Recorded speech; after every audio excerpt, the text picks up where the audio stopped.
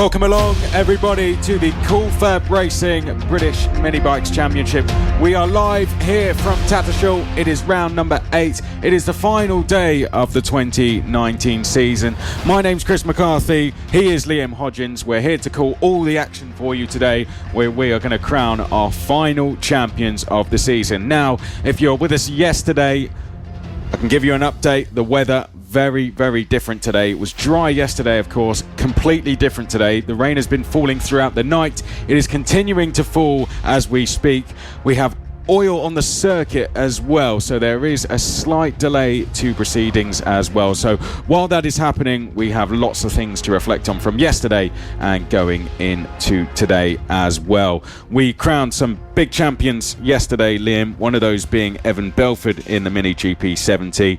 And what a race it was where he was crowned champion. It was indeed. It was really hotting up towards the last couple of laps.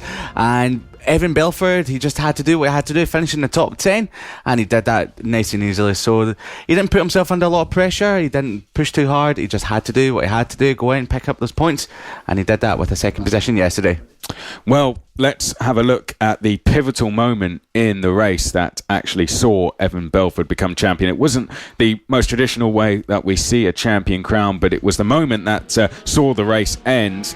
Now, here is some battles going on a little bit further back.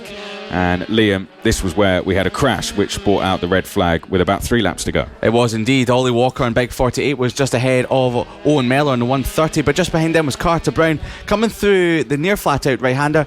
Owen Mellor just hit the bump and then lost it, and then Carter Brown lost it in sight and then into the barrier there, but both got up and both thankfully were okay, so no injuries there for Owen Mellor or Carter Brown. But as we can see, they hit the banking quite hard, and I think they were just more upset about not the race not being restarted than anything else. But thankfully both riders are okay. So that was how Evan Belford became our champion of 2019 in the Mini GP 70 class. Yeah, and he was prepared for it. He had the t-shirts out. He had a special crash helmet designed as well. And he did some burnouts for us, which was brilliant. Evan's not going to be on track today, but he did come over. And Liam, you had a chat with him this morning, didn't you? Yes, I did. He was very pleased, obviously, about his championship in 2019. Had a lot to say, and we might see him out on circuit, not racing, but maybe doing something a little bit later on. But earlier on, I caught up with your champion, Evan Belford.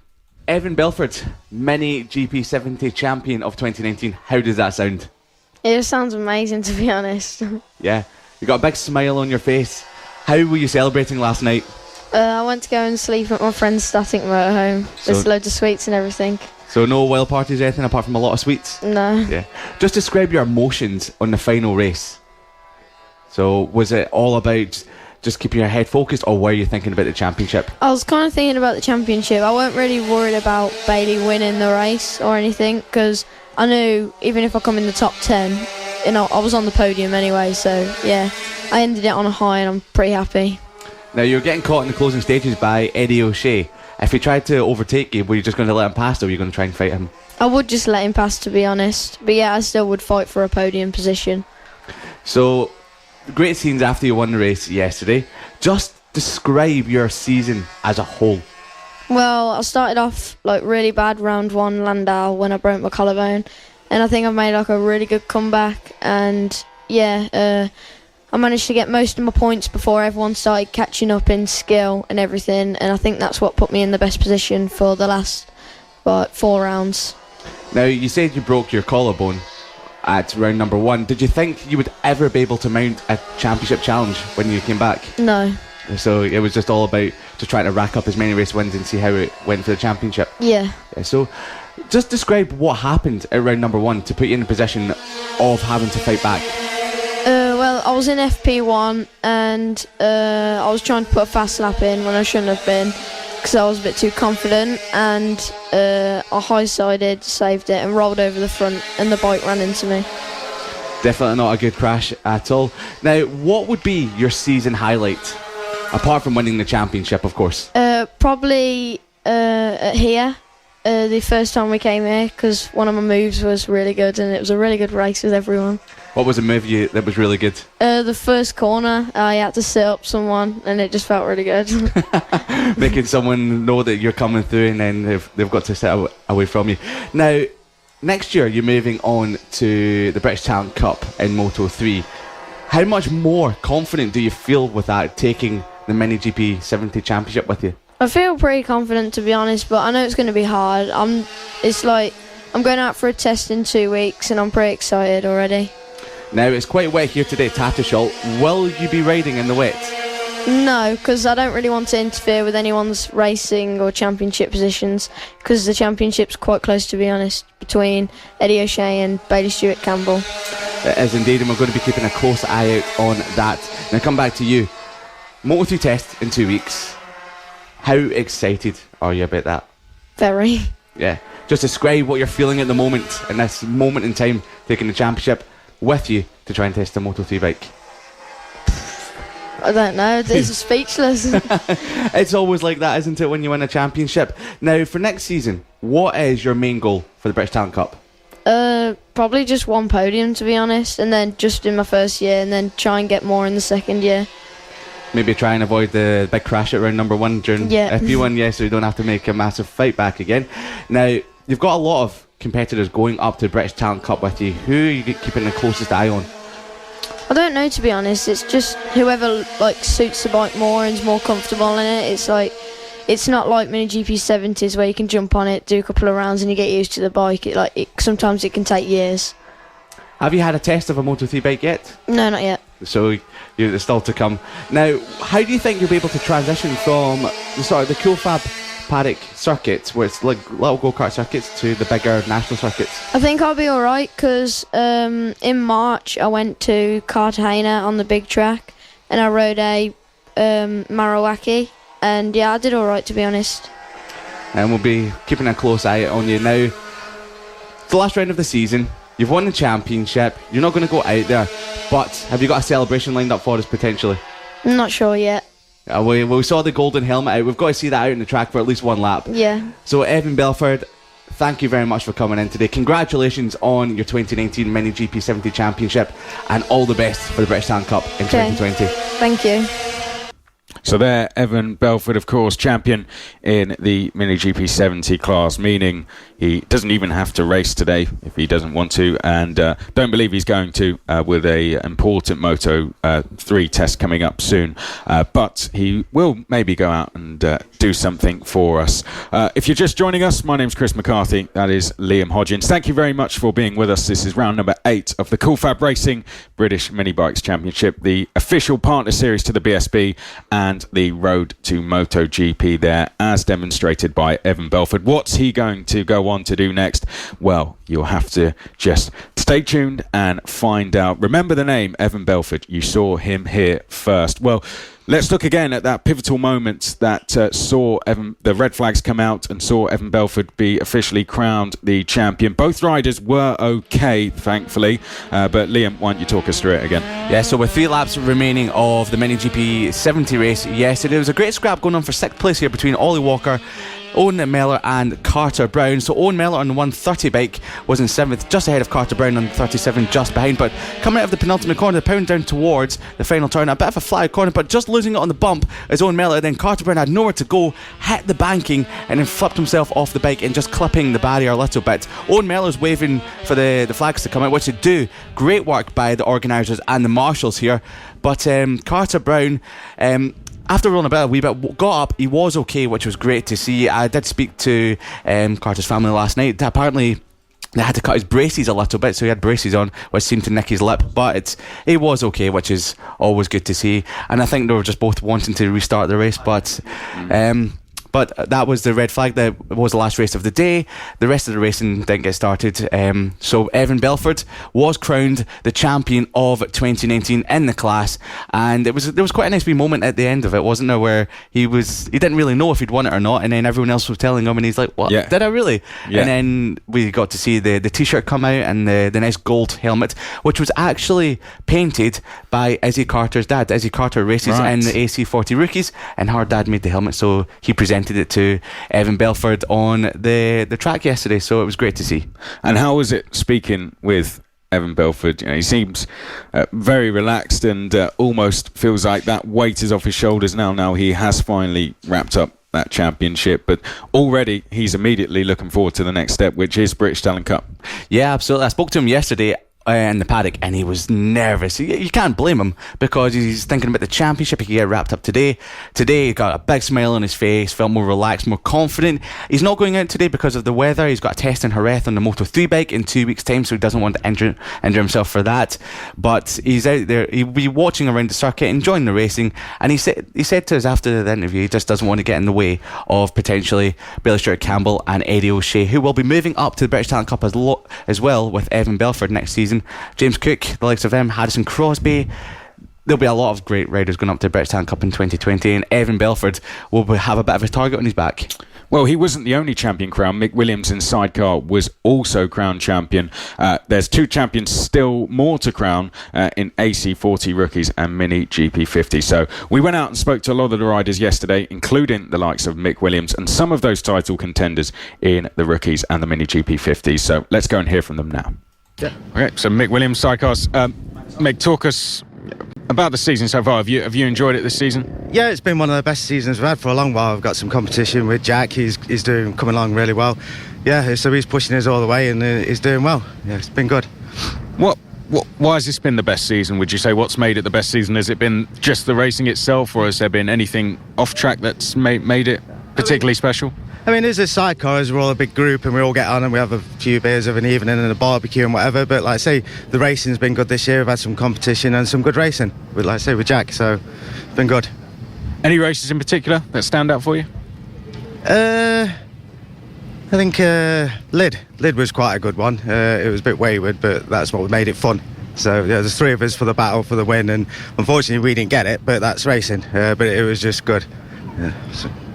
And what about this track? Do you think this is going to lend itself to close racing? It's one of the more technical circuits, isn't it? It is, which makes it interesting because it's quite hard to pass on this sort of track. But like I say, it all makes it a good racing, so hopefully it should be good. And looking ahead to next season, you're going to be back for another one. Do you think the competition's going to be even better? Oh yeah, I think everybody's coming along now. Yeah, it's going to be an even harder season, I think, next year, which I'm looking forward to it. Got some work to do over the winter, see if we can get a little bit more. But yeah, so it should be good. You think you can push for the title? We're going to be trying, as usual. But like I say, Jack and his brother, Junior, they're coming along strong. So it's going to be good, I think. And sidecars, is it an easy class to get into? Is it one of those classes where people can come along and try it out?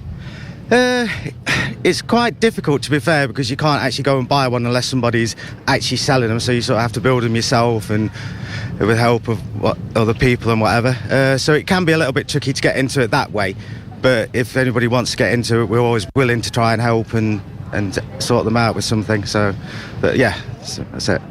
Is it one of those classes where everyone pulls together? Would you say it's quite accessible for new entries? Oh yeah, I mean, we all help each other out. Like I say, even Jackie's main rival, I've been helping him out and he helps me out. So yeah, we all help each other. Like I say, Sidecar is a little bit of a family group and racing family, so it's all good that way. Jack Walters, it's been a great season for Sidecars, isn't it? Do you think it's been a great advert for the series as a whole? Yeah, definitely. There's a lot more competition now, like you say. A year and a half I've been doing it now. This year we've done a lot better. Me and my brother, a lot quicker. So we're putting a bit of pressure on Mick Williams. So you see anything you see a fight in racing, it's always good fun. Yeah, I'll sign it later. What do you think's changed between previous years and this year's to make that happen? For one, probably 1 or 2 more sidecars. The competition's getting closer for one. There's my brother who's got a different engine, he's a lot quicker. We've gone a bit faster. Mick's staying at his fast pace as always.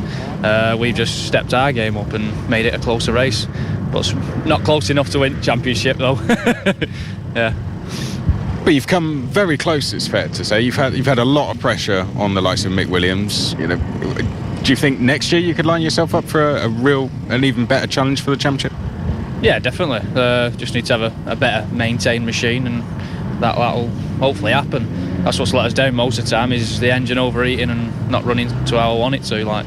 Because like we say at Rowra, last one was leading 2 races and it overheated. And again, we lost first, and that was our chance to climb it, but gain it back a bit. But it slipped out of our hands a little. I think that can often happen in sidecars. Is it sometimes not just down to the riders, down to the machine holding up? Yeah, once you've been a team for a while, rider errors not very often. But these machines, like you say, they're built in a garage kind of thing, and things go wrong. But it's maintenance, keeping on top of it. We're one of them. We'll chuck it in van, get it out week before, start it and put it back in. One of them. Whereas I bet Mick has it out, probably does a lot more to it, which that's how you win championships. Racing your brother, how's that? Entertaining. Lid was a good one. He's just got a new engine, like you say, a lot quicker. He can run with us, but his passenger a little bit, a few mistakes here and there, and we got to watch it all, and then we overtook him and won, like you say. But it's good fun. It's competition. It's closer, and you're racing your brother. You want to win. Is it a case of who loses buys the beers? It's whoever gets the most grief the week after, more like. Everyone in work gets to know about it. Yeah. And do you think the grid's going to be even bigger next year? Are you expecting even more competition? I'd hope so. You want competition everywhere. You don't want it easy, because then it's just one of them, isn't it? Whereas this year it's been brilliant. Like I say, I've been battling with Mick all year. Paul's my brother. He's just come back into it, and he's closer than ever, as like you say. So next year there could be 4 or 5 of us fighting for that championship, hopefully, and be a bit more fun race. Chloe Saul, first season in the rookies. How's it all been for you? Good so far. I'm hoping to do well on the race day. I'm just hoping it's wet, because I'm a lot better in the wet. So what makes you so confident in the wet? Is it a lot of practice you've had, or is it just one of those things you just enjoy it more? I just enjoy it, and I've had a lot of practice in the wet. Good stuff. That's obviously an advantage in the rookies, because a lot of people probably don't like the wet, right? Yeah. Must have been a good learning experience for you, I take it, as well. Have you enjoyed the season as a whole? Yeah, I've enjoyed this season a lot. And how's it having Cameron next year? Has he been a big help to you? Yeah, he's been a big help. He's really supportive. What's been your favourite race so far this season? Probably Clay Pigeon. And why was that? Talk us through what happened at Clay Pigeon. It was really, it was a good experience, because I think it was wet there, but I had a good battle with some of the other riders. Have you enjoyed the racing that you've had on track? Has it been really good fun? Yeah. And what about next season? Are you going to do another season in the rookies, or are you going to move up? I think I'm going to do another season in the rookies, but I'm not sure yet. Well, you've got plenty of time, of course, to prepare. You planning to do a lot of testing over the winter? Yeah. And what's your goal for next year? Have you set yourself any targets? Do you aim to finish in the top 10, the top 5, or even get some podiums? I'm hoping to get in the top 5 this next season. And would that then be perhaps your last season in the rookies? Do you want to move on after that? I'd like to move to the pros, but we'll see. And, Cameron, of course, moving up to the mini GPs. Is that where you aspire to be one day? Yeah. What's been your favourite track to go to? Landau. So you hope that's on the calendar next year and you can go back there? Yeah. Do you have any riders you really look up to in the sport? Jodie Fieldhouse. Do you get to speak to her a lot? No. Hope to speak to her a lot. Well, thanks very much for speaking to us. And is there anyone you'd like to thank this season finally? My mum, my dad, my brother, and Cool Fab. Cameron Saul, LC, and also Mini GP 50 as well. Cameron, racing 2 classes. How's that? Is that a challenge for you, or do you enjoy jumping on both? Well, it's a bit of a challenge getting one boot onto the others.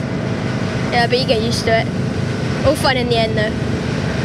And the racing, what's the difference between the racing and the 2 classes on track? Not a lot, just bigger, obviously. Gears, not much difference. Tough competition in both, though? Yeah, especially the LC. And I imagine the plan is to move to mini GPs permanently for next season. Has this been a good year to bed yourself in? Yeah, I feel like I've sort of got used to the gears and changing, Yeah. And looking ahead to next year, what's your goals? Have you set yourself any yet? Like to get like a top 5 in the 50 and maybe start practicing on the 70. So do you think in Cool Fab it's important to try and move up the classes as quickly as you can? Well, I mean, we did do that last year, but then I didn't do very well on the 50, so we moved back down to the mini for a little while so I could sort of get more confidence. And clearly you're more confident now. Where do you think that's come from? Is there any results in particular that you've gained a lot of confidence from? Last round at Cumbria, I started from the back and got quite high up, where I would have started on the grid. That was a confidence booster on the mini.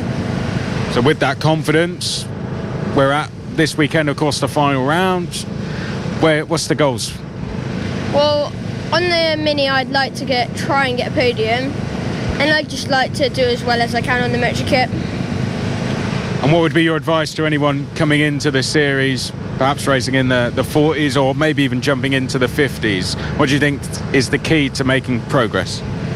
Well, it's all well and good starting to go up to the 50, but if you go straight up to the 50 and don't do the mini, you see a lot of them don't really have a lot of confidence. So make sure you go on the mini before. So the key is to take your time maybe and set realistic goals? Yeah. And I guess you're perhaps already looking forward to a potential Moto3 in the future. Has that been on your mind at all? Is that the goal? Yeah, it has been crossing my mind, but I've just been concentrating on the 50 for now. Is there any riders you've looked at in particular that you want to aspire to repeat the progress that they've made from Cool Fab? Not really. You want to just go out and make a name for yourself, perhaps, and take it one step at a time? Yeah. And is there anyone you'd like to thank for this season? My mum, my dad, my sister, my nan, my granddad, and yeah. Good stuff. Thank you very much. Ready when you are? So we'll just start, first of all, before we go into your stuff that you've been getting up to abroad, about Cool Fab season. Have you been happy with it? It's been a great season for you. Yeah, I'm quite happy with the Cool Fab Championship. I've just won the mini motos, so I'm just having a bit of fun in that. And I think I'm going to be doing 70s and 50s next year. And so now I'm mainly focusing on the 70s, trying to get a few podiums, and this is the last round, and yeah, that's it. How did it feel to wrap up the championship before the last round? I was really happy because there's 3 years in a row where I haven't won it. The first year I missed 2 rounds, and the second year I broke my arm, and then the third year I broke my collarbone, and then this year I finally won it. So a lot of bad luck, but it all seemed to come together this year for you. This, of course, wasn't the only championship you've been doing this year. You've been over in Italy. You were over in Adria recently, racing in the Ovala series. It's a world championship, of course. Tell us a little bit more about the series and how you got on in that. Yeah, so I've been riding in Italy about a week ago, doing the World Championships. Then there were loads of kids all around the world, like America, Asia, Dominican Republic, loads of places like that. And I've been competing, and I got 3rd in the world with that, so I'm really happy with that as well. How does it feel to have that ranking to your name? It puts you as one of the biggest rising stars in the sport, doesn't it? Yeah. And tell us about how close it was, because I know it came down to the final lap of the World Championship. Yeah, because on the final lap I was leading, so if they put the checker flag on the final lap, I would have been world champion. But on the last lap, I got tangled up in the back markers, which led the kids to overtake me, so then I got 3rd overall. Do you feel slightly disappointed to have missed out, or do you feel proud of your achievements and think 3rd, you would have been happy with that? Yeah, I'm actually really happy with 3rd for the World Championships, but I'm a little bit upset that I didn't get 1st with the back markers, but I'm still happy with 3rd. Tell us some of the other tracks you went to. I know Adria, that's a really well-known circuit. You finished there. What other tracks did you visit? I've been to Assen, Most, which is in the Czech Republic, quite a few tracks in Italy, and where else have I been? Everywhere around England, and yeah, I think that's it. When you can't remember all the tracks, that means you've gone to quite a few, I guess. So next year, almost on the podium at the World Championships, you're champion here. Where do you go next? Probably BTC, which is British Talent Cup. Yeah, of course, lots of riders from this series have gone on there. What's your goals for that? Are you going to start next season? I don't think we're going to start next season. We might do some practicing next season, but I think our main British Talent Cup Championship is going to be the year after that. Anything else you're going to be getting up to next year? It's going to be great to have you back in this series, fighting for the championship again. Anything else you're going to be doing? I know you went to the World Championships. Are you going to do that again?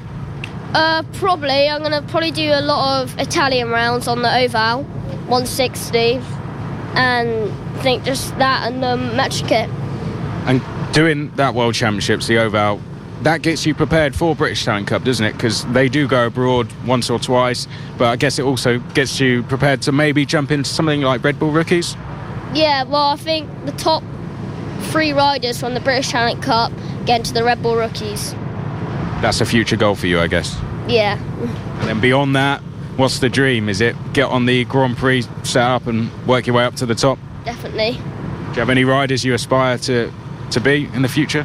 Probably Marc Marquez and Quartararo. Good stuff. And anyone you'd like to thank this season?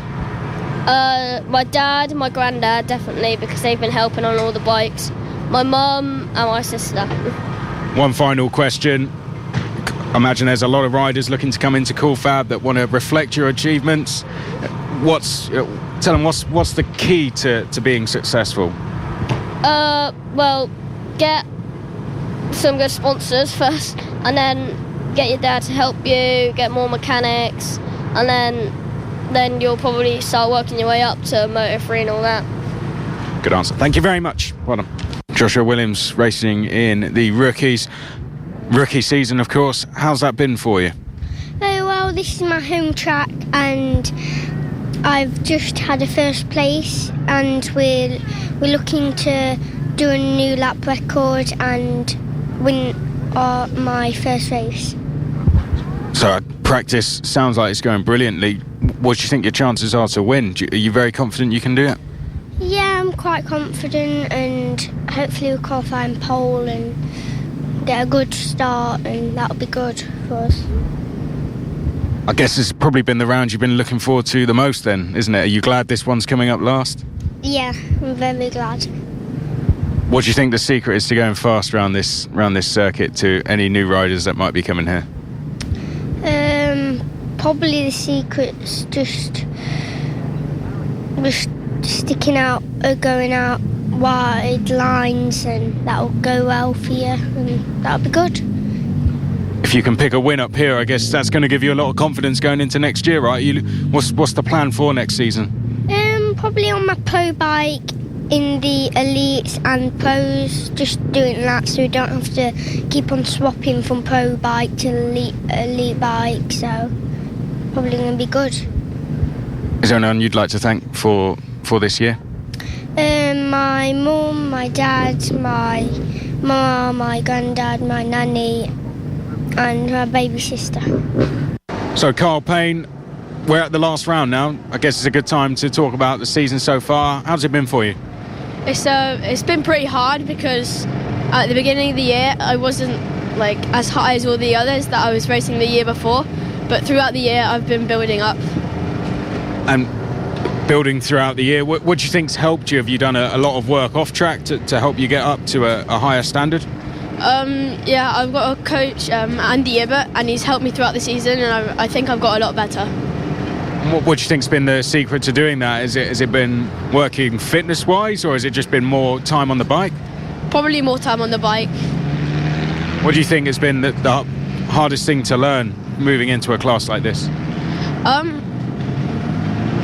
I'm not sure, to be honest. The whole bike's quite different to what I used to ride. Probably tyre-wise, the grip.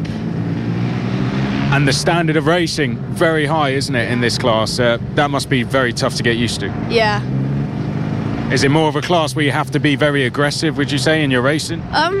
Yeah, it's mostly us top 5, me, Lucas, Harrison, Josh and Ryan fighting for the top, and we're all really strong, so it's quite hard. What do you think's been the breakthrough moment for you this season? Is there a round in particular that stood out? Yeah, my first win at Wilton Mill. How did that feel? Very good. Was that, do you think a lot of hard work that paid off? It must have felt very good. Yeah, because I was getting a lot of seconds and thirds, and every time I've been in the lead, like here, last time we were here, I was in the lead for the first race, and on the last lap on first corner I crashed out, and I've led most races this year, but I just hadn't won, which was annoying. And coming back this year, obviously you don't have the best of memories from there, but do you feel a lot more confident this year coming into this race? Yeah, because I've had my first win, and what happened last time I was quite tense, and I just wanted to get my first win, but now I have my first win, I'm a bit more relaxed. And obviously you've got some wins in the class now. What's the plan for next year? Now you've ticked that off. I'm going to be riding 70s here again, and Cunha in Spain on a 250. Tell us a little bit more about the series. What's it all about? I'm not quite sure, to be honest. It's all in Spain, and we're riding 250cc 4-strokes. What tracks are you going to be going to? I don't know all of them, but I know we're going to Valencia, Aragon, Cartagena and Jerez. Any of those tracks in particular you're looking forward to going to? Valencia, because the last round, which is Valencia, which is a non-championship round, it's on the same weekend as MotoGP. Well, that must be quite a big deal for you, being able to race in front of all those fans. Yeah.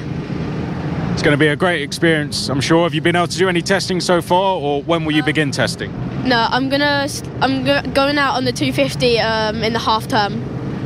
And I guess that's going to be your first time racing against riders, from other countries. Yeah. Looking forward to new competition? Yeah, I think I'll be pretty strong, because I've looked at the times throughout the field, and they're all pretty close to each other. So I think it's going to be quite hard. Do you think you're ready to do that now, having had the experience you've had in Coolfab? Yeah. Especially that I love the 70 as well, so I have a lot more track time than just the 250. Who'd you like to thank for this season?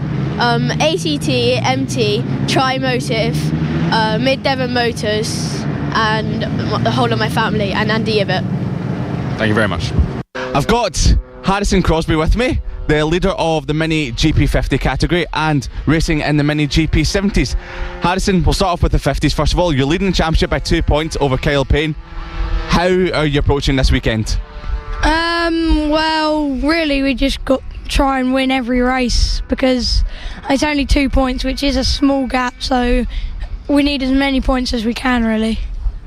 So it's not just Kyle Payne behind you, you've also got Ryan Hitchcock and Josh Bannister. All four of you can win title this weekend. Who are you keeping the closest eye on? Well, obviously Kyle Payne, but if Ryan does run away with it, we still have to be a bit careful. So if Ryan or Josh beats me, then we still have to finish ahead of Kyle, because it's still points in front of everyone else. And coming into the final round here at Tattershall in Lincolnshire, how's the practice and the qualifying gone so far? The practice wasn't so good yesterday. I had too few many crashes after trying something new in the wet. It didn't really work. From being a good rider in the wet, from crashing that many times, it didn't really go too well. So hopefully if it rains on Sunday, we'll just go back to what we normally do in the wet, and hopefully just get some good times and good positions. What was it that you learned from yesterday that you can apply to Sunday?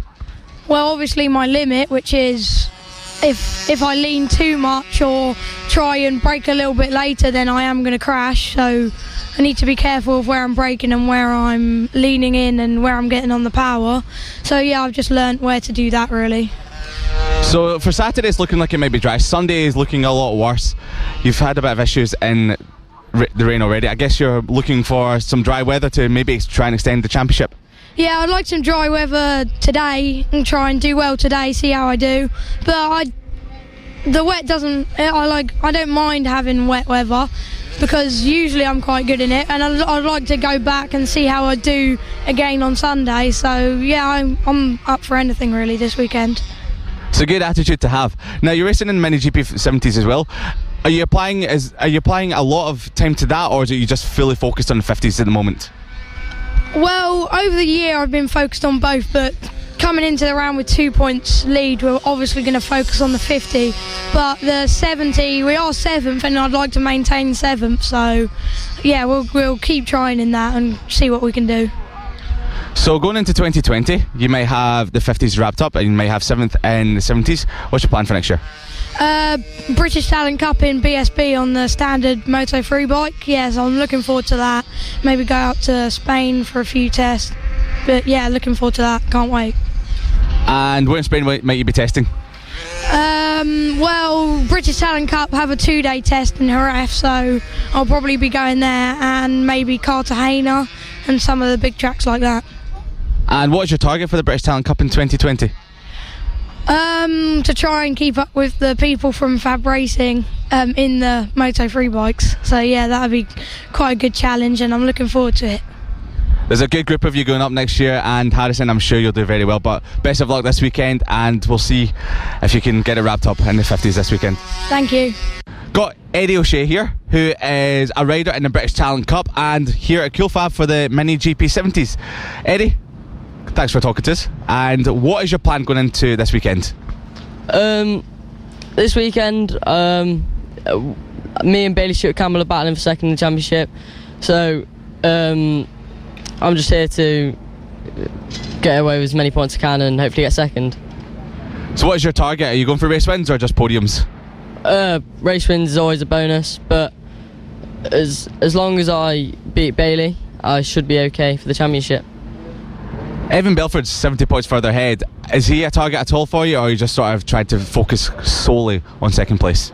I would like to beat Kevin this weekend, just because it's always nice to win. But I'm not focused on him. It just is what it is this weekend.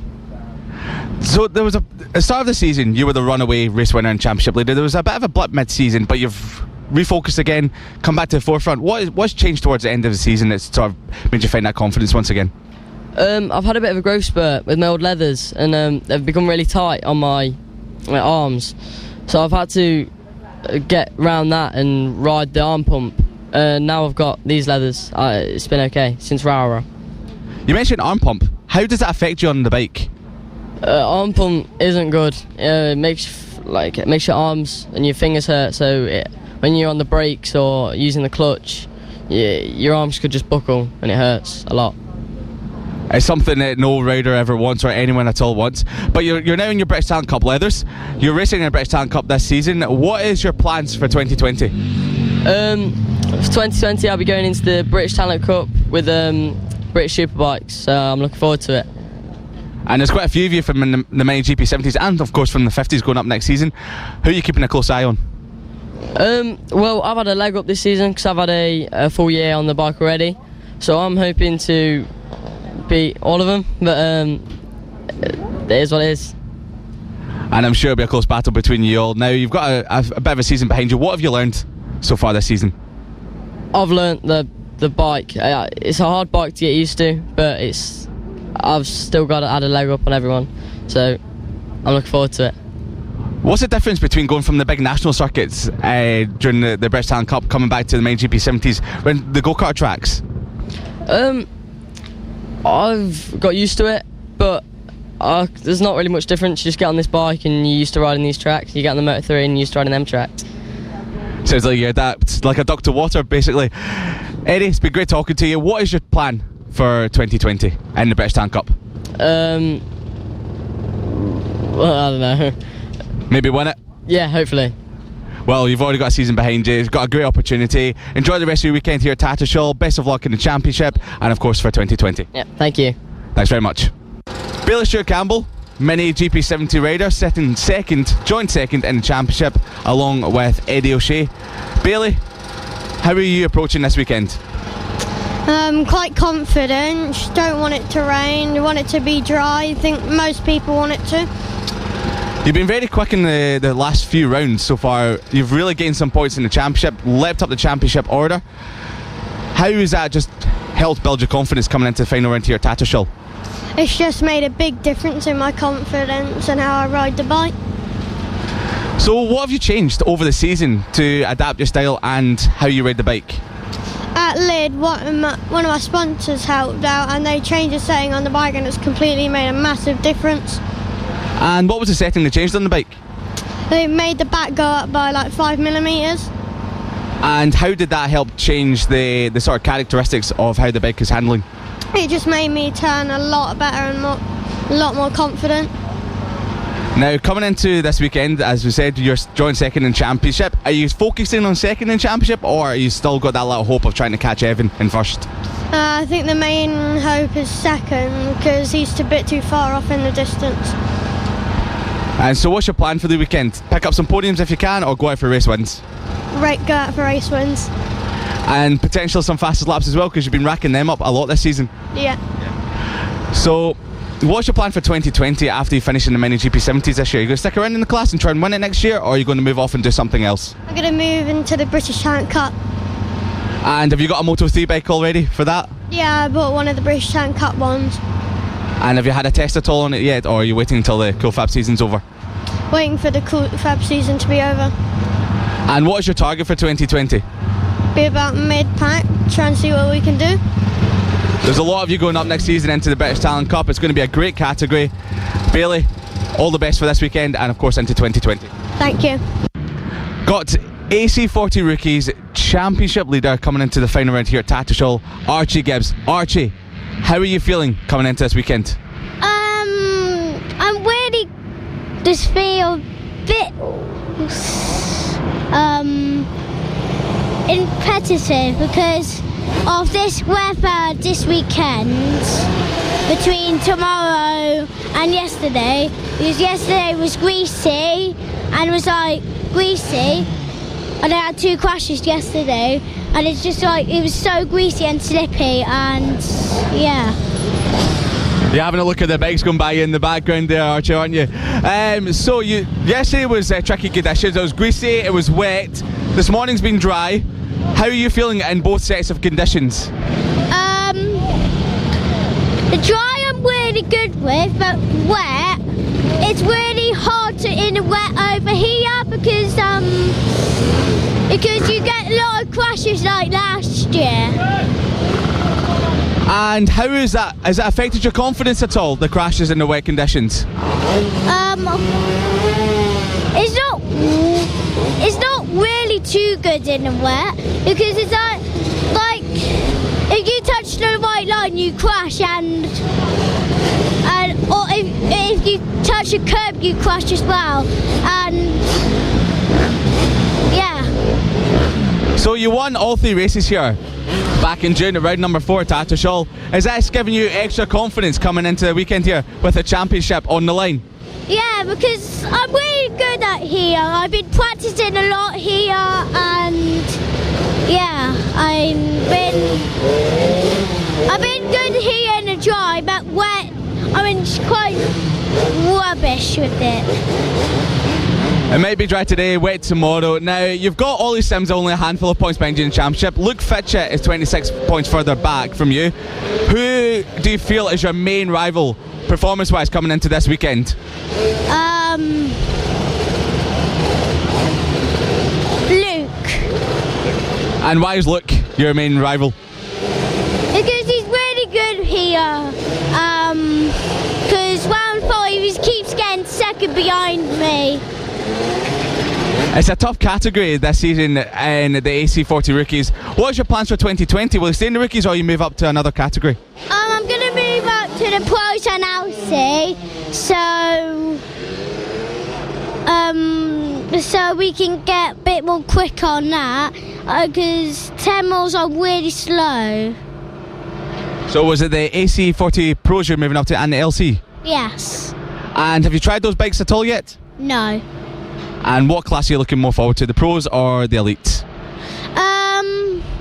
I'm looking forward to the pros, but I like doing the both because I haven't done both because last year was my first season. So because I haven't been in this class in the pro analysis. It's a lot you'll be taking on board next season in the pros and LC40 Elites. What is your target for next season? I like being into the pros because it's a bit more because LC's really quick and he's got really good on the straights. There'll be a lot for you to take in, and we'll see you on these bikes, of course, here in the Coolfab paddock in 2020. Archie, thank you very much for talking to us. Best of luck this weekend and, of course, into 2020. Thank you. Coolfab Racing, the official BSB partner series, and on the road to MotoGP. The 2019 Coolfab Racing British Mini Bikes Championship, round number 8 here at Tattershall. I'm Liam Hodgins, and alongside me for the final day of the season is Chris McCarthy. Now, we just had our AC40 Rookies Championship leader Archie Gibbs talking to us, and well, Archie is showing a lot of confidence. It's the final day, there's 2 more races of that championship left, and he could wrap it up today. He's 30 points ahead of Luke Fitchett, who is second in the championship. There's 50 points still up for grabs. Chris, which way do you think this is going to go?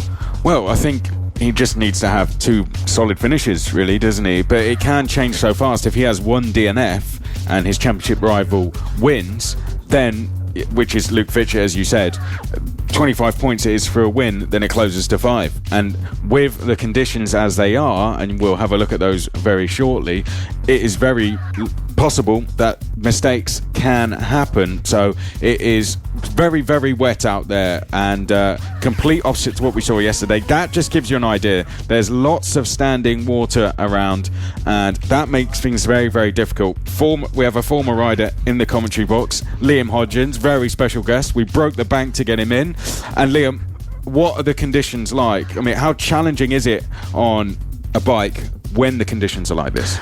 To be fair, it changes from track to track. Now, in these wet conditions, there are standing puddles on the circuit there, so especially for the mini bikes with very small tyres, this could be a bit of a nightmare for them. With such small tyres, they won't disperse the water as well as maybe some of the bigger bikes, and with the riders on track, maybe going through a water puddle like that, they could aquaplane. So it's a big ask for them out there. I got a shot of a mini moto on Friday and in the slick conditions, and well, I was going to sort of compare. Yeah, I was going to compare it to the track conditions today. I was speaking to some of the riders out there because all I have is the sort of reference to the slick conditions where it's a little bit greasy and everything. I spoke to some of the riders later on that night, and they said those are the worst conditions because when it's half and half, you can't really feel what the bike is doing. There's not a lot of grip, so they actually prefer these very wet conditions because there's a bit more grip out there on the circuit, which I find somewhat a little bit strange. But going back to the racers out there, I believe they've all got the talent. They can do whatever out on circuit. But it's going to be a big day for a lot of people, including our AC40 rookies Archie Gibbs and Luke Fitchett. Now, over the course of the season, Archie Gibbs has been blindingly fast throughout the whole season, mainly in the drag, but in the wet conditions, he's not found his feet in that just yet, while Luke Fitchett and Ollie Sims have really been strong in the wet. Now, we've got to talk about yesterday's race very slightly. Yes. As we had a bit of an incident on lap number 1. We did. Ollie Sims went down and was hit by another rider. Thankfully, both riders are okay. So Ollie Sims was walking around the paddock yesterday, had a bit of a limp, but spoke to some people and they said he was just running about. Right. So it's good to hear that Ollie Sims is okay. So if you were seeing our coverage yesterday or you were with us yesterday, Ollie Sims on bike number 73 in the AC40 Rookies is okay, and fingers crossed we will see him out a little bit later on today in both races. Well, even closer, of course, is the Mini GP 50 Championship. We've got the likes of Harrison Crosby and Carl Payne at the top. tied on points. We got Ryan Hitchcock up there as well. Josh Bannister also in the running. So there's 4 riders covered by 27 points. It is very close. Josh Bannister, perhaps the most impressive of all, because he was 41 points behind going into the day. Qualified on pole position for all 3 races. Took advantage in the first race. Got a win in early on. He's closed the gap right down now by 14 points. He's 27 back. And he's going to be on pole position for both races today. It's tricky conditions, which means if he can get a good start, he's likely to break away early. But you have said off air, and I'm going to ask you about it on air, that potentially your money is on Ryan Hitchcock being the one to watch in the Mini GP 50s. Tell us a little bit more about why you've made that statement. Well, going back to the previous rounds where it's been wet, particularly Wilton Mill, not just in the 50 class, but when he was in the 70 class, which he races in as well, he was just out of this world. During the 70 race, he was 3 seconds a lap quicker than everyone else, and in the 50s, he was just like a duck to water. So in these conditions, he's only 18 points off of both Harrison Crosby and Kyle Payne. So in these conditions, he can really find his feet. And Rowra as well. Tricky conditions during race 2 there. Yep. He won that race. So Ryan Hitchcock is looking quite good at the moment. I spoke to a couple of the other riders and their dads. They say that Ryan Hitchcock's bike is down a little bit more in power. So in these wet conditions, that could play perfectly into his hands. Well, here is yesterday, and as you can see, it was very, very dry yesterday. It was complete opposite today. So they did get a chance to at least have one race in the dry conditions. Wet conditions it is going to be for today. But very close racing, wasn't it? It was changing all the time. We had the 2 riders in chase in Hitchcock and Bannister in the championship right at the front. And then we had Harrison Crosby and Carl Payne further back battling for 4th position. But this was early stages in the race, and we had the top 6 all fighting together. And we had 4 of our championship leaders in the mix there. It was very exciting. We had the live championship, which we have on screen for us, changing all the time with every single lap, even after the first lap. Immediate changes going in. The riders don't have that information that we have, so they probably didn't know how tense it was because they can't see what's going on behind them, nor do they know 100% what's going on in front of them at times. But it's going to come down to the last race. There's no 2 ways about it. It's got to come down to that final race. We've got 2 riders tied on points at the top of the table, Crosby and Payne, and it could go any way. Now, Josh Bannister, we spoke about him. He was on pole position. He just commanded this race from the front. Came under a lot of pressure from Lucas Brown and Ryan Hitchcock, but soaked that all up. And to be fair, in the championship, he's got the least to lose. He started this weekend off 41 points behind the championship leaders. So all he has to do is just go out and try and win races and let the championship play out itself. Well, we are ready to go racing, thankfully. We have the sidecars now coming out on to the circuit. We're going to get ready to go for the first race of the day. Conditions very tricky indeed. It is going to be a difficult one to call this, but sidecars is going to be first. The champion that was crowned yesterday, Mick Williams, is going to be on pole position. The rider who is crowned vice champion, Jack Qualters, alongside Paul Qualters Jr. and Mick Lee will be on row 2. Mark Parker and Adrian Ems will be row 3. John Hosker and Tammy Sellers will be on row number 4. And then we believe Paul Qualters Sr. is going to be going out at the back of the field. So our first race in wet conditions of the weekend. Sidecars now pulling into their grid slots. We've had some great races from the sidecars this season, and hopefully we're going to see another one. Mick Williams kind of ran away with it yesterday. He'll be hoping to end his season, now particularly his crown champion, with some more victories, but they're in their grid slots. We're almost ready to go racing for the first time of our Sunday, our final day of the championship here at Tattershall. So here's Liam Hodgins with the race start. Thank you very much, Chris McCarthy. The track conditions are absolutely atrocious out there with the rain lashing down, but it won't stop these mini F1 sidecar championship contenders. Now, Mick Williams doesn't appear to be on the grid. We've got Jack Walters and Paul Walters Jr. starting alongside each other. So maybe Mick Williams is going, you know what, look at that weather out there. I'm not planning on that. So. I think I'll just go home and party my championship for 2019. But the other runners and riders have got a lot to play for. There's still a battle for third in the championship between Paul Walters Jr. and John Hosker, so we've got to keep an eye out on that battle throughout the entire race. But with the start of the race coming up any second now, there will be wet. It'll be very windy out there. Our 8th lapper will be getting underway as soon as the green flag drops. So as the revs rise, the mini sidecar F1 race is underway, and Paul Walters Jr. gets an absolute flyer splashing through the puddles into turn number 1. Fantastic scenes here, very dramatic indeed as they go through the puddles in these wet conditions. Powering through turn number 3, it's incredibly wet out there on circuit. Thankfully we're here in the commentary box keeping nice and dry, but this mini F1 Sidecar Championship contenders for second and third is Paul Walters Jr. and Jack Walters. They are first and second in this race, but Jack Walters had spin coming out of turn number 5 in the middle of the circuit. Some people have had to go off track, so Jack Walters trying to chase down Paul Walters Jr. has already had a spin, but the man that is second in the championship, we know how incredible it is. He's spun again coming through turn number 6. He seems to have no grip out there. Not sure if he's got very cold tyres or maybe just worn down to the canvas, but we'll keep an eye out on that.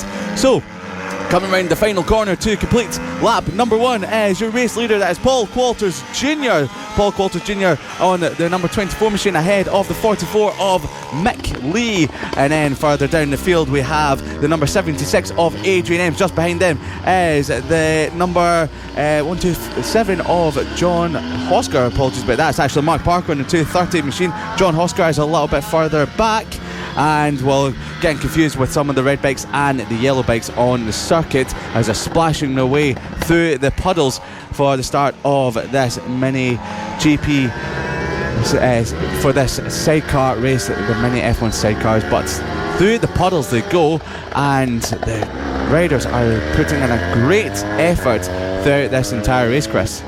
Yeah, fantastic stuff there. Out front, as you said, Paul Walters Jr. leading the way at the moment. Jack Walters struggling on the first lap. 2 spins for him in the early stages of this one, finding it very difficult to adjust to the conditions. It's perhaps the first time that they've been out in these conditions all weekend, and they are definitely struggling. See visually how difficult it is out there. Lots of spray from these sidecars, but they've not got a lot of laps to contend with. So Walters it is from Lee, Ems, Parker, Sellers, and we have Walters in 6th place. Hosker is in 7th place, and yellow flags are out, meaning we have had further problems, and one of the sidecars is actually pulling over and could be ending the race, which is a real shame, Liam. Yeah, it looks like it could be John Hosker that is at the back of the pack pulling off the side of the circuit. Not sure what happened to the 127 of John Hosker on the yellow machine. But the good thing is about starting off with the sidecar championship is that since they have 3 wheels, they've got more of a wider gap, so they can maybe disperse more water for the solos, which will be coming out a little bit later on today. So your race leader is still Paul Walters Jr. Bit of a move there from Parker up the side of Ems into turn number 1, bumping and boring. They're pushing each other off the circuit nearly. Fantastic racing action. And race number 2 from Tattershall, round number 8.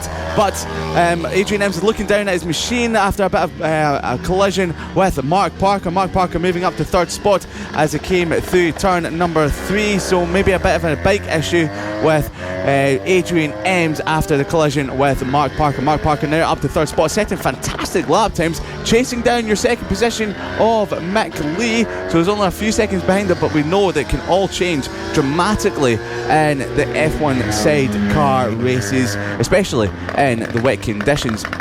So we'll check the gap between 2nd and 3rd as they come across the line any moment now. So as they come across the line in 2nd and 3rd position, the gap has stayed stagnant to 3.9 seconds. So Adrian Ems has dropped back to 4th spot after the collision with Mark Parker last time round.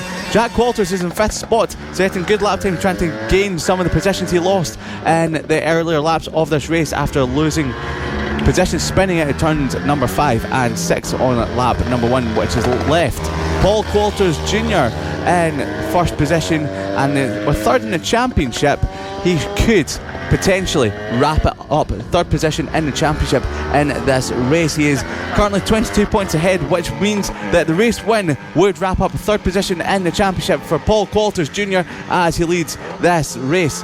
So with the final laps remaining of the Mini F1 Sidecar Championship, our race leader, the number 24 of Paul Coulters Jr. coming through turn number 2. So as Paul Coulters Jr. coming through turn number 2 into turn number 3, the number 24 machine on the sort of blue bike coming through turn number 4, now leading the way by 11.4 seconds. Mick Lee on the yellow bike, the number 44, is holding second from Mark Parker, but our race leader Paul Coulters Jr. is in 1st spot through the infield section of the circuit, commanding this race with only a small amount of this race remaining. For Paul Coulters Jr. approaching the penultimate turn now, and we should see any moment the race coming to an end for your race leader. So as they come across our finish line now, we start the last lap of the race. Now Paul Coulters Jr. is leading the way by over 10 seconds, Chris, commanding this race in the wet conditions. Yeah, he's done a fantastic job, hasn't he? He's adjusted to what is difficult conditions extremely quickly, and Walters will certainly be very happy to walk away with a victory here, and I think a lot of the riders will just be happy to get off the circuit, to be honest, because it doesn't look very fun out there, does it? It doesn't. Sometimes it can. Sometimes some of the riders do enjoy the wet conditions, but it really doesn't look like a lot of fun for the riders. But nevertheless, a challenge as the leader comes up towards the number turn 8 and out of the final corner. This is Paul Coulters Jr. and this is going to be a race win as he comes round the final corner. Easy as you like. Race victory for Paul Coulters Jr. And then we have to wait a very long time to see Mick Lee come across the line, and Mick Lee across the line now. Parker will be next to finish in 3rd place. Then it will be Ems after that, and then Jack Walters recovered to 5th place. Sellers and Hosker next along, but it was Paul Coulters Jr. who won the race. Fantastic ride from him, and Sidecar's getting us underway here in the final day of the championship. So that is your result, and provisional for now, but I will now come in, and that completes the first race of the day, Liam. Yeah, so dramatic stuff through the first of today's racing action here at Tattershall, round number 8 of the 2019 FAB-Racing British Mini Bikes Championship. It's the final round of the season, the final day. There's 18 races on the cards today. We've just had one, so there will be 17 more to go, and we should be ending the day with the Mini GP 70s race number 3, which will be a lot later on today, so make sure not to disappear for our fantastic action for the 2019 FAB-Racing British Mini Bikes Championship here at Tattershall. Very wet Tattershall. Lots of puddles on circuit. The rain is lashing down today. It's typical October weather here in the UK, but we wouldn't have it any other way. These riders will have they'll take it in wet conditions, they'll take it in dry conditions, but there's the live championships. Mick Williams was confirmed your champion yesterday on 492 points. Jack Walters on 451, and then going into this race it was Paul Coulters Jr. and Mark Parker. That was your points going into that race, but we will update the championship order a little bit later on to let you know what the championship was going into race number 3, which will be this afternoon. So we've got plenty more racing action coming up this morning, and we'll obviously await what happens. We'll wait what happens because the rain is lashing down at the moment, so maybe some riders might not be as prepared as some others for the wet conditions, so they might need to make a couple of changes to the bikes. Liam, how difficult is it when we go from dry to wet overnight, and all of a sudden you have to just go out in a race? They've had a bit of warm up, but you have to go out in a race and perform like that. I think we saw both ends of what could happen. We could have a Jack Walters 2 spins on the first lap, or we could have a Paul Coulters Jr. run away with it, take the most of the conditions and take the win. Yeah, indeed. As we saw, Jack Walters did spin it in the first couple of laps. They did get a warm-up in, so maybe the track conditions had changed a little bit between the warm-up. Maybe the rain has come down a lot heavier than it did in the warm-up earlier on today, so that might have caught out some of the riders. But it's always good. They had a bit of wet running on Friday. Yesterday was completely dry, so that they had to sort of work their way back to that, and then today is completely wet once again. So it's a mixed bag, but at least they got some practice in on Friday, so they won't be coming into today's action completely blind.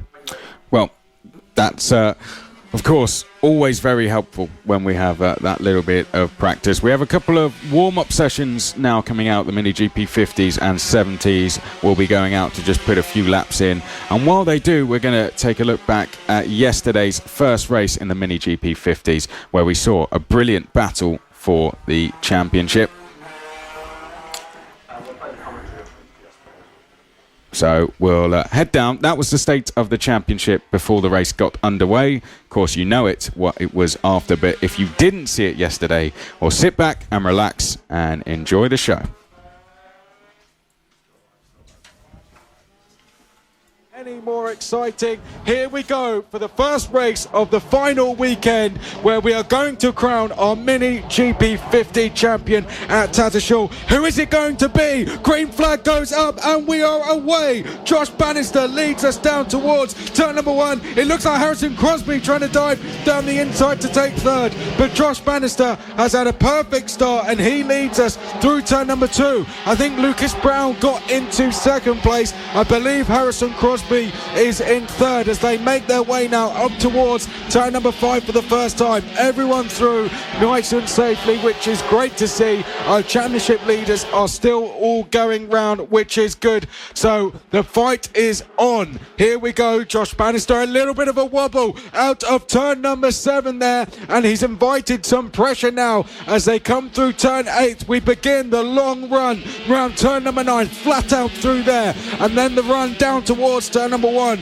Will Josh Bannister still be leading by the time we get there? He is. Lucas Brown is second. Hitchcock is in third place. Carter Brown fourth. Our championship leader Crosby in fifth. Then it is Payne, Harris, McKay, Holly Harris and Ollie Horner. Carter Brown has shown some sort of form we've not seen from him all season long, and fourth spot, he's got his elbows out in the first couple of laps. He ran off track coming out of turn number 4, but still holds fourth position. Harrison Crosby and Kyle Payne in fifth and sixth position seem to be a little bit hesitant in his opening couple of laps, and you can't blame them. They are first and second in the championship and will not want to crash in the opening stages of the race. But Ryan Hitchcock is applying the pressure to Lucas Brown in second position. Carter Brown in fourth spot.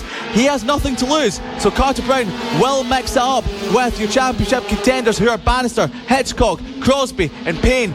Lucas Brown is in fifth position in the championship. He can't win it. He's too far behind in the championship, but he will be going all out for race victories, as well as he's putting pressure on the number 2 of Josh Bannister. This is a scorching race at the early stages of the Mini GP50s. Race number 1. Harrison Crosby in fifth is looking round the outside of Carter Brown. Can he get the switch back in towards turn number 7? No, he can't. Carter Brown going defensive with his defensive riding. This is opening a gap towards the top 3. Carter Brown looks over his shoulder, sees that Crosby nearly made a move up the inside, but not making it stick just yet. It's a matter of when, not if, for Harrison Crosby. Well, there's live championship is this. Crosby on 379, Payne on 376, Hitchcock on 361, Bannister on 352. Our two championship leaders right together on circuit. In fact, they couldn't be any closer. Crosby in 5th, Payne in 6th place, and he is only, he's within 2 tenths. So this getting very, very close in Mini GP 50. The title is on the line, and Carl Payne almost having a look up the inside there of Crosby, who's going to be getting ever so frustrated now behind Carter Brown in 4th place. He's going to be getting more and more frustrated with every single turn because he is being delayed here, and looking to the outside now as they go around turn 8. He leaves the door open though for Payne to try and get down the inside. A well constructed move there from Crosby, who took a wider line through turn 8, performed the switchback, and he's into 4th place. Was Carl Payne able to get through and go into 5th? I don't believe he was. No, he wasn't. So Payne sits in 6th place for the time being, and now he needs to get past Carter Brown as quickly as possible. The situation out front, Josh Bannister leads from Lucas Brown, but Ryan Hitchcock in 3rd has just set the fastest lap as he chases down the 2 leaders. I just saw it in the commentary box window. Payne made a move on Brown, but nearly clipped the back of the number 37 rider. There seems to be a rider go slow out there on the track. Not sure who that could be for the time being. Might be one of the riders further down the field. But with 8 laps remaining as I come across start finish line now, still Bannister from Brown from Hitchcock. Hitchcock is flying at the moment, setting fastest lap of the race. He's the fastest rider on the circuit for the moment. As I say that, Crosby comes across the line. He is the fastest rider on track at the moment, a 48.3. So we've got to keep an eye out on Harrison Crosby, your championship leader, trying to bridge the gap towards the top 3 of Bannister, Brown and Hitchcock. So Bannister and Hitchcock have a bit to lose, but they don't have as much to lose as Crosby and as Payne because they are further behind in the championship. So Bannister is 41 points behind Harrison Crosby coming into this race, and Ryan Hitchcock was a further 23 points behind Harrison Crosby. So those two have everything to play for in 1st and 3rd, but Josh Bannister is soaking up the pressure from Lucas Brown for the time being. Ryan Hitchcock is applying the pressure to Lucas Brown, who's applying it to Josh Bannister, and Harrison Crosby is not catching the leaders. Harrison Crosby is dropping ever further back. He's a couple of tenths slower than Ryan Hitchcock last time round, but this is how it stands at the time being. Crosby will be on 381 points. He will extend his gap over Kyle Payne to 4 points as he sits on 376. Hitchcock will move ever closer to the top 2 on 361, and Bannister will be bringing himself back into contention on 352 points respectively. Well, that is the situation. The situation is getting closer and closer with every single lap. Josh Bannister leading. He comes through the final corner over the start-finish line now and in towards turn number 1. We can see Lucas Brown in 2nd place. Ryan Hitchcock is in 3rd place. The gap between the top 3, 1.3 seconds at the moment. The gap back to Harrison Crosby in 4th is 3 seconds at the moment. Now Carl Payne in 6th place really needs to clear Carter Brown here. He's being delayed by Carter Brown, and it is not doing him any favours at all in terms of the championship. Since getting past Carter Brown... sorry about that, Chris. Brown ran on the grass coming out of turn at number 7 and nearly slipped off the bike. He stayed on it, but he's now under pressure from Ryan Hitchcock. Yep, well, good spot there, and it's allowed Josh Bannister to actually build a 1.3 second advantage over the rest of the field.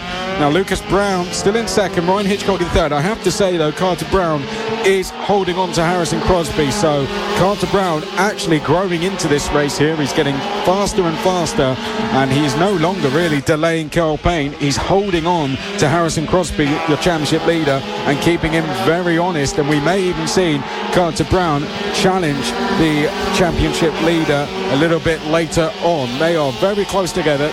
Through the right-hander they go, now into the very tight left-hander at turn number 7. Up towards the final corner they go. A brief look to the outside for Kyle Payne, and no mistakes from Carter Brown in the middle of 2 riders fighting for the championship. An unusual situation for him.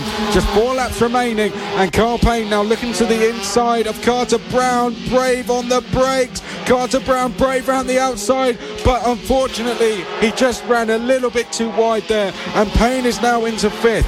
So the championship is going to change again. That means it was 2 points between Crosby and Payne. They are in 5th and 6th place, which means it will grow by 1 point. So there'll be 3 points between the top 2 in the championship, who lay 5th and who lay 4th and 5th on track respectively. So in fact it's going to grow by 2 points, which means it'll be a 4-point advantage, I believe. But we have a live update coming for you any second now, so don't go anywhere. Live updates coming all weekend long, and we're going to need them, because I believe, Liam, this one's going to the very final race. And we hope so indeed. I can't imagine this battle for 4th will be staying the way it is for the time being. Kyle Payne all over the back of his championship rival Harrison Crosby with only 2.5 laps remaining. They've both dropped. Carter Brown, was there a move for 4th? Yes, there was. Kyle Payne is now up into 4th spot ahead of Harrison Crosby. That is going to change the complexion of this championship dramatically. If it stays the way it is, they will be equal on points. Yeah. Equal on points. Kyle Payne is now in 4th ahead of Harrison Crosby. Can Crosby retaliate with 2 and a bit laps remaining? This is absolutely epic for this Mini GP50 Championship in 2019. So Bannister still leads away from Brown, from Hitchcock, Payne, and then Crosby, your top 5. If it stays the way it is, Crosby will still lead the championship, but will be equal on points with Kyle Payne due to more race wins. Hitchcock will be a further 12 points behind, or a further 18 points behind the pair, and then Bannister will be 27 points back, so he will be closing the gap by 13 points in this championship. But it's not all over yet. Hitchcock is all over the back of Kyle Payne. Is he all over the back of him? Is he alongside him? He's nearly alongside Kyle Payne. So this is anyone's race for the victory. This topping changing every single lap as they make their way across the finish line with a lap to go, Chris. Well, I can tell you what, if Carl Payne can make this move on Hitchcock can make this move on Brown, he'll close the gap to 14 points. So this is a really important battle we have going on here with Ryan Hitchcock trying to get past Brown for 2nd place. Bannister doing a fantastic job out front. He's really brought himself back into contention here. We are on the final lap of the race, so just half a lap remaining, Liam, and Josh Bannister in the lead. Josh Bannister has played it cool and collective throughout the entire race, but what is cool and collective is a battle for 2nd. Hitchcock's looking up the inside of Payne but not making a move yet, but the number 2 of Josh Bannister has a bit of a moment over the bump behind the lap marker of Cameron Silva. It comes across the line. Josh Bannister sees the check flag, picks up race number 1, race victory in the Mini GP50s. Lucas Brown in 2nd, Ryan Hitchcock in 3rd. Who will it be for 4th? It's Kyle Payne. Kyle Payne holds off Crosby for 4th position. Crosby drops to 5th, which means going into our final 2 races tomorrow, Kyle Payne and Harrison Crosby are equal on point.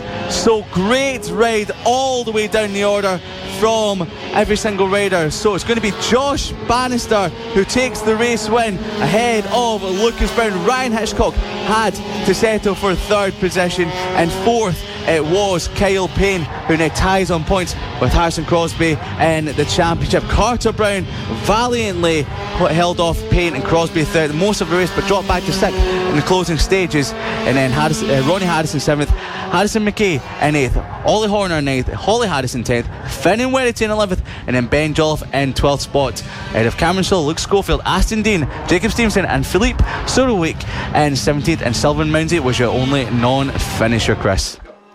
Well, there we had the live championship. Crosby and Payne 379 tied on points. Hitchcock just 18 points back on 361, and then we had Bannister 27 points back on 352. All that happened yesterday is the championship got even closer. We have 2 riders tied on points for the lead as well. So one of those is going to move either back into the championship lead or take the championship lead in the next race. But we could also have third and fourth close in as well, with them starting further up the grid. It was a fantastic race though, wasn't it? It was indeed. The tension was palpable the whole race, wasn't it? Because, well, you had Josh Bannister leading it. He's fourth in the championship. You had Hitchcock in third. He's third in the championship. And then just further back, you had Harrison Crosby and Kyle Payne trying to get past Carter Brown. They both eventually did. But in the riding, they just seemed to be a bit more tentative than Bannister and Hitchcock. Bannister and Hitchcock just go out there and have nothing to lose. Bannister was 41 points going into the race. He's now 27 points back. All he has to do is win the races, as we've spoken about, and watch the championship pan out. Now, you said that one of those two might move back into the championship lead. It might not happen. If it's very wet here today in Tattershall, anything can happen in the race. All I have to do is push a little bit too hard going into a corner, maybe hit a wet puddle, it might aquaplane. If it's greasy conditions, very slippy out there, both can go off, and it might leave either Hitchcock in the championship lead, and Josh Bannister is now brought completely back into the championship fight. I don't know how it's going to go. I said yesterday my hair was standing on edge. It is today. I just don't know if it's a cold or if I'm really excited about the 50 starting. But wow, what a championship we have in the Mini GP 50s for the final round of the 2019 FAB-Racing British Mini Bikes Championship. Well, you mentioned, of course, the Mini GP 50s, that we could have riders going down. Whilst we were showing you that replay, they were out on track for their warm-up session, and we had riders falling. We had a good 3, 4, 5 even going down on the deck. Now, that might just be them finding the limits, which is always a sensible idea, or it might be them really struggling to find grip. So now we go onto the track, and we can see the Mini GP70s. They're just finishing their warm-up at the moment. Then we're going to resume racing, and we're going to have the AC40 Pros coming up first. It will be their second race of the weekend. Rookies will follow that. Senior Mini Motos next, and it will be the Elite Pit Bikes Moto team. Then that Mini GP50 race number 2 will come up before the Mini GP70s. After that, splitting those two races will be the Extreme 200s. Well, if you've just joined us, you've joined at a very good time, because we're about to go racing again. We've got AC40 Pro coming up very shortly. This, the FAB-Racing British Mini Bikes Championship, the official partner series of the BSB and the road to MotoGP. My name's Chris McCarthy. That is Liam Hodgins. We're here to talk you through all the action today. It is the final day of the 2019 season. We still have 2 more champions to crown. 7 have already been crowned. 2 more still to go. Of course, Mini GP50s, we've talked at length about that. That is very close. Rookies is coming up very shortly. It'll be the second race when we get back to our programme, and we will crown a champion potentially in that second race as well. So why don't we talk a little bit about the rookies and the state of play there? Yeah, so Archie Gibbs leads the way by 30 points over Luke Fitchett, who's second in the championship. Ollie Sims, who started the weekend off 18 points behind, Archie Gibbs has dropped to 38 points behind. Now, in yesterday's race, if you were with us, if you've just joined us, now there's a bit of an incident on lap number 1 where Ollie Sims made his way into third spot, fell off coming out of turn number 4, and as he tried to get off the track, he ran into the path of another rider, and the other rider had nowhere to go and hit Ollie Sims. Now, we were speaking at length about this to a couple of the parents in the paddock, and they said that Ollie Sims was absolutely fine. So that is great to hear. Ollie Sims was apparently running about the paddock yesterday, so we might be able to see him on track in races 2 and 3. And you never know, these wet conditions could play into his hands. He may have had a bad day yesterday, but if he goes out and wins races and Archie Gibbs and Luke Fitchett don't finish, then we might have a change of champion that we might not have predicted. So all Archie Gibbs has to do is stay safe out on the circuit, as I alluded to a little bit earlier on in the programme. He's blindingly fast in the dry, but when it comes to the wet conditions, he just seems to be a little bit more tentative compared to his championship rivals. Well, that was a crash that affected things in the rookies in terms of the state of the championship. We also had another one in the Mini GP 70s where it became basically the moment that saw Evan Belford being crowned the championship, because the red flags came out 3 laps to go, so that was the race done, and Evan Belford was then crowned the official champion of 2019. So let's have a look at it now. Liam, I'll hand over to you to talk us through it once So this again. was the battle for 6th position in yesterday's race number 1 of the Mini GP70s. Ollie Walker on the silver machine on bike number 48, leading the way for the battle for 6th ahead of Owen Mellor on bike 130 and Carter Brown on the other blue bike just behind Owen Mellor. Now as they came into the final corner, very fast right-hander, Owen Mellor just lost the bike, and then Carter Brown lost his eye of sight, ran off the track, hit the banking and just clipped the barrier. Now Owen Mellor stands up. Carter Brown took a little bit longer to get to his feet, but thankfully both eventually did get up and both were okay. So the only incident, or the only issue I heard about that incident was Carter Brown has braces on, and apparently the braces did nick his lip a little bit, so they had to cut his braces. But that was the only thing that came out of that incident. Thankfully it wasn't a lot worse than it could have been, because the way Carter Brown hit that banking and just got thrown off his machine was a little bit scary. We were here in the commentary box at the time, and all we saw was dirt flying past the window, looking at the window, thinking what's happening, and we just see Owen Mellor stand up. But thankfully it wasn't a lot worse than it could have been. Yeah, it was caught by a camera crew, of course. We've got to give them a shout out today, because they're out there in the pouring rain catching all the action for you. They came in actually after the first race. It looked like they'd been out there all day already. But you can see one of our camera guys, he decided to make himself very noticeable. He's got this bright yellow jacket on. That is Kim. He has tie-wrapped an umbrella so he can get covered. The other two camera guys do not have that protection, but we have Winnie the Pooh there on this camera here. So he is, he called himself the Michelin Man with a tan.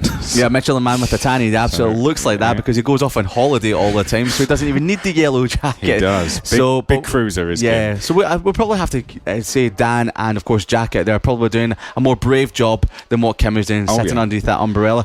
Not just them, obviously our marshals, they've been on it all weekend. Without them we couldn't go racing here in the Cool FAB-Racing series, and of course our organisers here, they put on a fantastic series throughout the whole of 2019, and of course every season beforehand, and of course moving into 2020. So it's a very slick organisation they put forward. They keep the riders all very safe. They go to fantastic circuits. This is our second time here at Tattershall, but we've been to Lyd, we've been to Landau, we've been to Clay Pigeon, Red Lodge, Rowra, and of course Wilton Mills. All brilliant circuits and very, very well up to standard. So we've got to give a big thank you to all the medical staff, all the marshals, the organisers, and of course our camera people that are braving it out there in the wet conditions, and of course the fans as well. But the riders for the AC40 rookies are making their way on to the circuit. This will be our second race of the day. So if you're just joining us, hello and welcome to live coverage of the 2019 Cool FAB-Racing British Mini Bikes Championship. We are on the road to MotoGP and the official partner series of the British Superbikes Championship. So the championship is already wrapped up in the AC40 Pros. Your champion Mason Foster on the yellow 88 machine leading the way round to the grid, and he'll be starting from pole position ahead of second in the championship Ethan Sparks. There's a battle for third in the championship between Clayton Edmonds in third, and then Sullivan Mounsey in fourth spot. Charlie Huntingford will be lining up on row number 3 and 5th ahead of Samuel Munson on the number 72. Then we've got Finn and Wenity on row number 4 ahead of Henry McCarthy in 8th spot. Warwick Brady on bike number 99. Keep an eye out on him. He is very quick in these wet conditions. Ahead of Archie O'Brien rounding out the top 10. Luke Schofield is next up on bike number 64 ahead of Greg Marshall.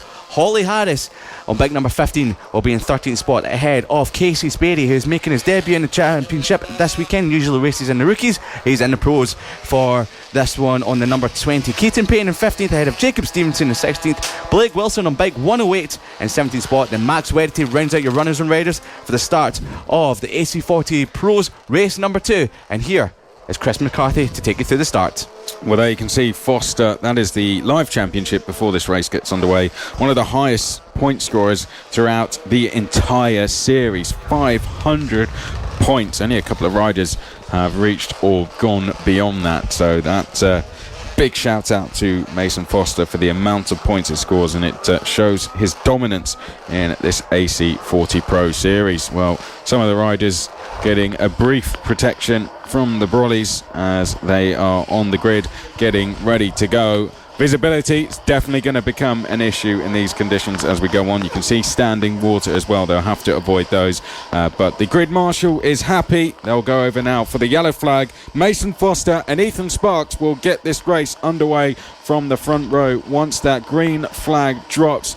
We are almost ready to go. They're revving the engines and the green flag's gone up and it is down, and it was a good start from third place Clayton Edmonds, who's going to try and dive down the inside. We've had some big changes towards the front. It didn't look like Mason Foster or Ethan Sparks got particularly good starts, and Ethan Sparks has dropped down to third place. I think Mason Foster had a little bit of a wobble throughout the first corner, so we have 3 riders breaking away. I believe Edmonds and Mounsey are 2 of them. The number 20, unfortunately, of Casey Sperry did not get going. So issues for Sperry, and I'm not sure if Casey Sperry is going to take any part in this race at all. But the AC40 pros just trying to bed themselves in to the conditions, and Sperry has to get going quickly because he's on the start-finish straight and the leaders are not very we've had a bit of a far crash down away turn from number getting 7 there. Just caught out the corner of my eye, and I'm not too sure the riders are the Holly Harris, and the other rider is the number 67 of Jacob Stevenson. Jacob Stevenson went down at turn number 7 and left Holly Harris with nowhere to go but splashing through the big puddles. Mason Foster nearly lost the front as he went through the puddle going into turn number 1. You're going to be avoiding these puddles at all costs, Chris.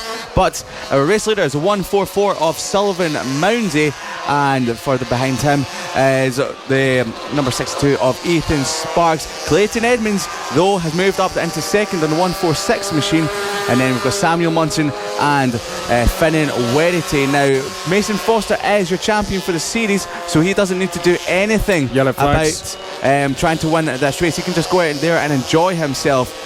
But we still have the riders down. Jacob Stevenson, 67, is up and okay at the exit of turn number 7, trying to get the bike restarted, but it looks like the Jacob Stevenson's race could be over, at least for the chance of some championship points. But Ethan Sparks makes a move on Edmonds into the final corner between the penultimate corner and the final corner. Coming across start finish line, 1.9 seconds between Sullivan Mounsey and Ethan Sparks. Samuel Munson, the fastest rider on track, in 4th spot on number 72. He has been quick in wet conditions throughout 2019, so don't take your eyes off of Samuel Munson on bike number 72. Finnan Werity just behind him. Mason Foster in 6th.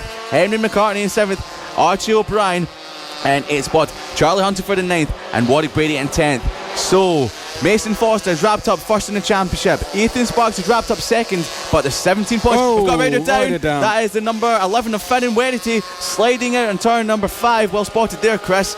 And Finnan Werity back up. He's okay. He might have only lost a couple of positions in this race, but there's a great battle for third in the championship between Clayton Edmonds and Samuel Munson. 17 points. Edmonds is ahead of Munson for third in the championship, and they're basically together on track in third and 4th position as Ethan Sparks retakes second spot going into the final turn. So 5-1-1 for Foster as it stands. Sparks on 393. Great move there from Clayton Edmonds, splashing through the pulse to take second again. So now he will move up to 3-3-2 in the championship, and Samuel Munson further 20 points behind him as it stands for the moment. Yeah, well, of course, we got that battle for third in the championship.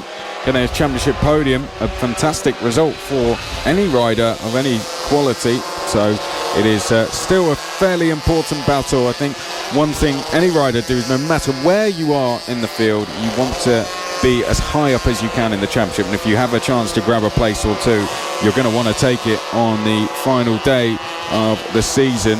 But one or two riders unfortunately falling foul to the tricky conditions out there, but most have been okay, particularly Sullivan Mounsey, who has had a very good start to the race and has taken advantage of that by building a gap of just under 2 seconds from Clayton Edmonds. Then it is Ethan Sparks. Samuel Munson is in 4th place. Mason Foster is trying to recover in 5th at the moment. Werity, despite going down, is in 6th place at the moment. So yes, got up very quickly and got going. That just shows how much the top 5 are pushing. They are away and clear. They're split by 3 seconds Then it's a further 7 back to Werrity. O'Brien, McCarthy, Huntingford and Greg Marshall has just gone past Warwick Brady to round out the top 10.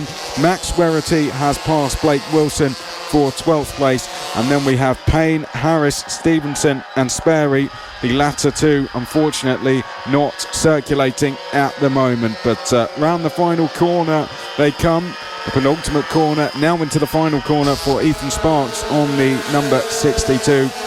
They're going to complete lap number 4, and we have a new fastest lap for Clayton Edmonds. Now 1.1 seconds back from Sullivan Mounsey, and on that last lap he was 9/10 quicker than Sullivan Mounsey, so if he can continue that pace then he will be right with Mounsey going into the final 3 laps of the race. So Sullivan Mounsey has got a huge queue of riders closing in, led by Edmonds with Sparks, Munson and Foster all tagging along. Munson is chasing after Clayton Edmonds now. He's seeing the 3rd place in the championship and he sees it getting away ever so slightly. But last time round, what a cracking lap time by Clayton Edmonds. But it seems to be for naught this lap round, as Sparks and Munson have both caught the 146 rider with only 3 and a bit laps remaining of this AC40 Pro race number 2 from Tattershall, the final round of the series. Coming across our finish line now is Edmonds and Munson. Will Munson make a move into turn number 1? Yes, he will, splashing through the puddles over the bumps. That is now Munson into 2nd spot. He will now close the gap down on Clayton Edmonds. The gaps are changing every way. Whenever we take our eyes off it or our ears off it, it changes once again. So Munson will now be closing the gap down to Clayton Edmonds, back down to 14 points if it stays the way it is. But the gap has visually come down outside the commentary box window. We can see that, and Sparks will be on 389. Foster still on 5. We've got someone down. That's Ethan Sparks. Sparks out of turn number 6, loses the rear end and goes down. And we've got Munson down. Munson's down as well, coming out of turn number 7. Both crash a corner apart, and that is Munson out of 2nd. He's dropped back down to 4th, which is leaving Clayton Edmonds in 2nd. We've got another rider down coming out of turn number 7. Not sure who that was, but we'll keep an eye on that one. But everyone seems to be going down. Not sure if the rain's getting a little bit heavier, Chris. Well, Sullivan Mounsey, he'd backed off the pace, but he was staying on his bike, and that has done favours for him. Edmonds is now 2 seconds back.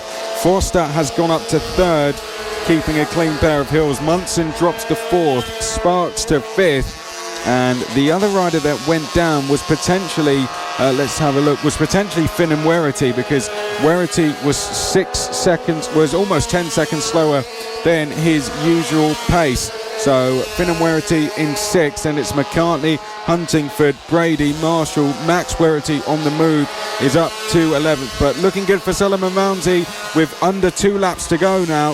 The 144 of Sullivan Mounsey is doing a great job out front. And Sullivan Mounsey now just coming through the final corner there and down the start-finish straight to head onto the final lap of the race. And this has been a fantastic ride from him. He is being caught by Clayton Edmonds, but he seems to just be controlling the pace. Foster 3rd, Munson has set the fastest lap as he tries to recover in 4th, and then Ethan Sparks is 5th. Say he might be comfortable. He just lost 7/10 in that final lap. Did Sullivan Mounsey to Clayton Edmonds. Got a rider down at turn number 5, so yellow flags will be waving. No overtaking, but Clayton Edmonds isn't close enough. But last time round, Munson, after falling off a lap previously, has now set the fastest lap of the race. He is in striking distance. Oh, but the leader's down. Mounsey's out of the race at turn number 6. That's leaving Edmonds in the lead. He slides out, back end comes out. He's back into 3rd, and now Clayton Edmonds on bike 146 is seeing his opportunity, and Munson's down as well at turn number 6. He's at 4th spot. Clayton Edmonds just needs to keep it on the road. Through the final turn comes Clayton Edmonds, and a dramatic end to this AC40 Pro race number 2. Then we've got Foster in 2nd, who kept his head clean, and then coming across the line was your race leader. Such a shame from Sullivan Mounsey, who led the entire race and towards the last half of the final lap as the rest of the riders come across the line. Now Samuel Munson keeps 4th place, even though he crashed twice within the last 3 laps. Ethan Sparks in 5th, and then as our checker flag waves, we will be keeping an eye on who comes across the line and the bottom top 10. So we've got Clayton Edmonds first, Mason Foster second, Sullivan Moundsey completing the podium. But for the championship, Mason Foster already wrapped up the championship last time at Aurora. He's now on 520 points. Ethan Sparks on 384. Edmonds on 388, and Munson drops even further back. He's now 19 points behind Edmonds on 309. So the rest of the riders come across our finish line. Edmonds from Foster, from Mounty, then Munson in 4th, and Ethan Sparks 5th. Finn and Werty in 6th, Henry McCarthy in 7th, Charlie Huntingford in 8th, Ward Brady in 9th, and then Greg Marshall in 10th. But as the riders make their way back round to the paddock, what a fantastic race it was, Chris, with a great start from Sullivan Moundsey off the start into the lead at turn number 1. Yep, took the lead early on and would set the pace from the front, would back off when needed to, but kept in the lead as Mason Foster and Ethan Sparks both fell back. They would have to quickly begin their recoveries. Of course, the major talking point of that race was the riders that fell, and Ethan Sparks was the first of them to go down. The number 62 going down there. Then we had the likes of Werty going down as well. Edmonds was another, and they continued to fall, and that was the major drama when Sullivan Moundsey on the very final lap, with just a handful of corners remaining, fell down, and it gave Edmonds the win, with Foster finishing in second, Moundsey eventually coming across the line to finish in third place. So it wasn't the end of the world, but really he's going to be absolutely devastated with that. Yeah, you saw this gap did come down on the previous lap from 2 seconds to 1.3, so maybe that just put him under a little bit of pressure on the final lap, but he controlled the race brilliantly up towards that stage with only half a lap remaining. Moundsey went down, and Clayton Edmonds becomes only the third winner of the season in the AC40 Pro category. Well, interesting statistic there as well, but I think that set the tone for today, that we could potentially see a lot of riders going down. Right, AC40 rookies next. Gibbs could become champion in this race, and we'll give you live championship updates throughout the race. But the grid is this: Joshua Williams is going to be on pole position. Our championship leader starts alongside Marco Holt, and second in the championship, Luke Fitchett, are row 2. Sims, who is third in the championship, is going to be on row 3 with William Harris. Then it'll be Wilson Dilks and Harry Payne. Brandon Keane and Thorley Trevorrow will be on row number 5. Byron Johnson and Max Wilson will be row 6. Arnie Carr and Noah Goulery, row 7. Bailey Lawrence and Austin Johnson, row 8. Chloe Sewell, we heard from her earlier, she's going to be on row 9 with Callum Maxwell. Izzy Carter and Travis Shaw will be on row 10. And Ben Byrne will be on row number 11. So the situation for Archie Gibbs in terms of the championship is Archie needs to be 25 points clear to win the championship going into the final race. At the moment, he is 30 points clear from Luke Fitchett, with Ollie Sims 8 points further back. That is the situation. Blake Wilson sits 4th in the standings. So the live points, 380 for Gibbs, 350 for Fitchett, Sims 342, Wilson 232. Sims may have fallen back in the championship yesterday, but do not disclude him, because as we saw there, anything can happen, even on the final lap in these conditions. They can indeed, Chris. It is all to play for in these treacherous and tricky conditions here at Tattershall. Your championship leader starts on the front row of the grid on bike number 3 with the white helmet. But yesterday's race winner Joshua Williams starts on pole position. Can Archie Gibbs wrap up the championship here today, or will it roll into race number 3? Stick with us as the green flag drops now, and it's a great start from row number 2 from Marco Holt. Launches into the lead. No, he doesn't even launches into second, but Archie Gibbs, your championship leader, is leading the way at the moment as the rest of the runners and riders make their way through turn number 1 cleanly for the moment. Now, in these wet conditions, we may see some riders that don't usually play a factor in these races come through the field, as there's a lot of riders making some moves further back, but it is your championship leader Archie Gibbs who leads the way, but coming under pressure from Marco Holt, is trying to go round the outside into turn number 5, and Luke Fitch is there as well. And great to see Ollie Sims, who had a bit of a horrible accident yesterday. He is in 4th spot and can still play a factor in this championship. But Marco Holt putting pressure on Archie Gibbs. Has a bit of a moment going into turn number 7. Has to sit up ever so slightly. Luke Fitchett looks far away up the inside as they make their way into the hairpin, the penultimate corner on the track, before they power out of that turn, down the straight and towards the near flat out right-hander to end the lap. Probably not flat out in these conditions. Roll off a little bit. Coming across start finish line now, it's going to be Gibbs from Holt, from Fitchett, from Ollie Sims, and we've got a move for second. Yes, we do. Fitchett is now up into second position now. If it stays the way it is, Archie Gibbs will become champion. If Archie Gibbs slips behind Fitchett, there will be 25 points between them, and that could wrap up the championship for Gibbs. If we've got a move for first, yes, we do. Look, Fitchett up the inside, doing everything he needs to keep this championship going and towards race number 3 later on today. But pulling off the edge of the circuit is Marco Holt. A technical issue for the 58. Shame for our 210 race winner. And we've got Fitchett down. Fitchett's down at turn number 5. He just wins the lead of the race and comes out, clips another rider wall. That was dangerous from Fitchett on the number 96. And Joshua Williams had nowhere to go. Thankfully, both are up and okay. And there's tension all the way through the field in this race with the championship on the line, Chris.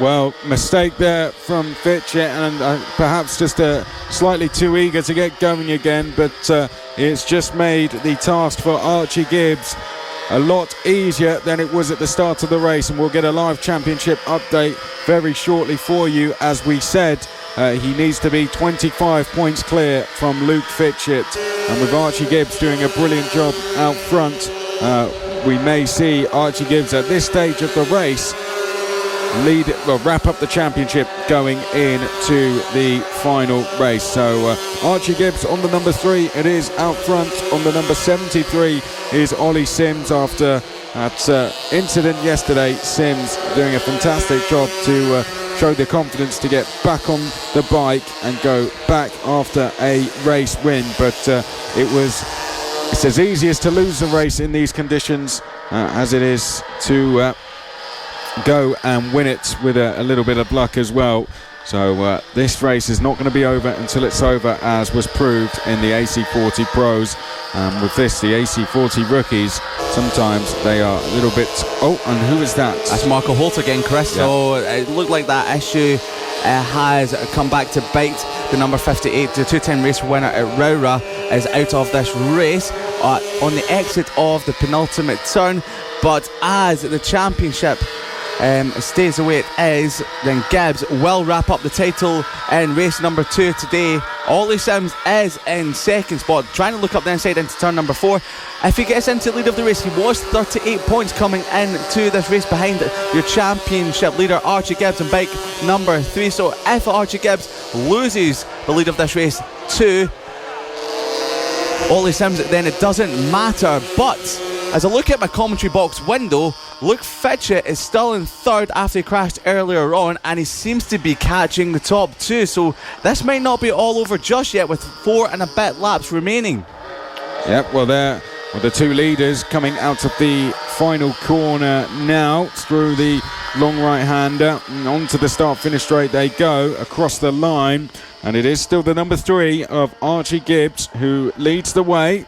Live championship is Gibbs on 405 points, Fitchett on 366 points, and Sims on 362 points. Another faller down at turn number 7.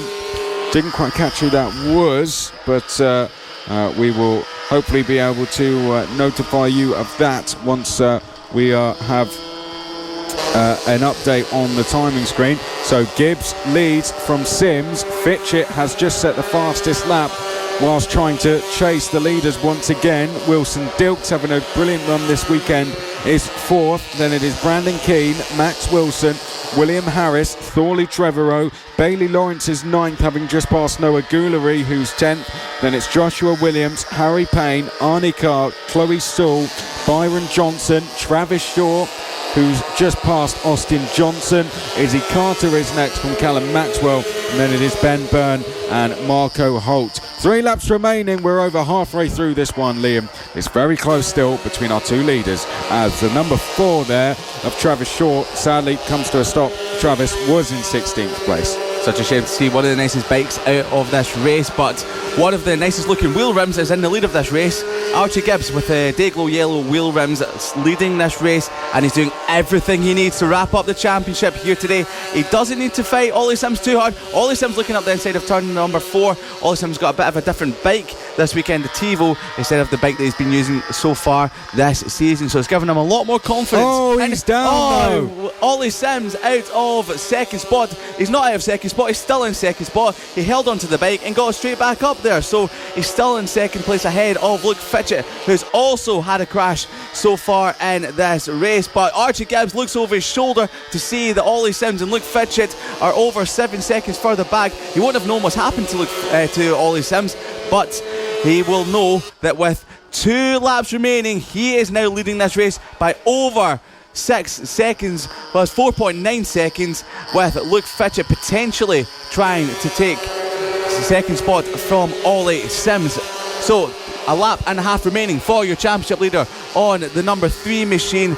Ollie Sims were pushing a little bit too hard to try and keep this leader on, but Luke Fitchett will be trying to make a move on Ollie Sims. He has done. He done it at the early stages of this race. So Luke Fitchett is now up into second ahead of Ollie Sims, and we've got a rider stop there on the circuit, and the bike sounds like it has been it's going again. It might be the number 4. We've got a rider down. We've got a rider down. Not sure who that is. It's one of our back markers. So not playing any point in this championship. But there's only a lap and a bit remaining for your championship leader. Archie Gibbs is like a duck to water today at Tattershall. I said earlier on in the broadcast, he seems to struggle a little bit in these wet conditions, but today he's proven me absolutely wrong. With only a lap remaining, Archie Gibbs at the end of this lap could become the 2019 AC40 Rookies champion. Well, Gibbs is leading the way by 2.5 seconds at the moment. Last time around, though, Luke Fitchett was 2.7 seconds quicker. So if that is exactly reflected on this lap, then he will be caught. And I tell you what, Luke Fitchett not far behind in the red leathers. Wow. Luke Fitchett is right on his tail. So Luke Fitchett now right on the tail of Gibbs as they make their way up towards turn number 6, through 6 into 7. Fitchett doesn't have many opportunities left to get this move done, but he has closed in. He is giving this everything he's got. He is fighting to the very final corner. Will he be able to get one down the inside? He's going to go for it, but runs just a little bit wide. But on the exit, he draws alongside. But it's Gibbs who gets the better of the runs, and Gibbs through the final corner is going to take the race win. We'll get a championship update very shortly, but Gibbs will take the race win from Fitchett, and we believe that is enough provisionally for him to win the championship. So we will get the live championship points for you, but with Gibbs 30 points ahead of Fitchett and finishing ahead of Fitchett, that is more than enough for him to take the title. So Gibbs, the 2019 champion provisionally, an absolutely fantastic season for him. And Gibbs, well, he backed off a lot on that final few laps, but he stayed on the bike and was just able to hold off Fitchett on that final lap. Ollie Sims, a brilliant comeback for him to finish third after his incident yesterday. There is your top 3. It is Gibbs, your 2019 champion, the winner. Fitchett, you've got to give him a lot of credit. Fastest lap and second place, and then it was Sims who was third place. Dilks finishes 4th, Keane 5th, Wilson 6th, Lawrence 7th, Williams 8th, Trevorrow was 9th, then it was Harris rounding out your top 10. Carr, Payne, Sewell, Johnson, Goolery top 15, and rounding out the field, Carter, Johnson, Byrne, Maxwell, Shaw, unfortunately a non-finish for Marco Holt. Well, Archie Gibbs, brilliant season in 2019, becomes your AC40 Rookie Champion. Now, we'll be moving up to the pros in 2020, but he has been the rider to beat throughout most of this season, picking up race wins left, right and centre. He's been the fastest rider for many of the rounds, with Luke Fitchett and Ollie Sims chasing him valiantly all season long. Luke Fitchett very nearly took the race win after falling off earlier on in the race, and Luke Fitchett only lost out on the race win by a tenth of a second. But Archie Gibbs, Chris, well, it's been no other rider that could have taken it in the same way that he done. He proved me wrong. I said he wasn't as good in wet conditions as maybe some of the others, but he absolutely was. So Archie Gibbs, in your opinion, what has been the most impressive thing about the number 3 rider? Well, it was a fantastic season for him. The championship is now with him, and he can either go out and have fun in the third race, or he can just watch from the sidelines and watch his rivals throughout the season who have pushed him all the way, race it out in the very final race. But looks like Senior Mini Motos on track, Liam. Yes, so they might confuse us again like they did yesterday. We read out of the grid and they started in reverse grid, so we might see if that happens. But I will read it out as we have it here in the commentary box. So Bernie Hook, your champion for 2019, should start on pole position ahead of Matt Birkin. Josh Birkin on the second row of the grid in third place. Then Adam Ambrose on bike number 21 in fourth. Simon Huntingford next up in fifth ahead of Mark Payton on bike number 18 in sixth. Nick Bennett in seventh ahead of Aston Dean on bike number 137 in 8th spot. Craig Ashall in 9th, and then rounding out the top 10 is a 888 of Mitch Hornsby, and then Ricky Goosey rounds out to the runners and riders for the start of this race in 11th spot. But Aston Dean is pulled off the edge of the circuit as he made the way round to the grid. Shame there for Aston Dean, who picked up his best result of the season yesterday in 4th spot, leading most of the race. And I spoke to his parents yesterday and they were absolutely delighted about the race that he rode yesterday. Very impressive, and well, we could be seeing a lot more of Aston Dean, potentially not in this race, but maybe for 2020. I don't believe we have any Bernie Hook out there. Not that I can see. Anyway, yeah, well, Bernie Hook notice him. Did say that he does like to try and avoid the wet conditions. He's not very good in it. Well, there we go.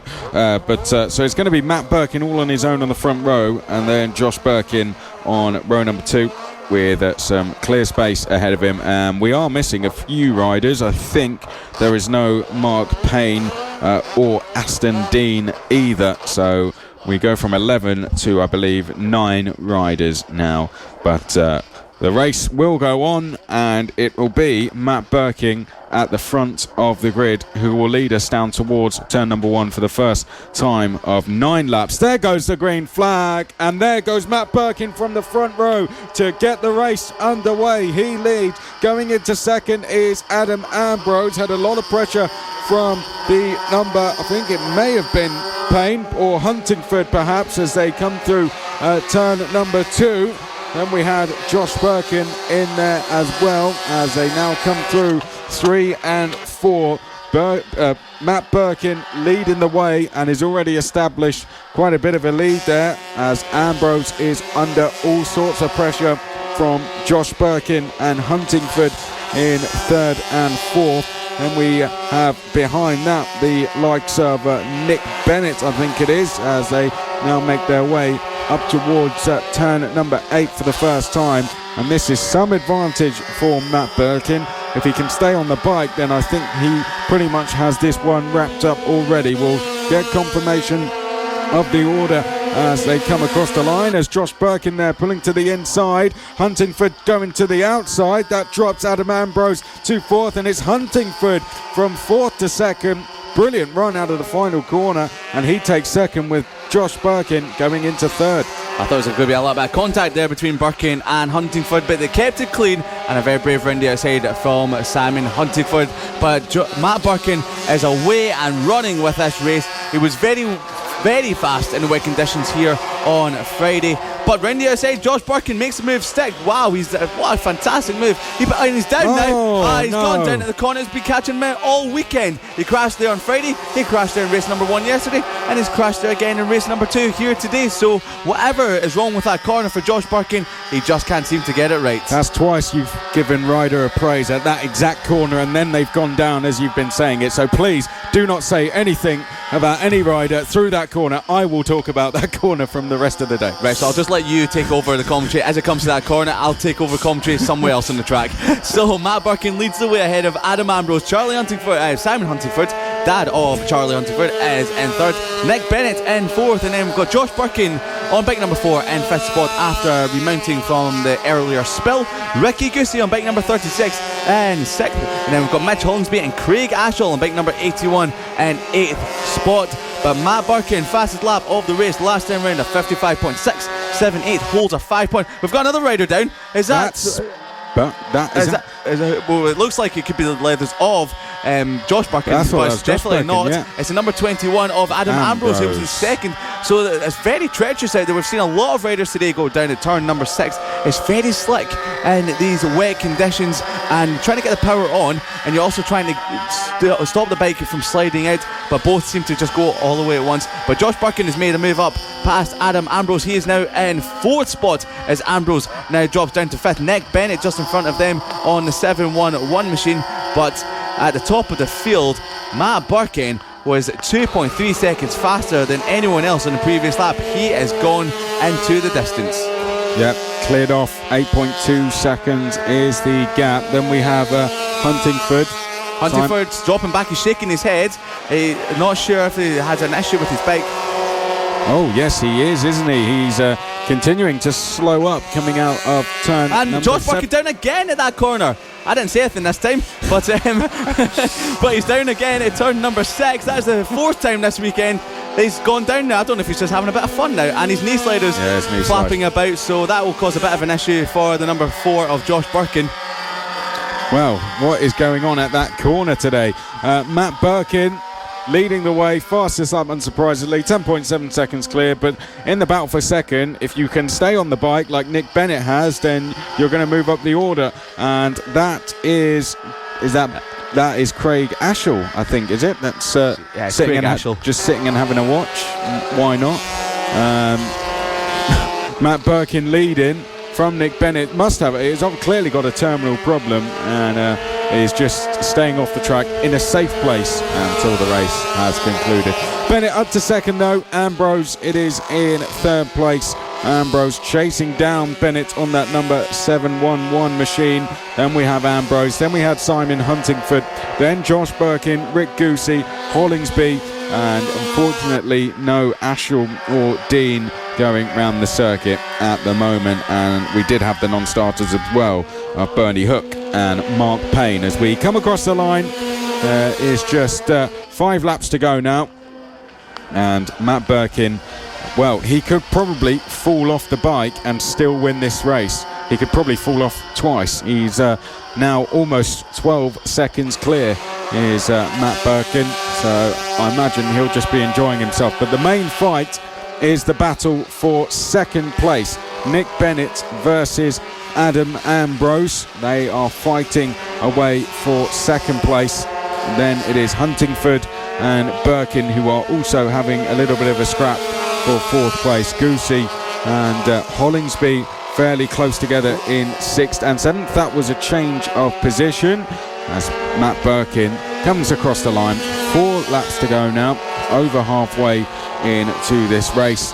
Bennett and Ambrose very close together still, but that's a change there, and that has seen Ambrose up to second with Bennett dropping to 3rd place. A bit of a moment there into turn number 7 for Nick Bennett, but I'd like to give you an update on Josh Birkin. He's now made it 2 laps in a row without crashing out at turn number 6, so he's making a bit of progress up through the field. So Josh Birkin can see Nick Bennett getting ever closer to him, which means he has a chance of the podium places if he can stay on the bike at turn number 6 with 3.5 laps remaining. But Matt Birkin seems to have just throttled off ever so slightly, because the gap at the top of the field has remained at 10.5 seconds. Nick Bennett safely in 3rd at the moment, and that knee slider has come off of Josh Birkin's leathers coming through turn number 6 of all corners. Just had a look at the commentary box window and saw that falling off his leathers. So Josh Birkin will have a bit of an issue as he puts his knee down, but thankfully the marshals are going over to retrieve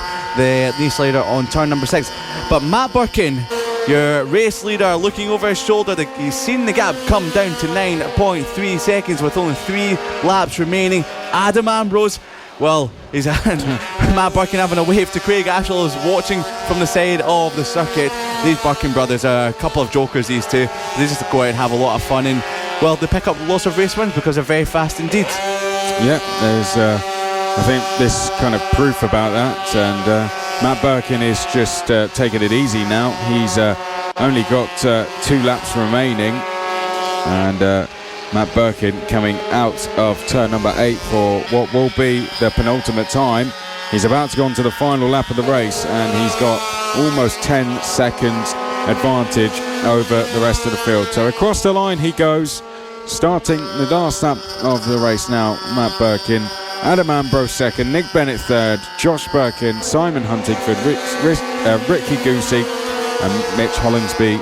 Rounds out the 7 riders still in this race. Well, Matt Birkin is having a bit of a dance to himself out there on his number 5 machine as he rounds the final lap of the senior mini moto race number 2 at Tattershall, round number 8 of the 2019 FAB-Racing British Mini Bikes Championship. But an update on Josh Birkin. Josh Birkin has made his way up to 3rd spot at the start of the final lap of this race as he made their way through the infield section of the track, but his brother Matt Birkin, 2 more corners to go for the number 5, and then as they make their way towards the final corner, he sets up, sees the checker flag waving with his name on it. Matt Birkin, feet up as he comes across the line, picks up another race win in the 2019 season. Adam Ambrose finishes 4.7 seconds further back, and then we will have Josh Birkin coming across the line in 3rd.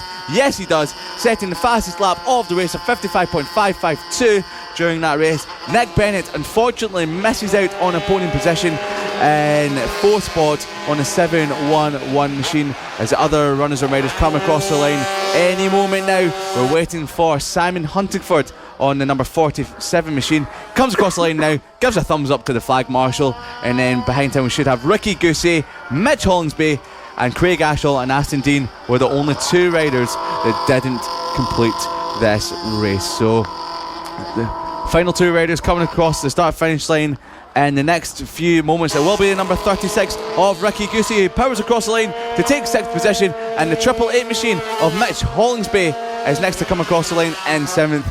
So it was Matt Birkin from Adam Ambrose and Josh Birkin and top 3, Bennett, Huntingford, Goosey, Hollingsby, Craig Ashall and Aston Dean. So as the senior mini motos got underway for the start of race number 2, it was Matt Birkin that leapt into lead of the race and then never saw anyone else. But there was a few battles going on further back between Ambrose, Huntingford, Birkin and Bennett as they made their way around the circuit here at Tattershall, completing another lap. Birkin powers past the number 21 of Ambrose and towards 2nd, but then Huntingford later on the big splashing through the puddles round the outside into the 1st corner takes over 2nd position, which he would hold until a bit of an issue later on in the race. But as the rain came down, there was a bit of an issue for Birkin, who went down coming through turn at number 6, a corner that has caught him out many times this weekend. It won't be his first crash of the weekend there, and it might not have been his last either. But there was another rider that went down at turn number 6. That was Adam Ambrose from 2nd spot.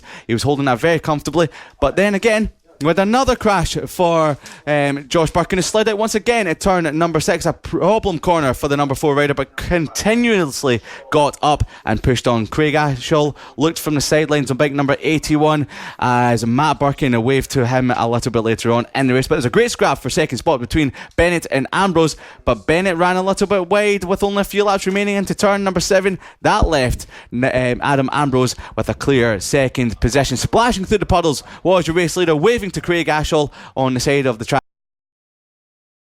as he sets up to take it easily for his race win here today.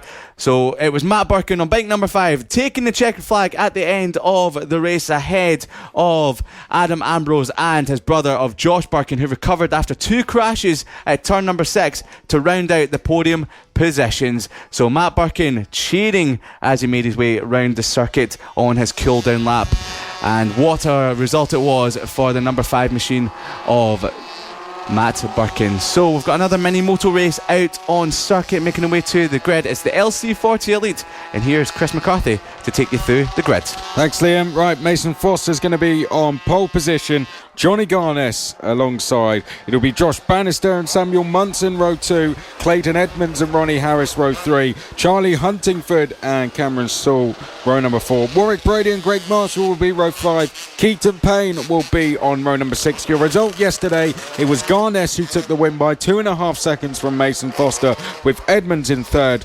Munson and Bannister rounded out the top 5. They're getting into their grid slots now. However, conditions, of course, very different to what they were yesterday. Can Garnes go out and take another victory? I'll hand over to Liam to talk us through the start of the race. Well, the championship may be rounded up by Johnny Garnes on bike number 57. Mason Foster wrapped up second, but there's a bit of a gap between Munson and Harris, which could still be wrapped up. We have Josh Bannister at the back of the field having a bit of an issue with his machine, but the bike has been restarted. But we seem to be missing our champion of 2019, Johnny Garnes, from the front row of the grid. So Johnny Garnes is not out there starting alongside the number 88 of Mason Foster, maybe just concentrating on the other class he's in later on today, which is the Mini GP70 race. So the number 2 machine of Josh Bannister has been pulled off the edge of the circuit. We can hear it revving outside the commentary box window, and they've ripped off the front mudguard from the number 2 machine. Yeah, so the throttle sounds like it's stuck open. It won't stop at all, and yeah, the bike's ready to go, but it's not stopping Josh Bannister at all. Had to cut it off. So Josh Bannister will not be taking part in this race, it seems, for the second race of the LC40 Elite. But we've still got lots of other riders on the grid, including Mason Foster, Samuel Munson, Josh Bannister. Josh Bannister won't be taken back. But as the green flag drops, Mason Foster leads away, but Clayton Edmonds from the second row of the grid gets an absolute flyer into turn number 1 as Samuel Munson slots into second spot. So Samuel Munson could wrap up third place in the championship in this race. So if he stays where he is, he will wrap up the third place in the championship. But as they make their way around the rest of the circuit, out the commentary box window, seeing that Josh Bannister has got going again, so maybe that bike has been sorted out for this race. But back at the front, it is Clayton Edmonds, who picked up a victory already today in the AC40 Pros ahead of Samuel Munson, and then Mason Foster dropped back to 4th spot at the moment. But as I said, Josh Bannister had got going again. The bike has stopped once again, so shame there for the number 2 of Josh Bannister. Ronnie Harris is in 3rd spot behind Samuel Munson. Ronnie Harris still has a chance of stopping Munson from taking 3rd in the championship here today, and he's doing that by moving into 2nd and towards the final turn and chasing after the 146 of Clayton Edmonds. Further back, Charlie Huntingford is coming under better pressure from the 100 of Cameron Sewell into turn number 1, but Cameron still not making a move stick for the moment. So it was Edmonds from Harris, from Munson, from Foster, from the number 40, the 76 of Charlie Huntingford, and then it was Cameron Sewell. Well, a good start there from Edmonds. As we said, that is a change. That is Munson going past Ronnie Harris. That move happening into turn 5. Good move there from Samuel Munson. That's 2 swaps of positions in 1.5 laps from those two battling over second place. But it was a fantastic start by Clayton Edmonds, who has established himself a pretty handy lead already, and fighting back. Ronnie Harris threatening to do so in towards the final corner. Couldn't quite make the move, but will now have a go into turn 1 and gets by. So Clayton Edmonds in the lead. Then it is Samuel Munson now in 3rd place, with Ronnie Harris up to 2nd. Mason Foster is in 4th place. Then it is Huntingford, Sewell, Brady, Marshall, Payne. That is the lead, the order at the moment, as once again there goes Samuel Munson back past Ronnie Harris. So lots of swapping of positions between these two in the LC40 Elites. It's the early stages of the race. Plenty of laps still remaining. We can see Cameron Sewell a bit further back battling with Charlie Huntingford. Cameron Sewell trying to get himself into the top 5. Up ahead, Clayton Edmonds is starting to build his lead. He is now around 3 seconds clear, 3.5 exactly, as the battle for second ever further continues. It is Ronnie Harris who goes back past Samuel Munson, this time at turn number 1. So it seems Harris has set himself up for the straights and Munson has set himself up for the infield, and that is how they are passing each other at the moment. So I guess it's who could take advantage of where they are slower. And once again, the number 72 of Munson goes back past at turn number 5. That's what it looks like to me, Liam. It's 2 different setups playing out here, and that is why we are seeing so many changing of positions. I think you've called it very right there, Chris. It does seem that Samuel Munson does have a bit of a better setup for the infield section of the track. Cameron Salters powers past Charlie Huntingford. That is a change for 5th and 6th position, but the great scrap on track right now is the battle for second, as we have been talking about.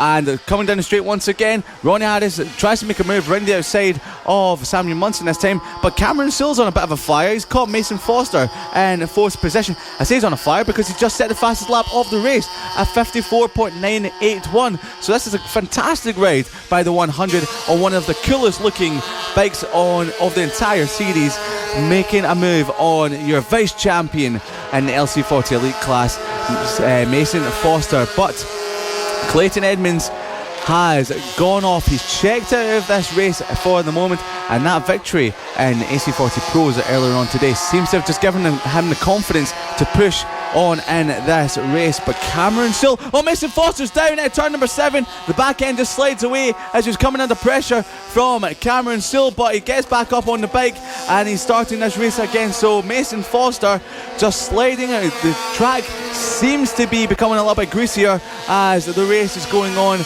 and turns 6 and 7 have been very problematic in the last couple of races, as Mason Foster has just found out, but he will drop back to 6th spot, still ahead of the 99 of Warwick Brady. And Cameron Sewell, as he caught the back of Mason Foster, has dropped back a little bit by 2 seconds on that last lap compared to his fast lap of the race. But with 3.5 laps remaining, he's only 3 seconds further behind Ronnie Harris. So if he continues on the way he has been up to that stage, he might be able to catch the back of Ronnie Harris before this race is over. Well, it would be a big ask for Cameron Sewell, wouldn't it, with Ronnie Harris setting the pace that he is. Samuel Munson likewise looks very comfortable in 2nd place. Clayton Edmonds now goes fastest out front.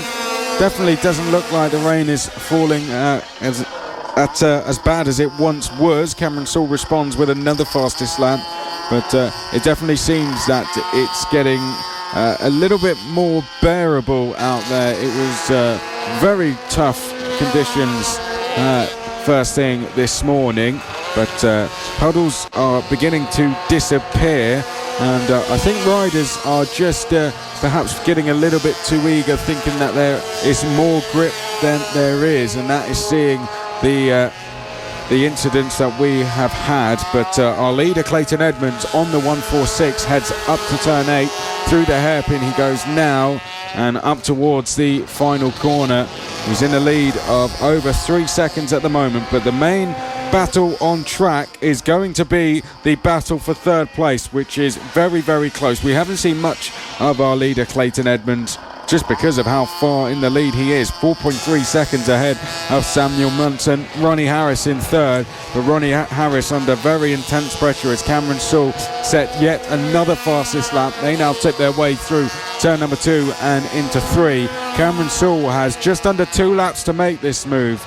Can he make it on Ronnie Harris? He's right on his tail now, Liam, as they come through turn 5. Do you want to know how fast Cameron Sewell is? He's over a second quicker than anyone else on the circuit. He was 1 second quicker than Edmonds. Second gone. Munson's down. Munson's down. That's it.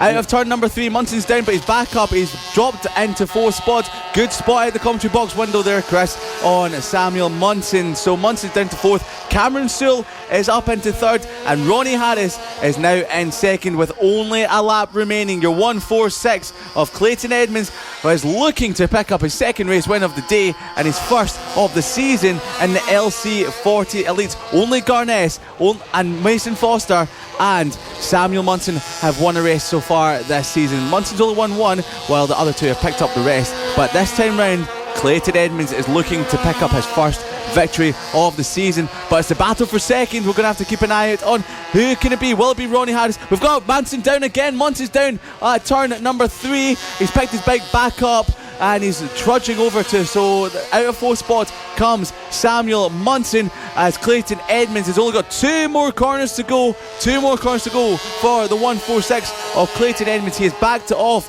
ever so slightly as he's got a 6.2 second advantage, but down towards the final corner he comes through it, sees the checker flag. Clayton Edmonds becomes a first time winner in the LC40 Elites.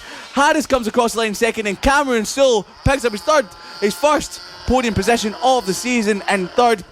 And then we're going to have to see if Samuel Munson did remount, or will it be Huntingford coming across the line in 4th spot. So your winner today is Clayton Edmonds on the 146 ahead of the 66 of Ronnie Harris, and then Cameron Sewell on bike 100 rounds out the podium positions here for the LC40 Elite race number 2.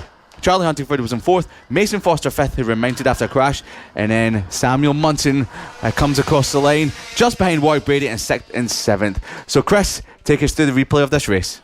Well, it was a good start there from our leaders. It was a close race, but one that was impacted by riders going down. It was a good battle for second between the number 72 of Munson and Harris. Harris appeared to have the legs down the straight. Munson the better of the speed through the infield, and that saw them swap positions on several occasions. Eventually, when Harris couldn't get by down the start-finish straight, he did on that occasion and went back into second, but where the lap that came where he couldn't get back past, that saw our second place rider then pull the pin in Samuel Munson. The one to watch was Cameron Sewell, though, on the number 100. He made positions as riders fell, but set a pace that was over a second quicker than anyone else, and it saw him close in. In the end, he just missed out on second place by under 0.3 of a second. So it was a fantastic ride from Cameron Sewell, almost picking up second place. Ronnie Harris just missing out on passing Ronnie Harris there. But a great race. They'll be back out again later for their final race of the season. But next up then, it is the Pit Bike 140s and Moto Team. So the Pit Bike 140s and Moto Team make their way around the green flag lap, and going off pole position will be Richard Holmes Williams ahead of the champion in the Pit Bike 140 class, Jamie King. Bernie Hook will be on bike 0, starting from 3rd. Alongside him is Ian Jackson. Simon Clowes, your Moto Team champion for 2019, will be starting on row number 3 and 5th spot ahead of Jason Pugh. They both had a bit of a coming together in yesterday's race. Darren Anderson in 7th ahead of Fraser Kinnaird in 8th spot. Jack Andrews will be in 9th ahead of Greg Pym, rounding out the top 10. Outside the top 10 is Alistair Kinnaird ahead of Kevin Gritton. Daniel Gilbert on row number 7 and 13th. Alongside him is a double 44 of Daniel Lee. Roger Monks in 15th spot on row number 8 ahead of Vince Bailey. And then back on row number 9 is Adam Sweeney ahead of Iona Glover. And on the 10th row of the grid, all on his own, is Charlie Ems. So as the riders line up in their grid positions for the start of their second race, the Pit Bike 140 and Moto Team. It's very wet out there, it's very cold, but to take you through the start of this race, I'll hand you over to Chris McCarthy. Well, we are probably going to have some riders missing because with the conditions as they are and championships wrapped up, some riders have chosen to bail out of today, and it looks like there's no Richard Holmes Williams, and it looks like there is no Bernie Hook either. So all on his own on the front row is Jamie King, who took the win in quite dramatic circumstances yesterday when Holmes Williams went down late in the race. So Simon Clowes, in fact no Simon Clowes either, I don't think. So Darren Anderson in 7th is the first of the riders on the inside. So a clear run from him down to the first corner. Well, Jamie King, can he take advantage of this and get his second win in as many races of the weekend? He gets the race underway, and already he is beginning to build a gap to Ian Jackson in second place. That looks like Darren Anderson was able to take advantage and make some places there. I think he's got up to third as the Pit Bike 140s and moto teams get their first race of the day underway. That's Daniel Gilbert, unfortunately, who has ran into problems. He was due to start on the inside of row number 7, but he is not going to be going any further in this race, it seems. But the first lap, we're already halfway through it, and very close it is, particularly in the midfield, as well as it is with our leaders as well. 4 bikes breaking away out front, led by Jamie King, who sits on the outside of the front row. Ian Jackson is in second place at the moment. It looks like Darren Anderson has been able to get up to third, but we'll confirm that when they come across the line. And then in fourth place, that looks like the number 14, I think it is, or the 114 it might be, of Jack Andrews, as they make their way through turn number 1 for the second time of asking. But it's King who seems to just be breaking away on this second lap. King is the champion for a reason in the Pit Bike 140s as he pulls away from Ian Jackson on bike number 7, but he's not getting away too quickly, not what we're used to from Jamie King, who's riding a different bike here this weekend. His usual machine had a bit of a crack in the chassis, which he found out last week, so to get himself ready for this weekend, he had to scurry about and try and find another chassis, which he has done. And a chassis that he's been using for 6 years, this one feels a little bit alien to him. And we have a change for second position, potentially not doing it yet. Ian Jackson holding off Darren Anderson, but then Darren Anderson is losing out to the 114 of Jack Andrews. Jack Andrews lady on the brakes into turn number 1, snaking as he crosses through the puddles, potentially trying not to hit the back of the number 7 of Ian Jackson. But at the end of lap number 3, it's Jamie King that leads away by 2.5 seconds ahead of Darren Anderson. Jack Andrews in 4th ahead of Alistair Kinnaird in 5th.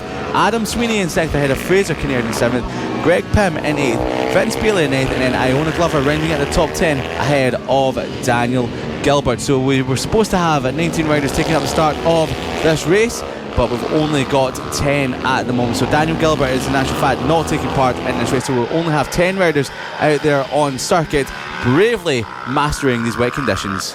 Yeah, and it's the battle for second we're going to focus on, because Ian Jackson on the number 7 is just ahead of Jack Andrews at the moment, with Ian Jackson with Anderson, in chase, and Ian Jackson there being passed now down the inside at turn number 1. That is Jack Andrews, and Andrews up into second place. Well, he's been able to take advantage of missing riders ahead of him, and he's gone from 9th to second place. Yellow flags are out. Where's our leader? That's Jamie King. You're right, off at turn number 3. Jamie King, well, further back on the number 83, Jamie King has gone missing from the front and gets going again in 5th place. So that puts Adam Sweeney up into 4th. We have a change between 2nd and 3rd going into turn number 7. And that looked like Darren Anderson, I think it was, getting into 3rd place, and indeed it was, past the number 7 of Jackson. And unfortunately, Jamie King, well, I think after just clearing some dirt that has gone in the bike, is now going to get going. But well, that's a real shame, but not the first time we've seen that today, and it probably won't be the last either. As we complete 3 laps, there's now 7 to go, and Jack Andrews, a fantastic ride from him so far, from 9th to 1st in 3 laps, and a 1.5 second lead to go with it. Yes, Jack Andrews, someone we didn't keep an eye out on for the start of this race, but I wish we did now, because he's potentially going on to, well, extend the lead of this race from the number 56 of Darren Anderson. Ian Jackson, who put up a great fight earlier on in this race, has slipped back to 7th as they make the way around the number 8 hairpin. A bit of a moment there in the middle of the turn from Jack Andrews, a bit of a moment over the bump potentially as they make their way through the final corner. The rain is starting to fall ever so slightly just again, so as the rain had stopped for the last half an hour or so, it's just sprinkling again, so this might potentially play or have an impact on this race, but they usually just say it's mental rain when it falls on your visor ever so slightly, but in these conditions you already have wet tyres on, so it won't make much of a difference at all. But last time round, the gap between the top two was 1.1 seconds. There's only 5 laps remaining, or 5.5 laps remaining of this race. Darren Anderson in second spot, Ian Jackson slipping back 1.8 seconds further back from your second position, but comfortably ahead of fourth spot of Adam Sweeney. Your Moto Team race leader is Alistair Kinnaird in fifth, ahead of Greg Pym. So there's 7.9 seconds between them. Fraser Kinnaird rounding out the podium positions for the Moto Team class, and then Vince Bailey just losing out on the top 3 position and fourth in the Moto Team category. Jamie King has got going again. He's in 9th spot, so we will keep an eye out on his lap times to see if he is making his way through the field.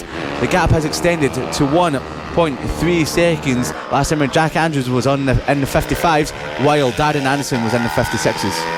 Yeah, so it's going up even further, as you said. Ian Jackson is dropping back from those two as well, as is Adam Sweeney.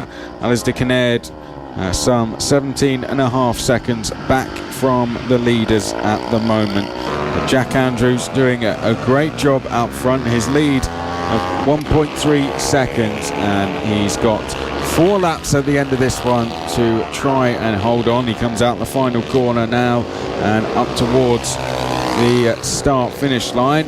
A long right-hander it is that ends the lap. Across the line he goes to set the fastest lap of the race. So Jack Andrews not backing off since getting into that race lead, is pushing even harder now. 2.3 seconds is his gap. He was a second faster than Darren Anderson. Ian Jackson over a second faster than him he was. Adam Sweeney setting a very good pace in 4th place though. Adam Sweeney in 4th, 1 second faster than Ian Jackson and only 9/10 back, so we'll have to keep an eye on that. Adam Sweeney on the number 17, and he is getting close to Ian Jackson with only a few laps remaining, so we'll monitor that gap as we tick off the last 3 laps. Out the final corner now, Jack Andrews about to complete lap number 7, and his pace still very, very impressive. The Moto Team riders all 5th to 8th, and in the order of Kinnaird, Pym, Fraser Kinnaird, Vince Bailey. Yeah, great battle going on all the way down the field between the pit bikes and the Moto teams, and Greg Pym and Fraser Kinnaird are locked in a battle. Only 3/10 cover them for second and third in the class, but the battle for second and third in the pit bike 140s is not over yet, because in the last couple of laps Ian Jackson has been closing down the 56 of Darren Anderson, getting caught up with a couple of back markers as well, but Darren Anderson seems to have it all covered for the time being over Ian Jackson. A gap we will monitor with 2 and a bit laps remaining as your race leader, the 114 of Jack Andrews, comes across the line to see he's only got 2 laps remaining of this very wet and very cold pit bike 140 and Moto Team race. So the rest of the order is Darren Anderson in second, Ian Jackson in third, Adam Sweeney on the number 17 machine and 4th spot. Alistair Kinnaird, your Moto Team race leader, is in 5th ahead of Greg Pym, Fraser Kinnaird, Vince Bailey. The 4 Moto Team riders are all locked together in the standings. Jamie King, who had an off at turn number 3 in the early stages of this race, has remounted.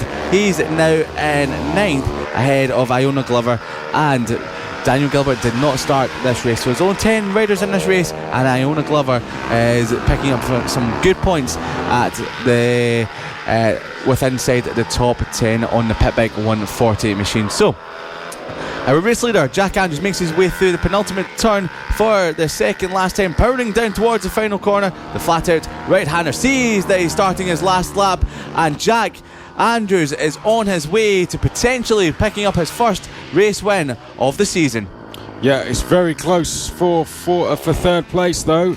It's just 3.5 tenths between Ian Jackson and Adam Sweeney. Just going to keep an eye on what happens there, and it's less than 3.5 tenths now as they head through turns 3 and 4. It is getting very close indeed as we now head in towards turn number 5. I think Adam Sweeney may have a go here, but running out of time very fast as Ian Jackson goes very heavily on the defensive. And there's almost contact there between Ian Jackson and Adam Sweeney. Well, he had a go, but couldn't quite get through. But it looks like it's going to be a win for Jack Andrews. As indeed, rounds the final corner, sees the checker flag. Jack Andrews picks up his first race win of the season.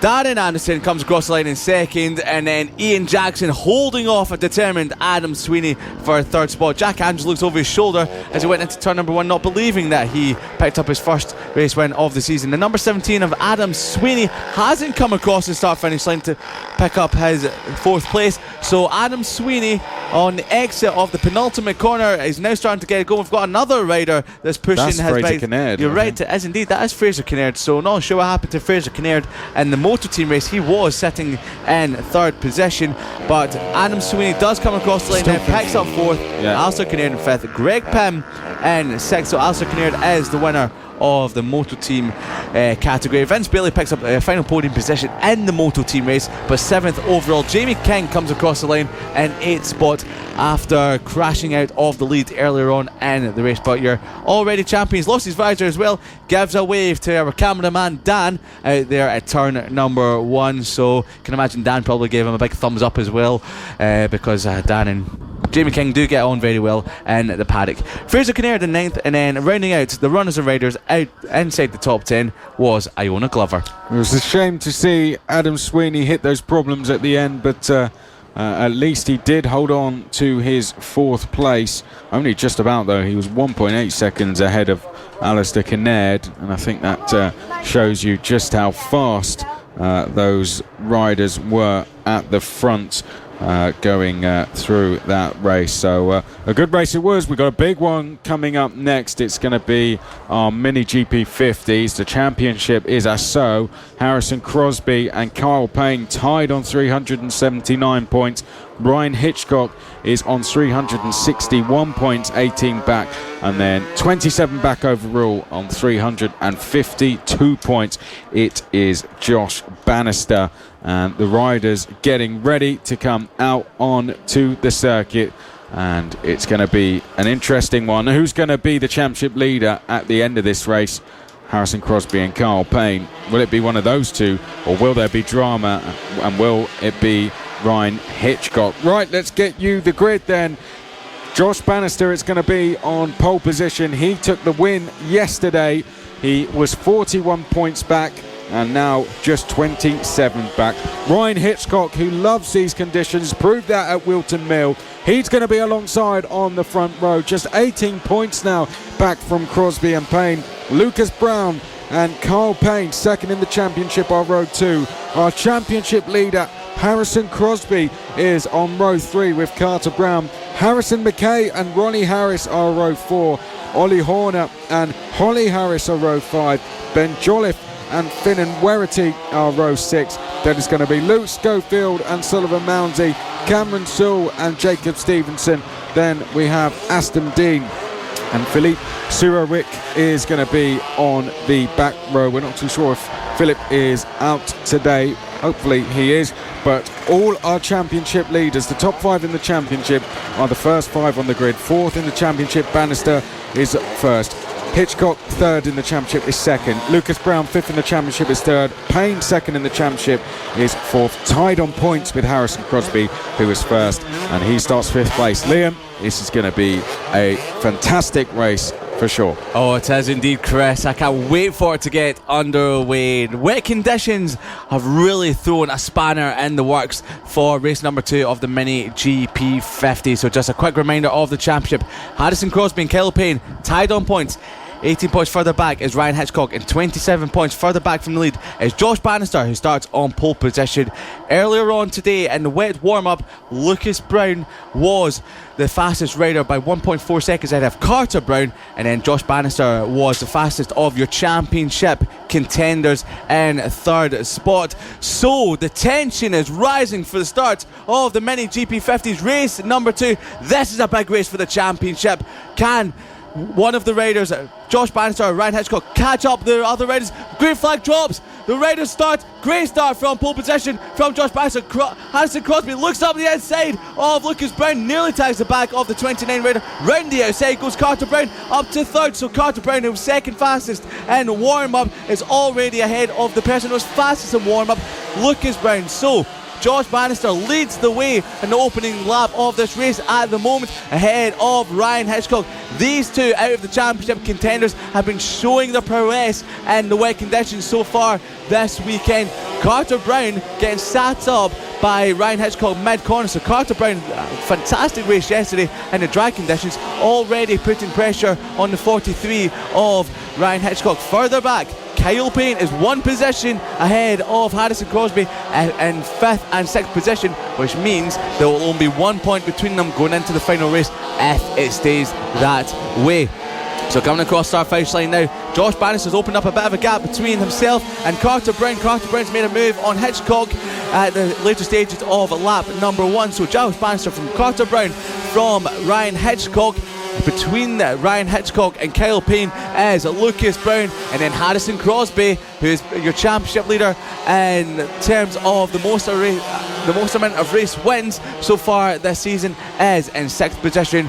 Chris, how is this going to play out? Well, brilliant start, and that move for second came out of turn number 7. It was just a better run for Brown, and now he is starting to apply the pressure on Josh Bannister. So we'll have live championship updates for you throughout the race, and here is the first of them. So at the moment, Crosby has 389 points, Payne has 390 points, so Payne is in the lead, and then it is only 13 points back to the next two in the championship, which is Hitchcock and Bannister. So Bannister really closing in, and he powers his way across the line and down towards turn number 1, and he is closing in on a potential dramatic title win at the final round from 41 points back.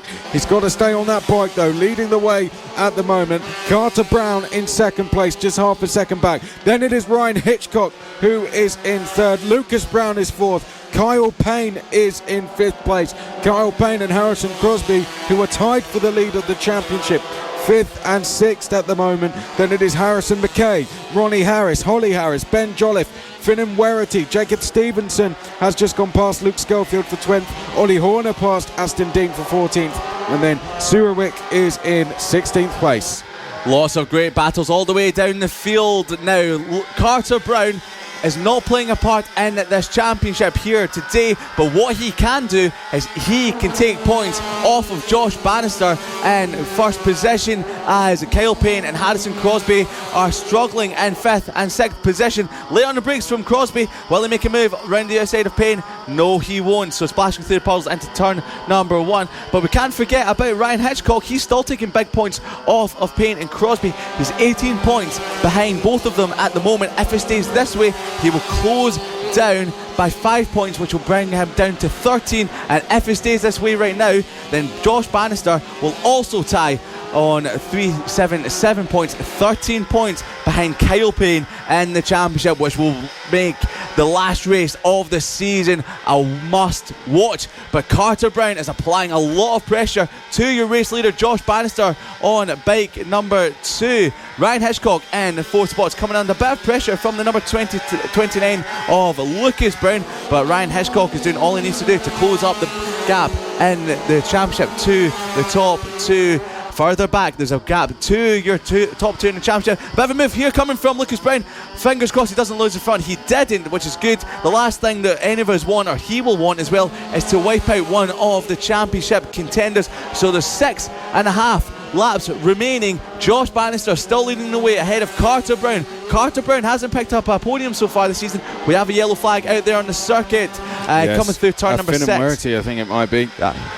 So good spot there, Chris. Coming through turn number 6, Finan Werty has slid out on the number 64. That's actually Luke Schofield. Yeah. So Luke Schofield in the number 64 slid out, and he is hopefully going to get back into this race. But race leader number 2 of Josh Bannister is pressing ahead now. He's opened up the gap between himself and Brown. It was 6 tenths at the flag last time round. It's going to be over a second now as they come across start finish line now. Josh Bannister has extended it to 1.3 seconds. He was 0.7 of a second faster that lap time round. Ryan Hitchcock is still holding off Lucas Brown, but we have a change for 5th and 6th potentially as a flash past the commentary box window.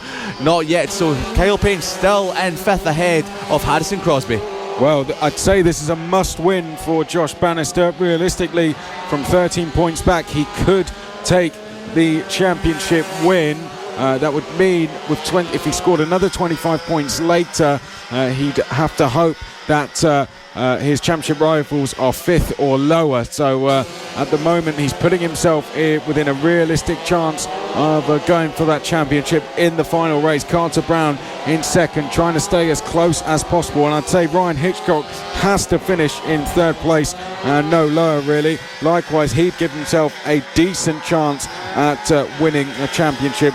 But is that Lucas Brown passed? In fact, that's his Carl Payne and Harrison Crosby, who are fighting for 5th place. Lucas Brown is indeed passed, for all I saw it, and Lucas Brown is up to 3rd place, past Ryan Hitchcock, as Harrison Crosby trying to have a look down the inside of Carl Payne at turn 1. Carl Payne on the 25, Crosby on the 69, as that looks like Carl Payne slightly delayed through turn number 2. Can Harrison Crosby take advantage out of 4 and potentially into 5? We're into the final 5 laps of this second race as the leaders make their way up towards the turn 8 hairpin for the 6th time.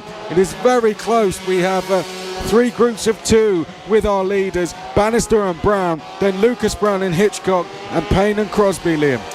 Lucas Brown is someone we will have to keep an eye out on, and the timing screens now that he is into 3rd spot. Can he catch Carter Brown? Can Carter Brown do anything about Josh Bannister? No, he can't, because he slipped to 2.7 seconds further back, and Lucas Brown is slipping back even further. But this is the battle on track that we'll keep an eye out on. Up the inside goes Harrison Crosby, not too late on the brakes because he doesn't want to slide off the bike and wipe it himself and his championship rival for the moment. They're both tying on points coming into this race. If he stays the way it is, Kyle Payne will take the lead of the championship by 1 single point going into the final race of the season later on today.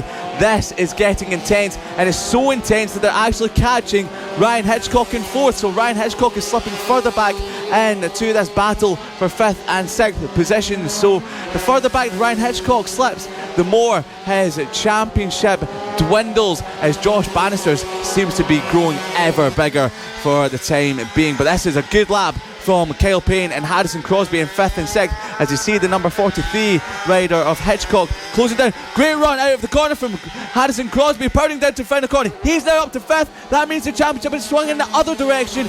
He is now 1 point ahead of Kyle Payne if it stays this way. A dramatic move, an incisive move, a good move, and we've got a rider down at turn number 7. That is, I'm not speculating who that is, but we've got marshals running over, and we've got the red flags out. Red flags are out, so the race has been stopped, and the Mini GP50 race number 2.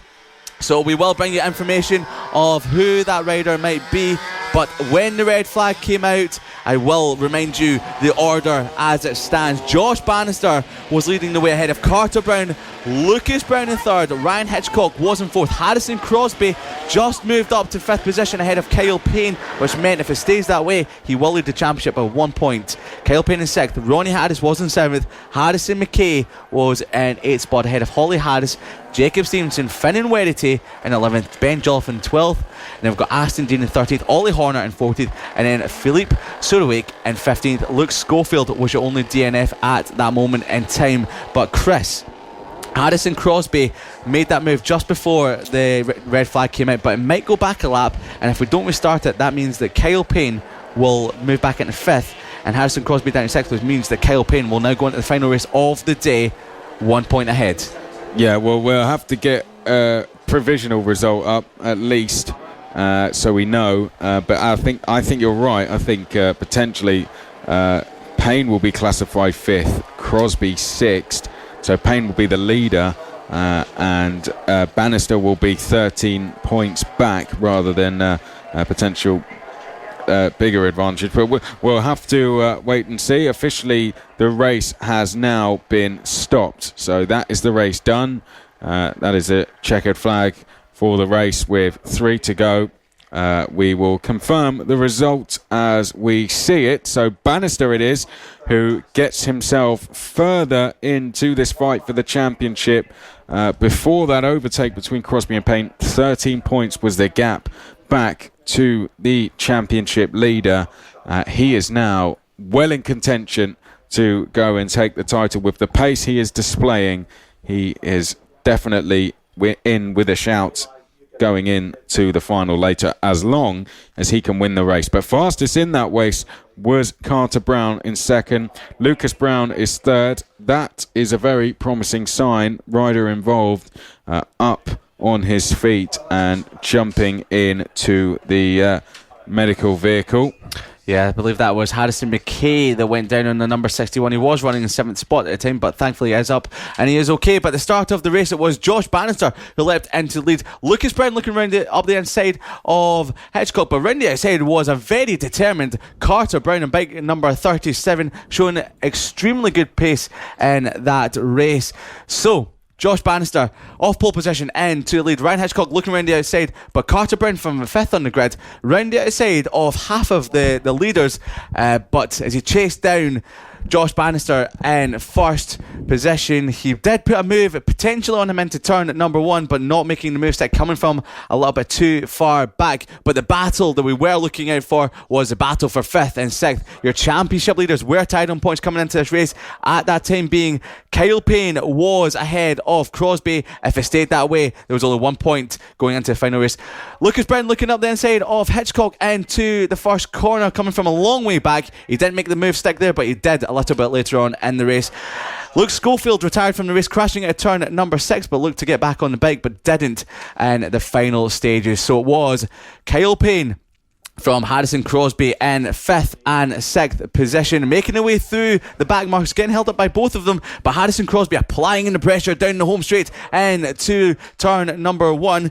But as they approached the final last couple of laps, then it was Harrison Crosby that made a move up the inside in towards the final corner, a decisive move for the championship potentially. If it stays the way it is, he will be going into the final race as the championship leader by only 1 solitary point. Well, the result did go back, so Crosby did classify 6th, which I'm sure he'd be a little bit disappointed about, but of course the most important thing is the well-being of all the riders. So the result did go back. Crosby 6th, Payne 5th. So we'll get you another live championship update just to show you. In fact, there it is, I believe. So Payne 390, Crosby 389, 377 for Bannister, 374 for Hitchcock. That is how it stands.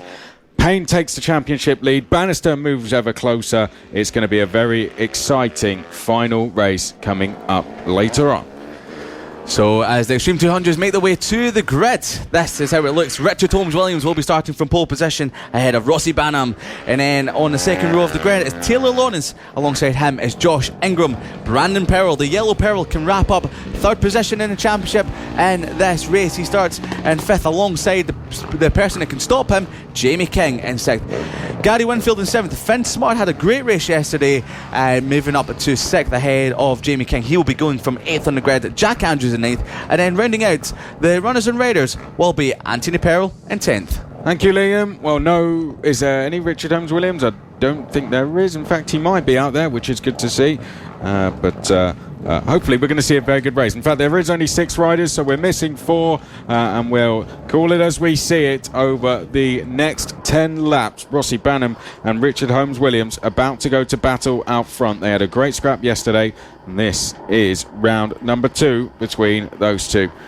Green flag is being dried off, and then it will go up, and now it will go down, and Holmes-Williams is going to slot into the lead, or is he? Banham's going to be brave around the outside and is going to take the race lead. Rossi Banham into the lead. That will really frustrate Holmes-Williams, who's going to drop back. Perrell has gone up into 3rd place as they tip their way through 3 and into 4, and Perrell now trying to look up the inside of Holmes-Williams. can't quite get past. So Peril sitting in 3rd place for the time being. He's had a good start to this race and challenging Richard Holmes-Williams with the number 27 of Josh Ingram in 4th place. Then it is Jamie King after that in 5th place. Into turn number 8 they go. This is a really good start by Peril on the tail of Holmes-Williams and Banham. Those two cleared off yesterday and had a battle between themselves, but they have company today as we cross the line to complete number 1. It is Banham, Holmes-Williams, Peril, or is it? Holmes-Williams dives down the inside there of the number 86 of Rossi Banham, and with pressure from behind, I think Holmes-Williams saying, you can deal with that lot, I'm going to take the race lead. And now Banham is the one who has the likes of Peril and Ingram to deal with. Yeah, so Richard Holmes-Williams left it to the last lap of the race yesterday, but is not doing so today. He's leaving it to the first lap today to take the lead of this race. But a great scrap for the lead at the moment. The top 4 are all covered by just over a second. Holmes-Williams, Banham, Peril. This is a great ride from Peril. We've not seen this so far this season. Banham up the inside into the left-handed kink and towards a turn 8 hairpin. Looked up the inside of Holmes-Williams. That would have been brave if he'd made that stick. But this scrap is just allowing the 146 of Brandon Peril and the number 27 of Josh Ingram to hold station with them. But up the inside goes Rossi Banham. Brandon Peril round the outside with a little bit wide, and Josh Ingram shows him a wheel, sets up the yellow Peril of Brandon Peril and pushes him back to 4th position. But Banham is climbing all over the back of Holmes-Williams, nearly tagging the rear end of the 126 just in front as they make their way into the infield section of this Tattershall circuit. So with 9 laps to go, this is a great scrap already for the race win. Yep, it is indeed, and Holmes-Williams it is who is leading it at the moment from Banham in 2nd place, but Banham a nice run out of turn number 7, and he's going to go into the race lead. Didn't really have to do any major overtaking there. Of course, Ingram it is in 3rd now, Peril in 4th, and they have dropped the likes of Lawrence and King, who is having further problems in this one, unfortunately. So Jamie King down in 6th place, but a great scrap out front in a reduced field from 10 to 6. 4 of those 6 are currently disputing the race lead, with Banham leading the way at the moment, but Ingram may feel the need to get past Holmes-Williams, who has just lost touch with Banham for the time being. As we said though, yesterday, really the story of the race was Holmes-Williams sat behind Banham, let the pair escape from the rest of the field, and then on the very last lap, as Liam said, made the move at turn number 1 and went 1-0 up against Rossi Banham for the weekend. So Rossi Banham determined to level the scores before the final race, which will be coming up later on this afternoon, and is doing that very well so far. 1.2 seconds clear from the field, fastest lap so far, and it's been a good start to the race for Rossi Banham. 7 to go, 3 laps in we are. Banham, Holmes-Williams, Ingram, Brandon Peril, those two I think will be eager or be hoping that Banham and Holmes-Williams will start fighting, but at the moment they're doing well to stay in touch with 2 riders who have been very quick in this class all season. Taylor Lawrence just trying to stay as close as he can to those 4, perhaps take advantage of any fallers as we go along throughout the next 6 laps. So we'll confirm the order once again. It's Banham, Holmes-Williams, who's just set the fastest lap, 8/10 back, Ingram, Peril, Lawrence and King. So Brandon Peril will be hoping to wrap up 3rd place in the championship in this race. If he stays where he is, he will do enough to take 3rd place in the championship, which is something that he's had his eye on all season long. But what else he has his eye on is 3rd place in this race, taking that or retaking that from Josh Ingram. But just behind them, Taylor Lawrence in the last couple of laps has been a 10th or 2 quicker than Josh Ingram and Brandon Peril. So last time round, Josh Ingram at 51.2, Brandon Peril at 51.1, and Taylor Lawrence at 51.1 as well, but a couple of thousandths quicker than Brandon Peril on the 146 machine. Holmes-Williams hasn't let Rossi Banham get away just yet. because coming across the line now, fastest lap of the race, Richard Holmes-Williams, a 50.4, is now only 0.2 of a second behind the 86 of Rossi Banham. So they make the way out of turn number 1 into turn 2, the left-hander before you flick it right into turn number 3, the double right-hander before you flick left into the infield section. And it's not just Holmes-Williams that's caught Rossi Banham last time round. They also had Ingram. Banham's down. I've got 2 of them down, and that's also 3. Josh Ingram. Brandon Pearl had nowhere to go, so ran over Ingram. That's such a shame. So not sure if it's the oil or something down there, or a bit of a slippery surface, because it has started to dry out, and we've got Josh Ingram still on the floor. So not good scenes there. Brandon Pearl had nowhere to go, but that has left Richard Holmes-Williams in the lead of this race. We have a red flag out there. We need that, as we do have a rider down. So with 4 laps remaining, we have had an incident coming out of turn number 2. Well, he's up. Ingram's up. That's good to hear. So Ingram is up. He's up against the barrier, but at least he has got up after that incident with Brandon Pearl. So Rossi Banham slid out of the race lead, and then moments later you had the 3rd place of Josh Ingram slip out, and Brandon Pearl, with nowhere to go, had ran over the 27 riders. So, but we have Josh Ingram on his feet walking towards the medical car, which is good to see. But the race has been red flagged with 4 laps to go, so we'll give you an idea if that race gets restarted. But at the start of the race, it was Holmes-Williams who got off the line very well, but round the outside, a very brave Rossi Banham, and then Brandon Pearl round the outside of Josh Ingram and towards 3rd spot. Across the line as quick as you like, Richard Holmes-Williams at the end of lap 1 made a move on the brakes into turn number 1 ahead of Banham. Brandon Pearl looked round the outside to make a move stick, but had nowhere to go. But powering down the straight, Holmes-Williams led the way ahead of Rossi Banham. Brandon Pearl slotting to 3rd, but ran a little bit wide. This left Josh Ingram with an opportunity to show Brandon Pearl the wheel, and he slotted in to 3rd spot. So it was Banham from Holmes-Williams, from Ingram, Pearl, Lawrence catching the group in front, Jamie King on his pit bike 140 a little bit further back. But as the race got into the closing stages, Richard Holmes-Williams continued to close the gap to Banham before Banham slid out, and then behind them it was Ingram and Brandon Pearl. Brandon Pearl had nowhere to go but to run over Josh Ingram. So horrible moments there from the Extreme 200 class, but thankfully Josh Ingram was up on his feet before we cut away from the action.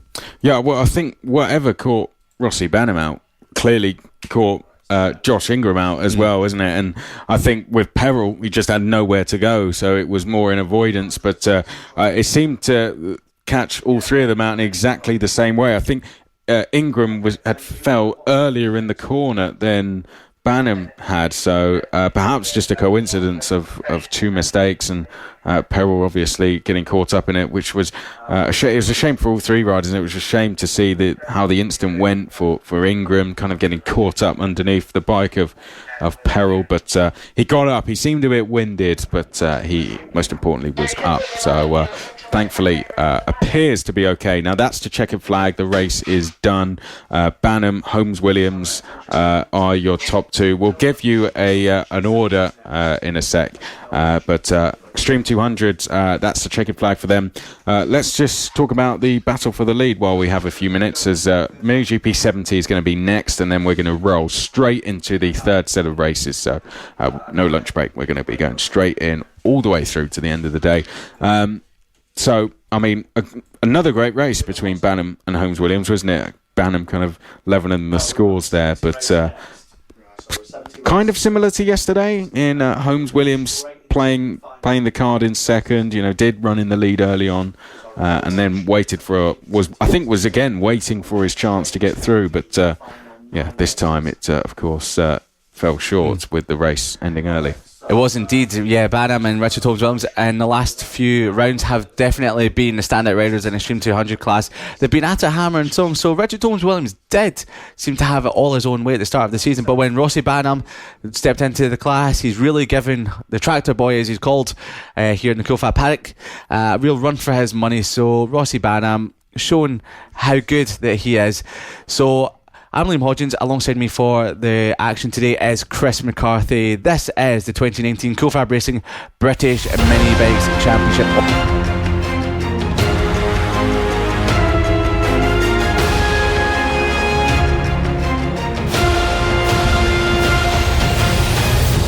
Let's give you the grid for the race then. Starting on pole position, it is going to be Bailey Stewart Campbell. He's going to be on his own on the front row of Evan Belford, saying he wants to stay out of everything today and let the others race, which is good to see. Johnny Garness and Eddie O'Shea will be on row number 2. Then it's going to be James Cook and Ollie Walker, row 3. Thomas Gomez and Owen Mellor, row number 4. Dylan Mellor and Carter Brown, row 5. Alfie Davidson and Carl Payne, row 6. Harrison McKay and Harrison Crosby, row 7. Ryan Hitchcock and Joe Farragher will be row 8. Jamie Woodcock will be on row number 9. So we are going to be missing Evan Belford from the outside of the front row, but hopefully everyone else is in there. Looks like we're missing perhaps a couple of other riders as well in Johnny Garness and Thomas Gomez, but we will wait and see if those guys line up, and this is going to be a good one. Although the champion is crowned, Mini GP 70 always very close, and there's still some other places up the front of the order in the championship to be settled, so watch out for live championship updates throughout the race. But Mini GP 70 time, our premier class in the Cool Fab Racing British Mini Bikes Championship, the official partner series of the BSB, and the Road to Moto GP, which Evan Belford is already riding down after crowning himself champion. Liam, race start. Thank you very much, Chris McCarthy. So race number 2 of the Mini GP 70s, and you can see that Bailey Stewart Campbell is on the front row of the grid by himself. Evan Belford has wrapped up the championship, so he will not be getting in the title fight between Eddie O'Shea and Bailey Stewart Campbell for second position. Johnny Garness seems to be missing from row number 2 in third spot, so Johnny Garness missed out in the LC40 Elite race earlier on and tends to be missing out today, so not sure what's happened with Johnny Garness, but the tension is rising, the revs are hitting peak, and we will see the green flag dropped as soon as our race organiser Roger gets to it and shakes off the water from it. So with all the riders ready and raring to go, the green flag is up and revs rise and away they go. Bailey Stewart Campbell from the front row of the grid gets an absolute flyer, but Eddie O'Shea round the outside, late on the brakes, foot down. Has he done it? Yeah, he has done. What an incredible move from Eddie O'Shea on lap number 1 around the outside of Bailey Stewart Campbell. This is the battle for second in the championship. O'Shea and Stewart Campbell in third position. It's Ollie Walker, so Ollie Walker does go well in these wet conditions, and just behind them James Cook is making a move up the inside of Alfie Davidson. Alfie Davidson coming from row number 6. Alfie Davidson from 11th spot on the grid, already in 4th, and we've had a rider down. That's Carter Brown, tagged the back of one of the riders in front, so Carter Brown has gone down, and shame there for Carter Brown, who had a big accident yesterday. He's back up and in the race again. Something hanging from, is that a gear lever hanging? Yes it is, it looks like his gear lever is hanging off the side of his bike, but Alfie Davidson is on a move at the moment. He's already up to second. Eddie O'Shea is away running with this race. Alfie Davidson from 11th on the grid is already up to second, but moves back to third and switch back again as Ollie Walker made the move. Alfie Davidson takes it again into turn number 1, but Eddie O'Shea leads the race by over 2.9 seconds. Further back, we've got one of the Mellors trying to make a move on Bailey Stewart Campbell. That's Dylan Mellor up the inside into 4th spot as he went into turn number 4. At the early stages of this race, Chris, everything is up for grabs. Well, what a dramatic start to the race, as you said. A shame there with a rider going down in the early stages, but Carter Brown, when it's not meant to be your weekend, it is just not meant to be.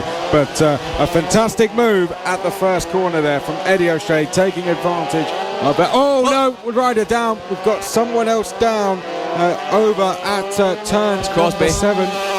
Yes, indeed, it's Harrison Crosby who has gone down. That is a real shame. Was going off P14, had got up to P7 and is now going to drop down to the back. But Eddie O'Shea, fantastic move for him round the outside of Bailey Stewart Campbell at turn number 1, and he slots himself into the race lead as Bailey Stewart Campbell on the fight back. That looked like a move there being made after turn number 2 from Bailey Stewart Campbell. Eddie O'Shea's down. Eddie O'Shea's down at turn number 5. Sorry, Chris, to jump over you there. Just saw the commentary box window. Turn number 5. Eddie O'Shea, your race leader, is out of this race, which leaves Alfie Davidson in the race lead and Dylan Mellor up towards second. So, wow, dramatic scenes in the Mini GP 70 class. Eddie O'Shea is out of this race, which means that if it stays the way it is, your second position in championship.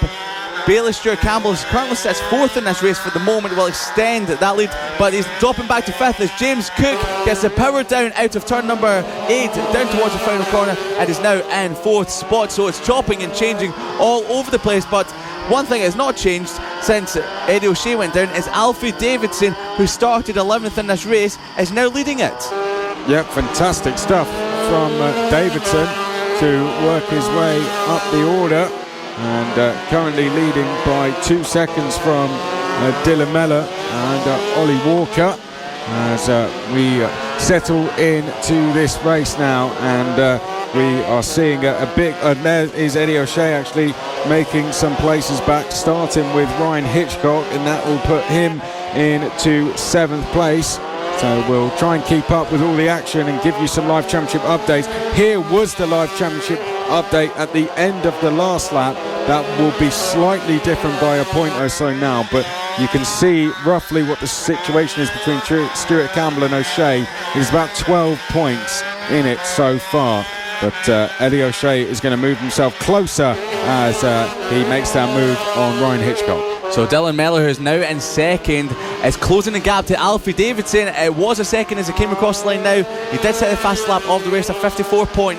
It's now, I can tell you, even closer than that. Alfie Davidson's down at turn number 5. He takes out Dylan Mellor. Dylan Mellor had nowhere to go, so that's now leaving Ollie Walker in the lead of the race. So Alfie Davidson has been a problem corner in the last couple of races, lost the rear end, and Dylan Mellor had nowhere to go and clipped the fallen rider just in front of him. Both have now remounted and both are back in the race, but that is disastrous stuff from two riders that were sitting in podium positions which would have been their first of the season. Dylan Mellor was on great form. Alfie Davidson was imperious at the start of this race, but Ollie Walker comes across the line now.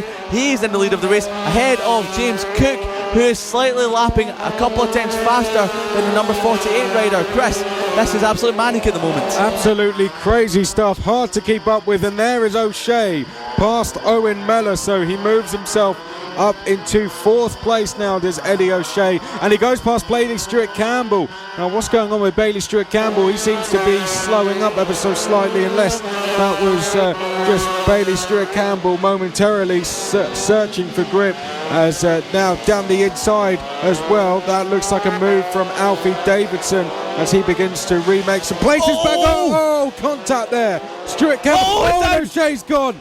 O'Shea's gone again, down at turn number 6, and Eddie O'Shea for the second time in this race has fallen, and from the lead of the race, and a fantastic move at turn 1, Liam, is now fallen on its head. He's gone out twice now, and Eddie O'Shea is going to be well out of the top 10 after that. Such a shame for Eddie O'Shea. He's out. Yes, he's walking away.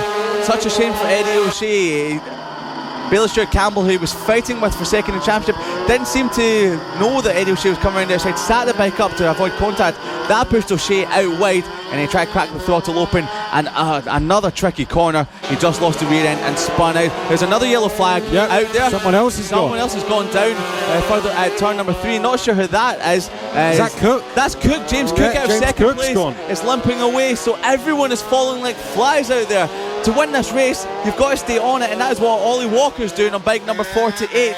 So Alfie Davidson will move back into second spot in this race. He was leading it, crashed out. O'Shea is out of this race. He went down a lap or two ago, so Eddie O'Shea is out of this race. But as Ollie Walker ticks off the laps, he's the only one that seems to have not made a mistake for the moment.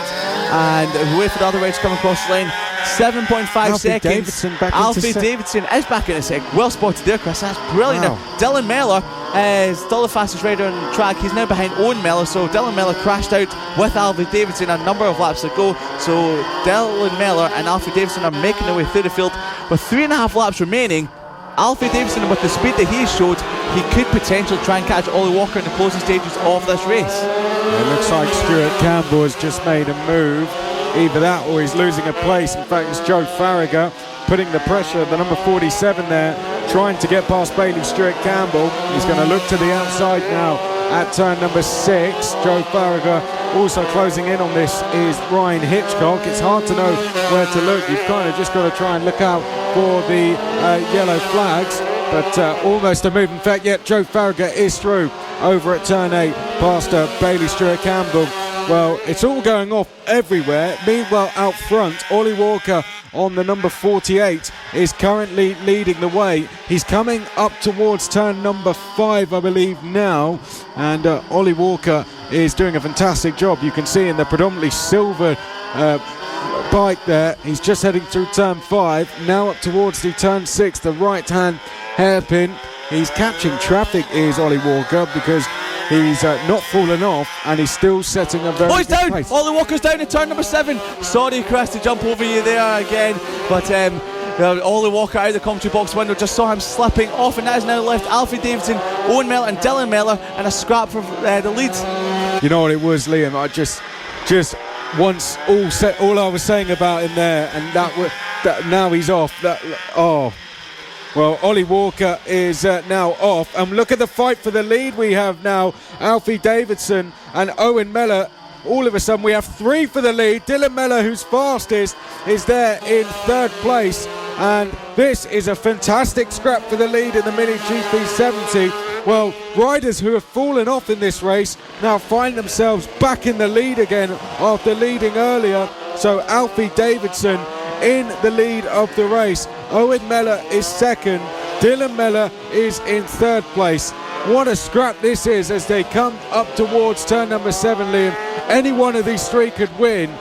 How many of them are going to stay on, because there's been that many crashes? Oh, wobble there from Alfie Davidson. Live championship points for you. And it is 4:10 for Belford, Stuart Campbell 3:55, 3:36 for O'Shea, 3:01 for Cook. And now Owen Miller pulling to the inside there of Alfie Davidson. We go on to the final lap of the race, and Alfie Davidson is just holding on at the moment from Owen Miller. Dylan Miller also sat in there as well. They're catching traffic ahead, and any one of these 3 could take the victory. Well, it's been a case of if you can stay on your bike, you're going to get to the front. No one has really been able to do that, so it's been a case of who can recover the quickest after falling off the bike. And Alfie Davidson now leading. Is Eddie O'Shea that they've caught up, who's had 2 falls in this race. Dylan Miller now trying to get up the inside. Owen Miller trying to get up the inside to take the lead. It could be a drag race to the line here. Alfie Davidson is going to lead us into the penultimate corner for the final time. Miller and Dylan Miller just behind. Who is it? It's going to take the flag. Well, it's going to be Alfie Davidson down on the deck, back to take the win. What a fantastic ride, and he'll breathe a big sigh of relief there after the dramas he had. But Alfie Davidson was down, got back up and came back fighting and takes the race win. Fantastic stuff from Alfie Davidson. What do you do when you go down and think you're out? You don't give up, and that's exactly what Alfie Davidson did, and that is why he becomes a deserved race winner in the Mini GP 70s. I'm out of breath. I don't blame you there, Chris. That was a tough race to keep up with. Who didn't crash, I want to know, in that race, but Alfie Davidson prevailed after his earlier fall where he took out Dylan Miller in 1st and 2nd. Wow, what a race. Chris absolutely well called the last couple of laps there. I was biting my nails. I'm glad I wasn't speaking because I was too nervous to mention anything that was happening in that race. So, as the race got underway, it was Bailey Stewart Campbell from pole position, leapt off the line, but late on the brakes it was the 114 of Eddie O'Shea sweeping around the outside and to turn number 1. James Cook was in 3rd. Alfie Davidson coming off 11th on the grid already in 4th spot. And further back it was Dylan Miller ahead of Owen Miller, but then there was bumping and boning further down the field and lap number 1, and Carter Brown hightailed himself out of contention coming out of turn number 6. Shame there from the number 37 of Carter Brown. Alfie Davidson at the end of lap number 1 powers past Ollie Walker and towards the final corner, but Ollie Walker retaliates into turn number 1, but Alfie Davidson wasn't having any of it. Disaster for Harrison Crosby. He was the first of many followers throughout that race. Then Bailey Stewart Campbell tiptoeing his way around the circuit in front of James Cook, but it was your race leader Eddie O'Shea who went down after a 4-second gap. But then it was your new race leaders Alfie Davidson and Dylan Mellor who crashed out at turn number 5. Alfie Davidson crashed out, Dylan Mellor had nowhere to go, so they both crashed into each other, but both remounted, as we will see later on in the race. But Eddie O'Shea was making his way through the field ahead of Owen Mellor into fourth spot, just behind behind Billy Stuart Campbell. Alfie Davidson, after his earlier crash, making his way through the field, but then and towards turn number 6, Eddie O'Shea round the outside of Stuart Campbell, sets up Eddie O'Shea offline, loses the rear end, nearly takes out Alfie Davidson for a second time. Billy Stuart Campbell misses the wreckage as well, but that put Eddie O'Shea to the back of the pack once again. Off camera was James Cook going down at turn at number 3, limping away, so a big crash for the number 44 of James Cook. Then it was Ollie Walker who went down into turn number 7, leading the race by over 4 seconds. And then he gifted the race lead to Alfie Davidson, who held off and towards the final lap over Owen Mellor as he looked over his shoulder. Dylan Mellor a second further back on the red machine, but then it was the top 3 to battle it out as it came across our finish line, and it was Alfie Davidson picking up his first win of the season in the Mini GP70s ahead of Owen Mellor and Dylan Mellor, picking up their first podium positions after a titanic and dramatic Mini GP70 race number 2. They will be back out on track for the final race of the day a little bit later on. But it's the AC40 Pros back out on circuit, so there will be no lunch break here today. We will keep the races coming thick and extremely fast. So, and first position, it should be Mason Foster, Ethan Sparks in second, Clayton Edmonds third, Sullivan Mounsey in fourth, Charlie Huntingford fifth, Samuel Munson in sixth, Finn and Werty seventh, Henry McCarthy in eighth, Warwick Brady will be starting on row number 5 and 9th, and Archie O'Brien in 10th. And then we've got Luke Schofield outside the top 10 11th, Greg Marshall 12th, Holly House 13th, Casey Spady in 14th, Keaton Payne 15th, Jacob Stevenson in 16th, and then next up is Blake Wilson in 17th spot, and rounding out the runners and riders is Max Wedity in 18th spot. That is how your grid is looking for the start of the AC40 Pro race number 3, and here is Chris McCarthy to take you through the start. Good stuff. Right, well, there is riders missing from the top 10, but the show will go on, as we say. And AC40 Pro time it is. Mason Foster and Ethan Sparks due to be starting off the front row. I believe Mason Foster is there. I'm not sure if Ethan Sparks is, or if he has had problems. Well, he is there. There he is. Apologies. So riders are making their way round, and we will get ready to go racing for the final time of the season in AC40 Pro. From every race here on in, it is their final race of the season, their final chance to try and take a win, a podium, a top 10 finish, a chance for them to beat their best results of the season and end the season on a high. Often if you can end the season on a high, you can start your next one with a huge amount of confidence, or it can be the complete polar opposite effect. So ending a season well is often very crucial for next year. And the green flag will go up for the final time in 2019 in the AC40 Pro class. It will be Mason Foster and Ethan Sparks down to turn 1, and it looks like Mason Foster got the better of the two, and he leads. It was I think that was Sullivan Mounsey trying to get up the inside of the pair of them going in towards turn number 1, but Mason Foster looks to still be leading as we go round turn number 2 for the first time of 10 laps here. Of 9 laps, sorry, as they now... Oh, yellow flags. We've got someone off already. I think there was yellow flags waving, and there we can see someone down trying to get the bike going again. Well, we'll confirm who that is when we know it. Oh, and there's someone else off further round. Another rider down as well, further around the lap, down at turn number 6. So 2 fallers in the early stages of this race have been out front. No such problem for our race leader, Mason Foster, who comes across the line to complete the first lap of the race. And in second place it looked to be Ethan Sparks as they now head through turn number 1 and in towards turn number 2 for the second time. Mason Foster doing a great job to be leading things out front. Comes through 3. Through Thorpe, now into the left-hander at turn number 5. battles going on further back. That looks like the number 76 of Charlie Huntingford having a bit of a scrap with, I think that's Finn and Werity he's battling away with. It is Finn and Werity, one of the Irish contingent who travel over for the Cool Fab Racing. And to the right, now did we have someone else now that was the rider who fell at that exact corner, turn number 7 on the opening lap, and is just going to trundle round and pull over once again.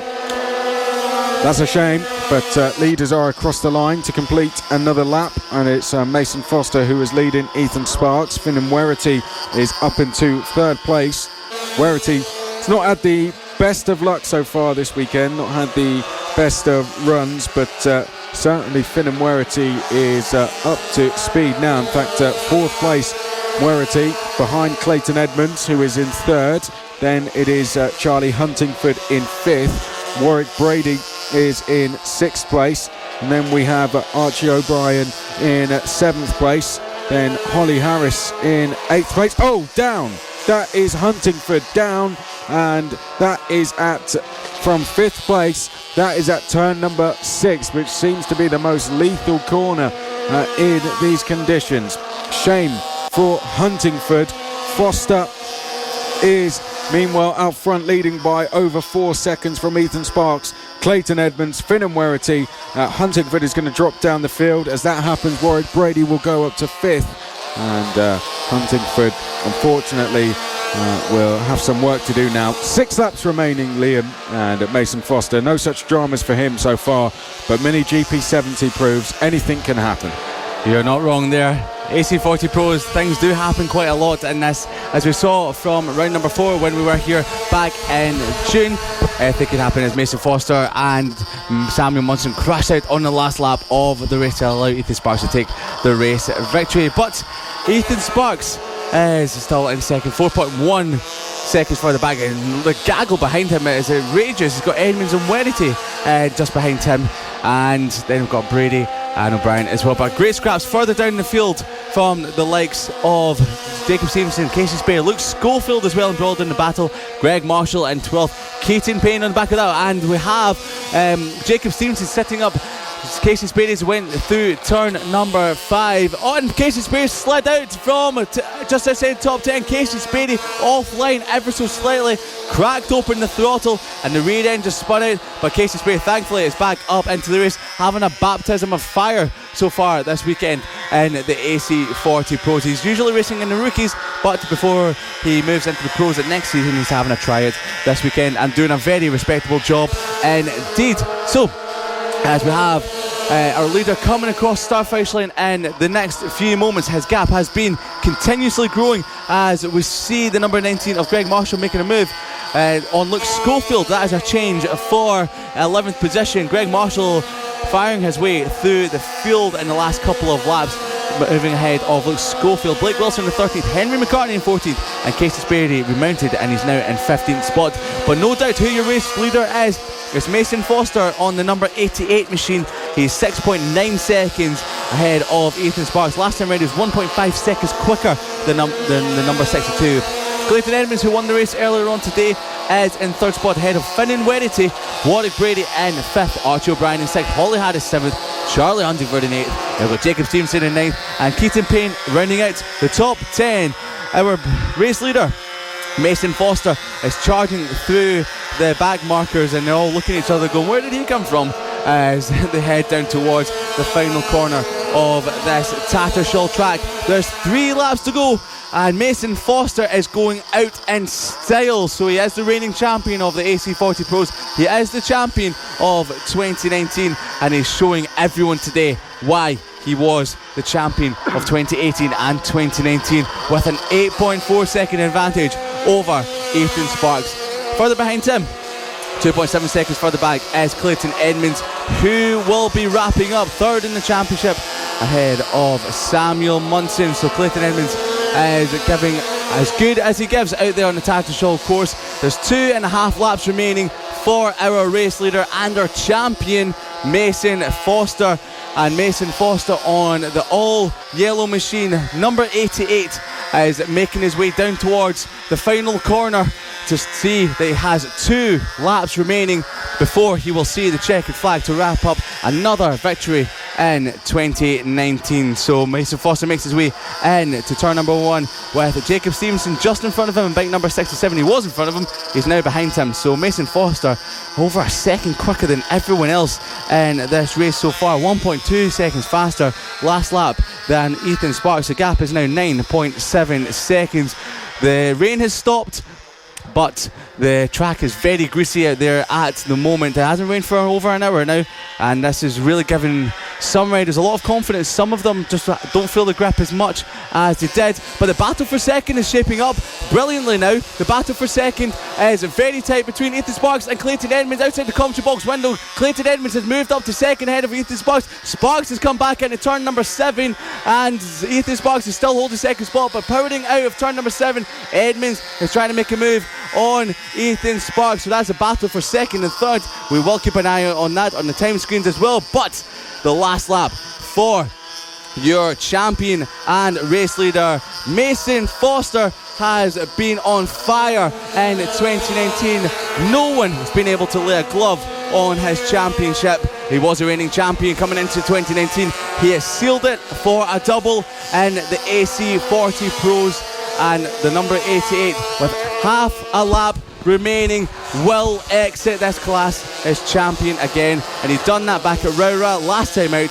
He's making his way through the back markers. It is the final race of the season for the AC40 Pros, and it will finish with the top 3 in the championship in the podium positions if it stays the way it is. But one more corner to go for Mason Foster, your series champion. He bows out of the championship with the championship and the race win in the final race.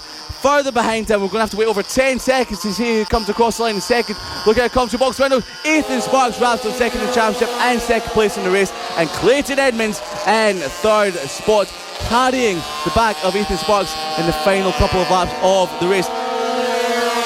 Finn Whittington comes across the line, just holding off Warwick Brady, and then we had some back markers further down the field coming across the line just inside the top 10. So Mason Foster is your champion on 545 points. Ethan Sparks was on 404 points, 141 points further back. Clayton Edmonds seals third in the championship from Samuel Munson, who didn't take part in that race.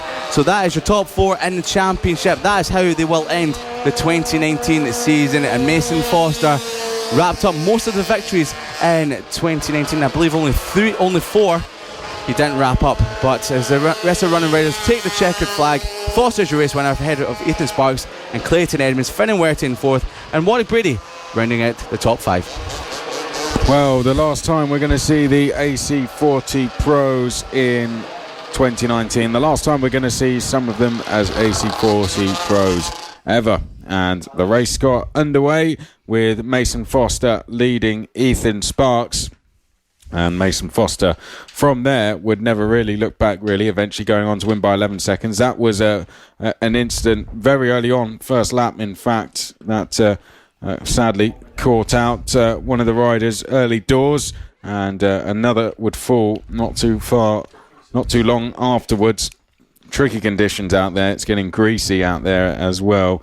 As Liam said, with the rain no longer falling, the track is drying but at a very slow rate due to the temperature not being so high. And more would go, unfortunately. Turn 6, catching out Charlie Huntingford, adds him to a very long list of riders that have fallen in a similar manner. And there goes another. That was the number 29 who went down. But it was very, very tricky conditions overall.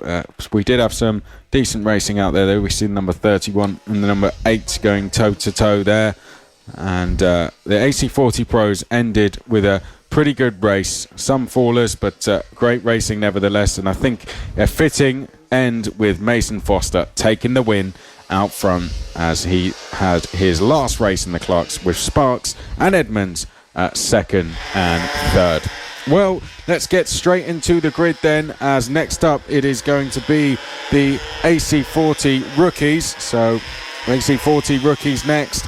And Josh Williams is going to be on pole position with Archie Gibbs alongside, who crowned himself the champion in the earlier race. Marco Holt and Luke Fitchett will be row 2. Ollie Sims and William Harris row 3. Wilson Dilks and Harry Payne will be row 4. Then it's going to be Brandon Keane and Thorley Trevorrow rounding up the top 10. Byron Johnson and Max Wilson are row 6. Arnie Carr and Noah Goulery will be found on row 7. You have to go to row 8 to find Bailey Lawrence and Austin Johnson. Chloe Saul and Callum Maxwell will be row 9. Izzy Carter and Travis Shaw row 10. Ben Byrne goes off the back of the grid. Riders are in position, and very shortly we're going to see that green flag fall for the last time in 2019 for the AC40 rookies. For some of them, their last race before they go on to pros, and they will all want to be bowing out with a very good result. And at the front, chasing victory, will be the likes of Josh Williams and our newly crowned champion, Archie Gibbs. Archie Gibbs will be leaving the series after this race as your champion, and he'll be moving up to the AC40 Pros in 2020. But Joshua Williams qualified on pole position yesterday, picked up the victory yesterday in race number 1. But Marco Holt, who took the double last time out at Rowra, starting from third on the grid, row number 2. He's been setting off like an absolute rocket ship so far here today. So the riders, for the last time in 2019, we have a grid 21 strong for this race, and an absolutely cracking race is about to ensue. Who will take the honours in the last race of the season for the rookies? The green flag drops and away they go. Marco Holt once again from third on the grid, an absolute rocket ship of a start. But Archie Gibbs, your newly crowned champion, already slows into the lead with Luke Fitchett in the third spot. So Luke Fitchett is looking to wrap up second in this race here today, ahead of the 73 of Ollie Sims. So that is a battle for the championship. We will keep a close eye out on with some live championship updates throughout this race. But at the moment, there's a gap opened up between Gibbs, Holt, Fitchett, a bit of a gap back to Ollie Sims. There's a bit of a gap further back to Joshua Williams, your race winner and pole sitter from yesterday.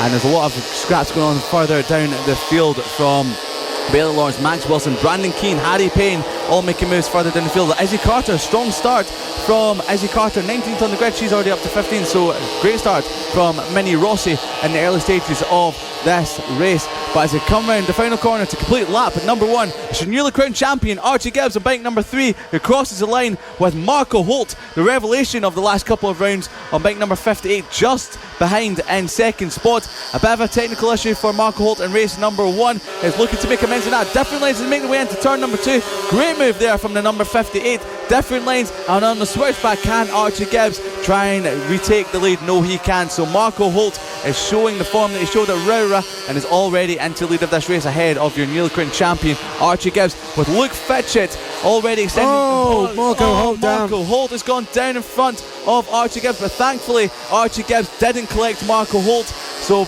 Marco Holt back up into the race and is back outside the top 10, but that has left Luke Fitchett in the lead of this race.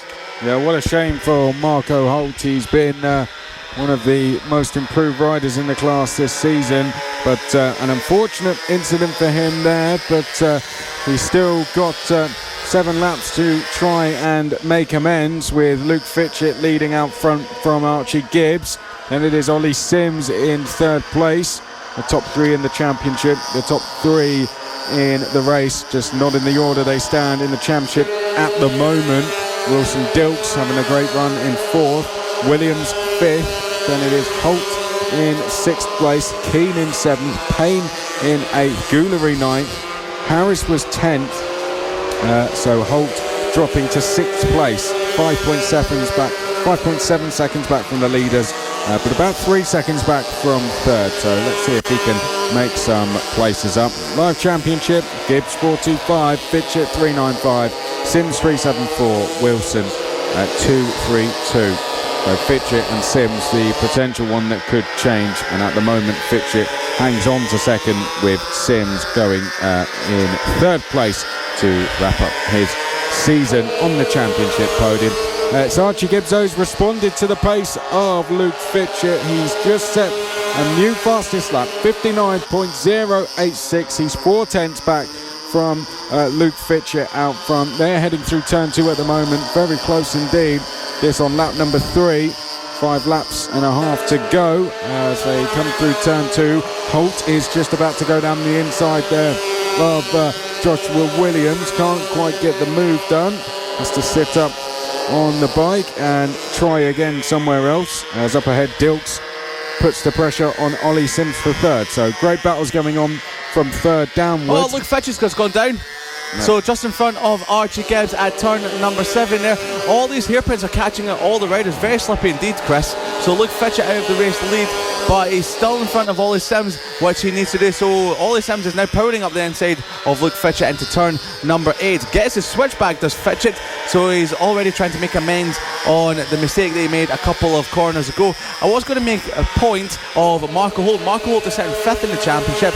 If he gets a top 3 finish, he will move ahead of Blake Wilson. Blake Wilson no longer competing in the championship. Done the first 5 rounds of the series, and we've got another crasher out there on the circuit at turn number 7.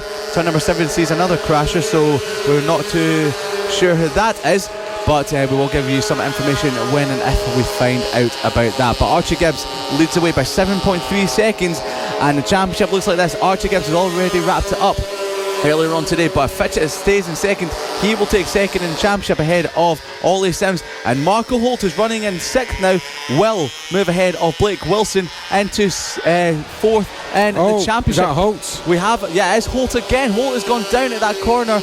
So he went down turn number 5 a few laps ago. He's gone down again. So bigging up Marco Holt. I'll just stop talking about him now, because every time I talk about him, he goes down. So Chris, I think from now on I will avoid talking about Marco Holt, but potential taking 4th in the championship. Well, we have side by side through the last corner further back. This is going on for between the number 85, I think, is involved in this in Wilson Dilks. Might be the Wilson Dilks Ollie Sims battle, in fact, that we are just having a look at now as they come through turn number 2 and into turn number 3. Gibbs is some 5 seconds ahead of Luke Fitchett, who has got himself back into second place, but Ollie Sims in third is under all sorts of pressure here from Dilks, Williams, 2 of them. Oh, and well, it looks as if Sims is, I don't know if he's slowing up here. I don't know if he's starting to grow a problem. He is, because he's slowing down now, and that is going to be that, I think. Not too sure what's going on with Ollie Sims. He gets going again, but no, in fact, I think he's being told that's it, unfortunately.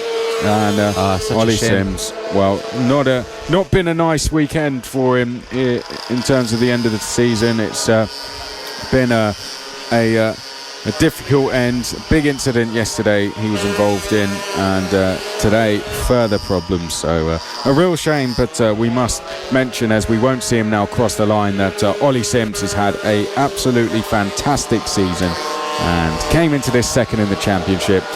Will leave third in the championship, does get going again, but well done to him on a fantastic season.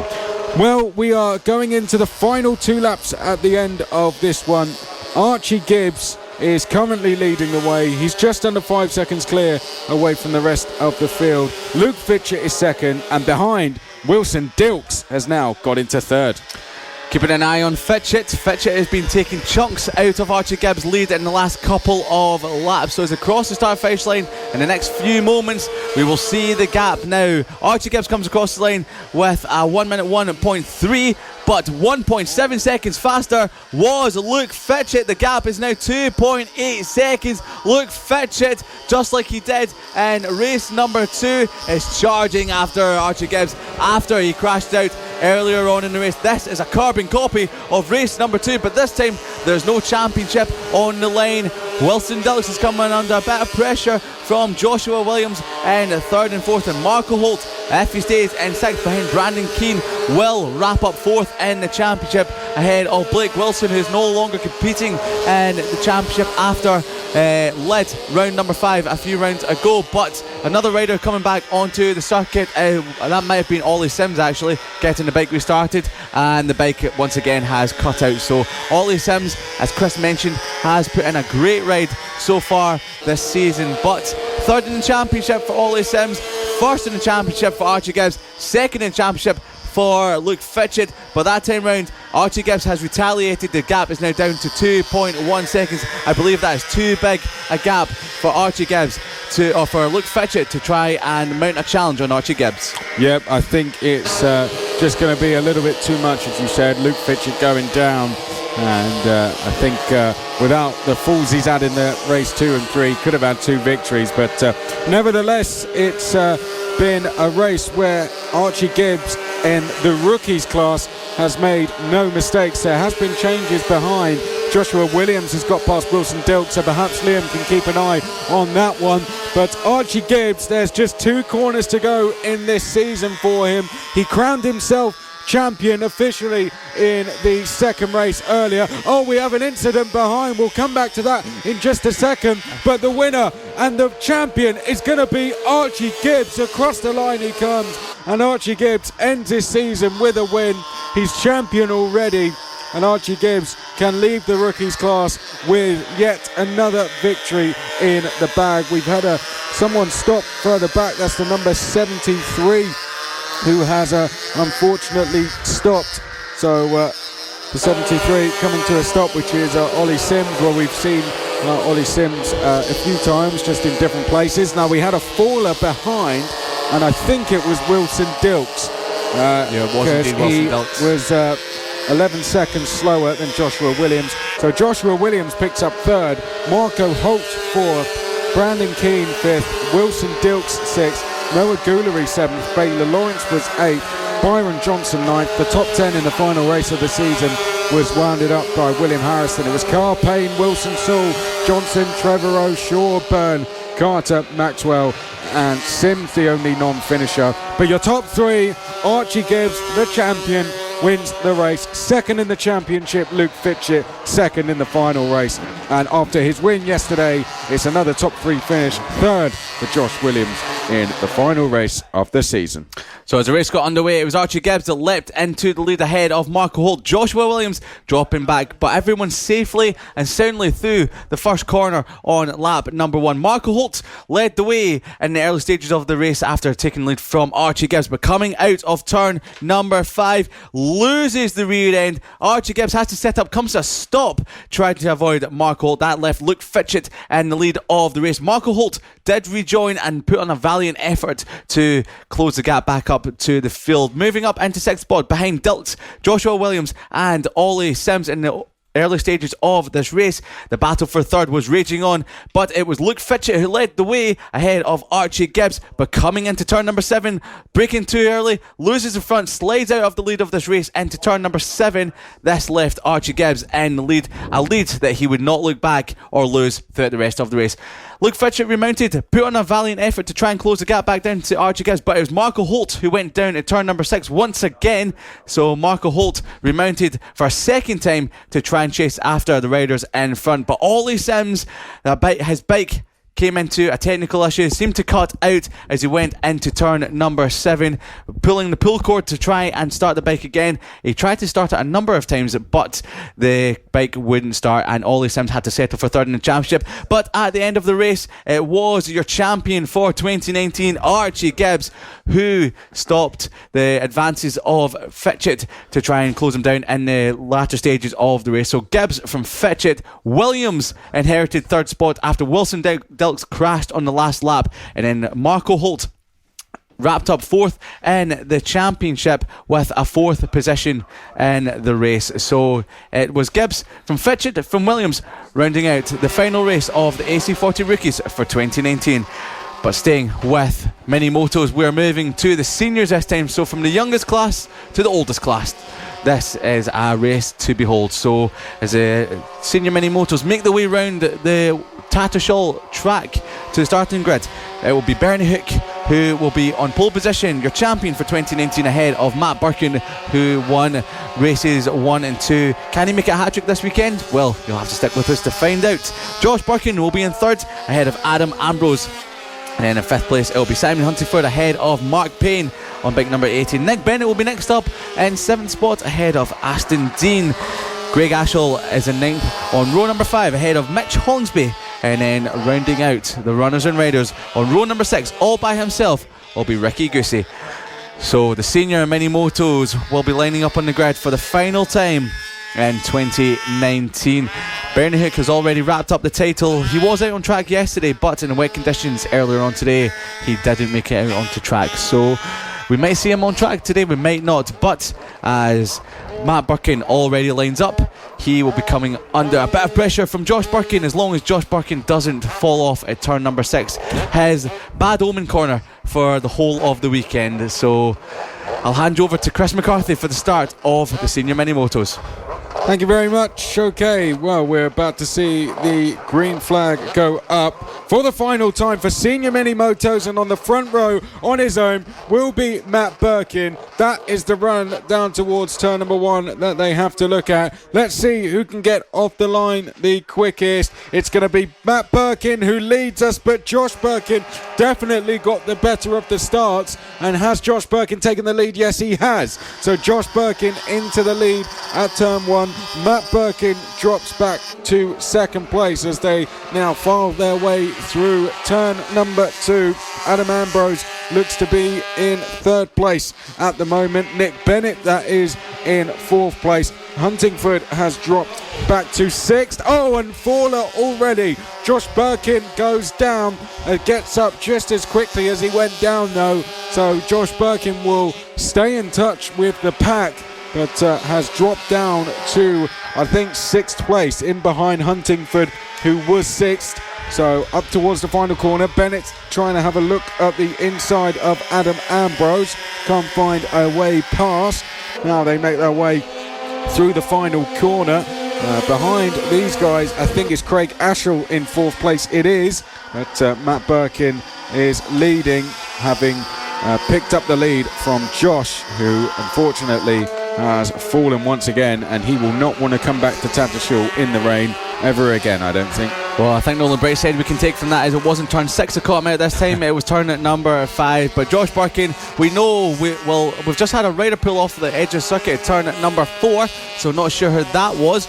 Bring you an update when we get it, but the rider was in 4th spot, so it could have been Craig Ashall that's pulled off the circuit again. Yeah, it was Craig. That's a shame, because Craig pulled off the circuit there in race number 2 earlier on today. But Josh Birkin's on an absolute flyer right now, just behind the top 3. He's already on a move, but Matt Birkin leads the way ahead of Adam Ambrose and Nick Bennett in 3rd. Nick Bennett looking to pick up a podium position here today. He's come so close in race number 2 and powering through the final corner. Across start finish line to come, so it's Matt Birkin, Adam Ambrose, fastest lap of the race, quickly taken away by Josh Birkin in 4th position as he went 0.8 of a second quicker than the riders in front. Simon Huntingford is in 5th, but Nick Bennett in the 3rd spot for the moment. Yeah, that was Craig Ashall. Such a shame there.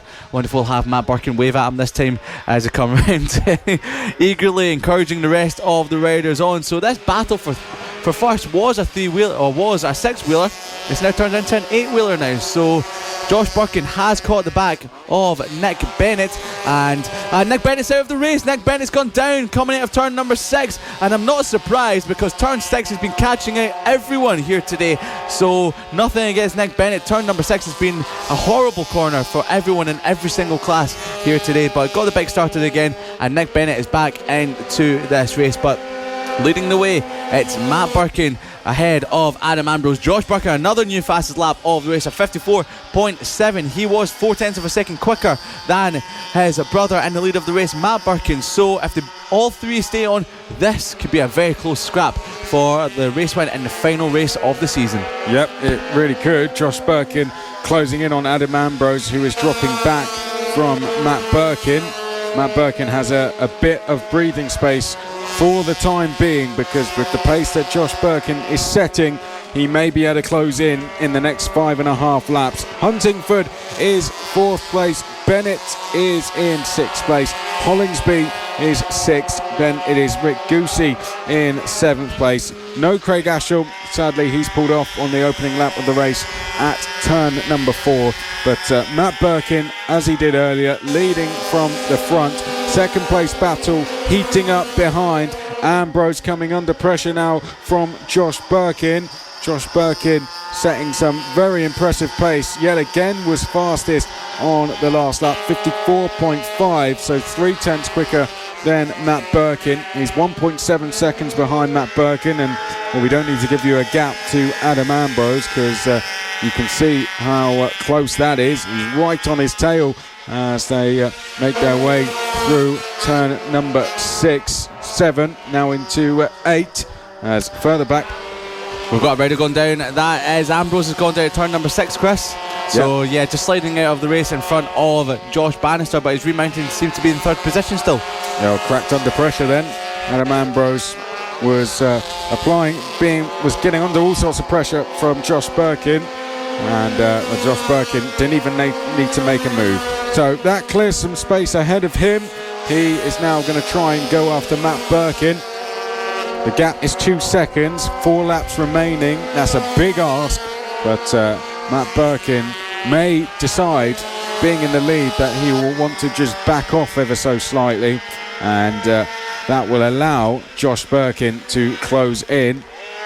Further back we can see Rick Goosey in 6th place, battling away with Mitch Hollingsby as they come through the final corner.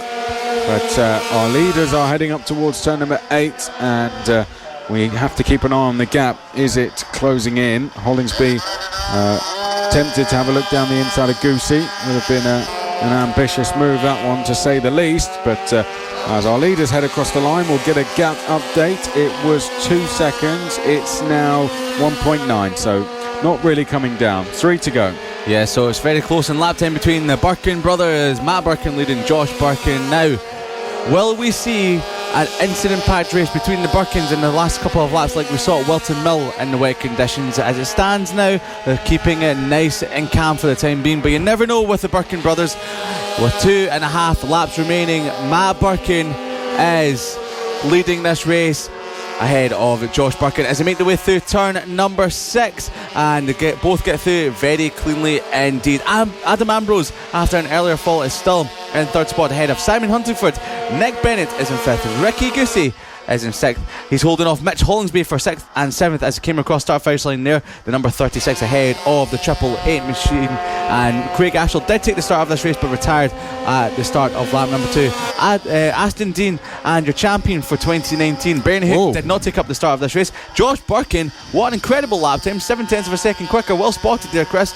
New fastest lap of the race from Josh Birkin. The gap is now down to 1.3 seconds with 2 laps remaining.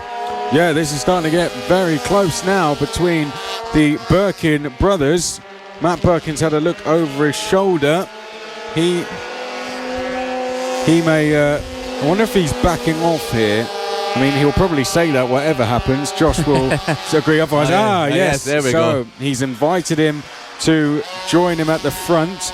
So Josh Birkin will now join Matt Birkin at the front. Remember, this is their last race of the season.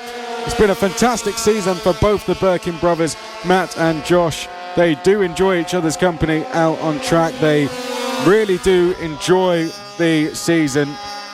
It's been a fantastic season for both of them. They really just come to enjoy it. Unfortunately, someone is not going to finish. That is going to be someone a little bit further down the field. But Liam, last lap of the season in senior mini motos, and it's Matt Birkin leading Josh Birkin. Well, we could see a flying finish from both of them as long as turn number 6 doesn't catch either of them out. They make their way through turn number 5 and towards turn number 6 they go. Matt Birkin leading the way. A photo finish for the family portrait coming from the Birkin brothers in the final race of the senior mini motos. Matt Birkin looks over his shoulder with only 2 corners remaining, and towards turn number 8 comes the Birkin brothers. Matt leading Josh. Matt looks over his shoulder, powering down towards the final corner. They see the checkered flag for the final time. The checkered flag waves for Matt Birkin, who wins the race just ahead of Josh on bike number 4. Further behind, it will be Adam Ambrose. Adam Ambrose powering through the final corner now,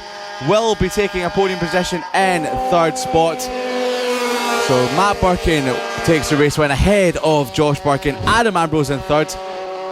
And Matt Birkin's gone round again. Matt Birkin has gone round again. Josh didn't get the memo though, because he came in. Yeah, maybe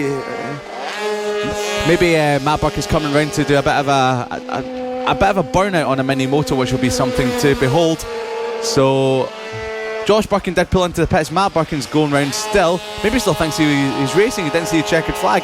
But I don't believe that was the case, because he's sitting up now and letting Ricky Goosey race off in front of him, who will be taking 6th spot behind Nick Bennett. Simon Huntingford was in 4th. Mitch Hollingsby was the rider stopped on the final lap of the race. But what is Matt Birkin going to do?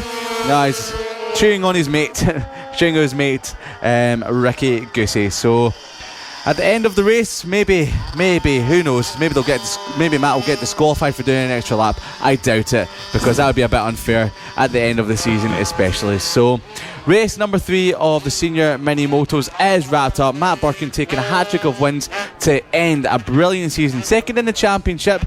But that was the final time that we will see the senior mini motos in 2019. Chris McCarthy.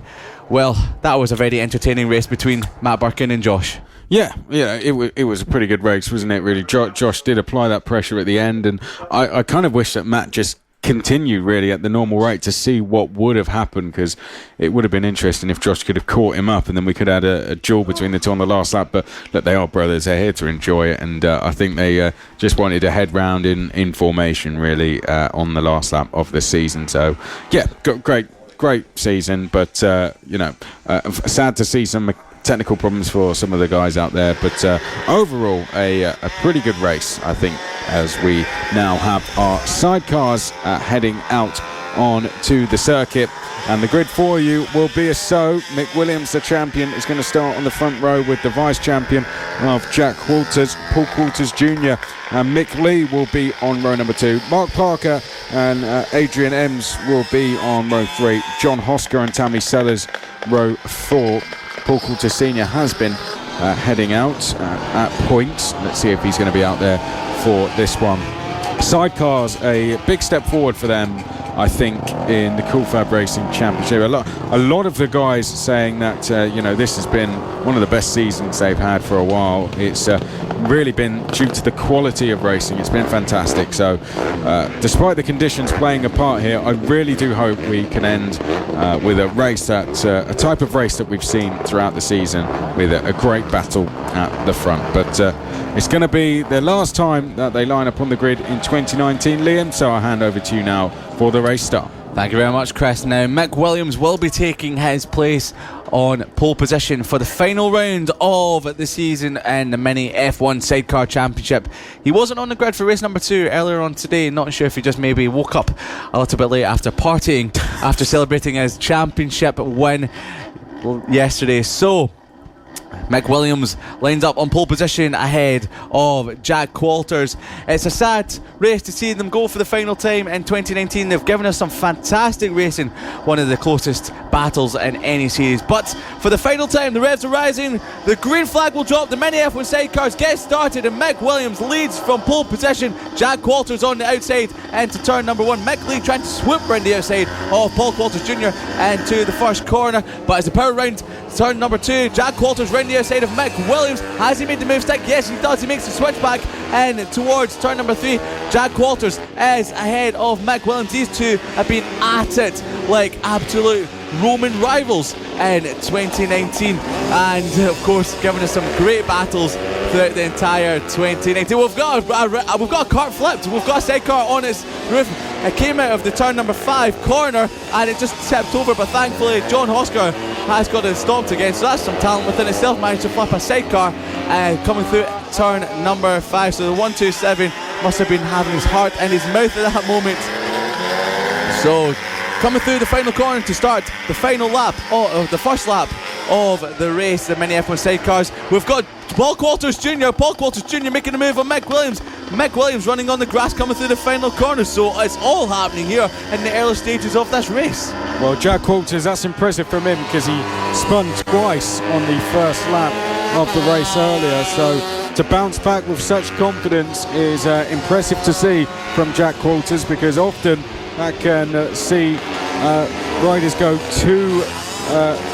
a little bit too slow on the opening lap of a race, but Jack Walters has not done that at all. He's pushing harder than he has all weekend even, and he leads from Paul Walters Jr.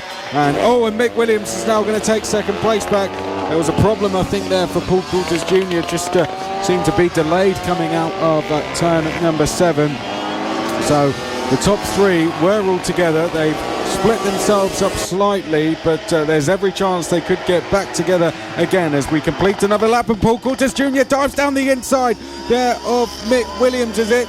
And not too sure, gets back through. So Paul Coulters Jr. back into second place ahead of Mick Williams. Jack Walters getting escaping out front, and Jack Walters is settling into this race, and this is only helping him extend his lead.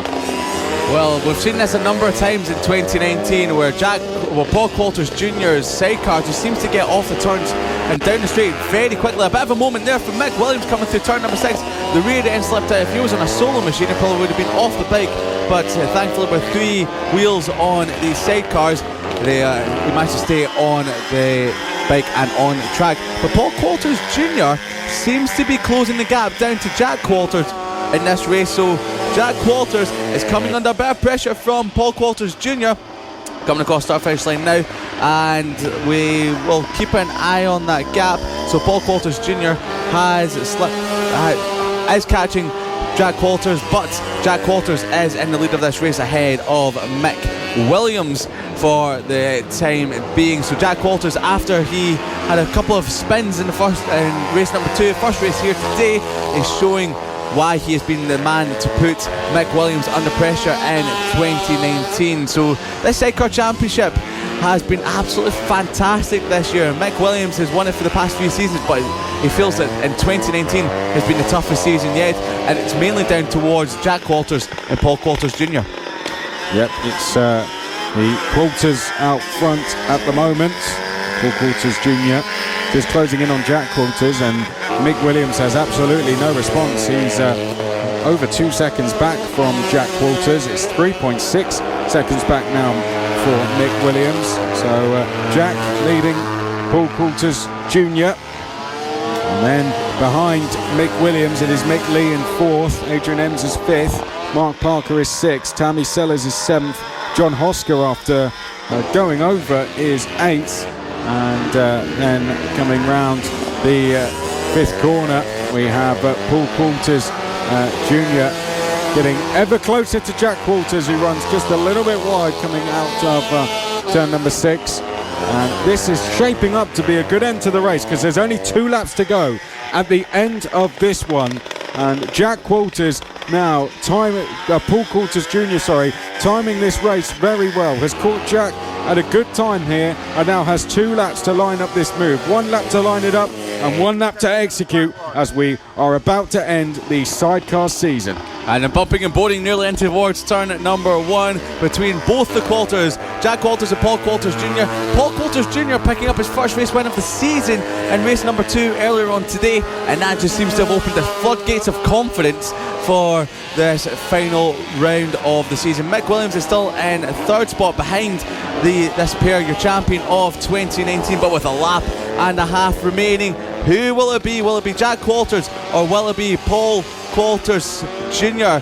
in the closing stages of this race? Paul Coulters Jr. did set the fastest lap of the race last time round, a 56.5 for Paul Coulters Jr., so putting a lot of pressure on Jack Coulters on number 2. There is a lap to go as they make their way around the final corner for the penultimate time. They see the last lap flag. Can Paul Coulters Jr. do anything about Jack Coulters? It is the final lap of the mini F1 sidecar season. Late on the brakes from Paul Coulters Jr., but Jack Coulters still holding the number 24 at bay. Yeah, this is getting very, very close now. Jack Coulters versus Paul Coulters Jr. That win for Paul has given him a lot of confidence. That is being displayed in this race. But Jack Coulters, the vice champion, will want to end his season on the top step of the podium, and he only has 3 more corners to hold on as he comes out of turn 6 and in towards turn number 7. He's just got to keep it on the road, and Jack Coulters will end the season on the top step. It's the last lap of the mini F1 sidecar season, and just 1 corner to go, and Jack Coulters, the 2019 vice champion, is going to come round the final corner and take the race win, and you can see what that meant to him as they came round the final corner. He is delighted with that one, Jack Walters, especially after what happened earlier in race 2 with 2 spins. He bounces back with a win in the final race of the season. Second place then for Paul Walters Jr. Mick Williams finishes on the podium, the 2019 champion. And then we had Lee Ems, Parker, Hosker, Sellers, or did we? Because there seemed to be an incident on the last lap there. Yeah, Mark Parker slipped out on the final lap of the race on the penultimate corner. So Mark Parker still holds on to 5th spot in the race. John Hosker will be coming across the line after nearly tipping his sidecar over. So John Hosker on the 127 machine will be coming across the line in the next few moments to take that spot. Across the line comes John Hosker. So we've got Tammy Sellers, who is putting a valiant effort in the last few rounds to take up the sidecar machine of the Simon Clowes. So Simon Clowes did build the machine a couple of rounds ago. Tammy Sellers did pick it up, and round after round, race after race, Tammy Sellers and her passenger have just continued to go from strength to strength, and that race there was one that they did put in a strong showing, finishing down in 7th, but giving us some great action all the way through. So only started their career back at Wilton Mill, round at number 6. They've only done the last 3 rounds of the season. Only 9 races they've done compared to everyone else that's had a season and a bit more. So that is your mini F1 Sidecar Championship done for the year. There's only a few more races to go in 2019, only 5 more to go, and it'll be the LC40 Elite that will be out next. That is a championship that is already wrapped up. Johnny Garness on bike number 57 rounded out the championship at Rowra last time out. Mason Foster will be your vice champion in 2nd, and then it will be Samuel Munson in 3rd. Clayton Edmonds will be in 5th, and well, it's a season to be. It was a season that has been worth watching. Ronnie Harris has been showing strong so far this season as well. He is in 4th in the championship. So the top 5 are all settled for coming into this round. Johnny Garness didn't take the start in race number 2 earlier on today, so if he's not on pole position, or if he's not 2nd, it'll just be Mason Foster. They'll be starting on pole position on row number 1 by himself.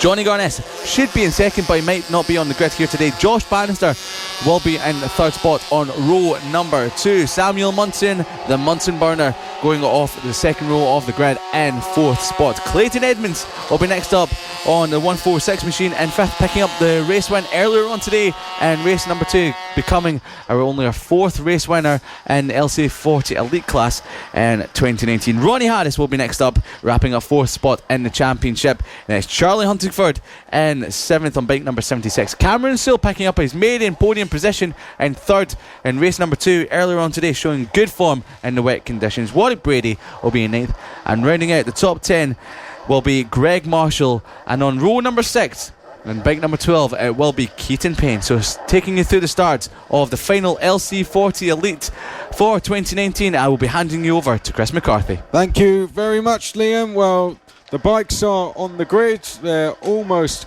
ready to go racing. One final check of the grid slots, and then the green flag will fly for the final time in 2019 in the Junior LC40 Elite class. Mason Foster is going to start on pole position. No Johnny Garness alongside, but the rest of the field look like they certainly are as we get ready to go racing. The points, as you can see, pretty much all wrapped up, with Garness 503, 391 for Foster. But there is the green flag, and there it is waved as now we get going. Mason Foster didn't get a good start, but there was a brilliant start behind, and I think that was Clayton Edmonds who has now ran wide, so got a little bit too eager there as he got down towards turn number 1. A little bit too much confidence shown perhaps, but now Edmonds trying to fight back to get into 2nd place. I think Munson may be our leader as we head down towards turn number 5 for the first time, and that looks like Edmonds going into 2nd place ahead of Ronnie Harris, who has dropped to 4th place. So it's changing all the time here as they make their way now through turn number 7. The field nicely bunched together. Cameron Sewell on the 100. Watch for him. He was very quick in the second race earlier, the quickest on track in fact, and just missed out on a 2nd place as through the final corner we go. The number 72 of Samuel Munson in 2nd place as they head across the line to complete lap number 1. The field all bunched together very well. We've got a good race ahead. We do indeed there, Chris, and I'm surprised that Clayton Edmonds stayed on track. That was a big moment going into turn number 1 at the start of the race. But Mason Foster, he's not on his LC40 Elite machine, he's on his AC40 Pro. So he's on his AC40 Pro machine, moving up into 2nd ahead of Samuel Munson. So Samuel Munson dropping back to 3rd, just ahead of Ronnie Harris. Cameron Sewell is on the back of this pack, just behind the likes of Charlie Huntingford and Josh Bannister. So we've got Warwick Brady down. Warwick Brady's down at the exit of turn number 5, catching out another rider as turn number 5. A horrible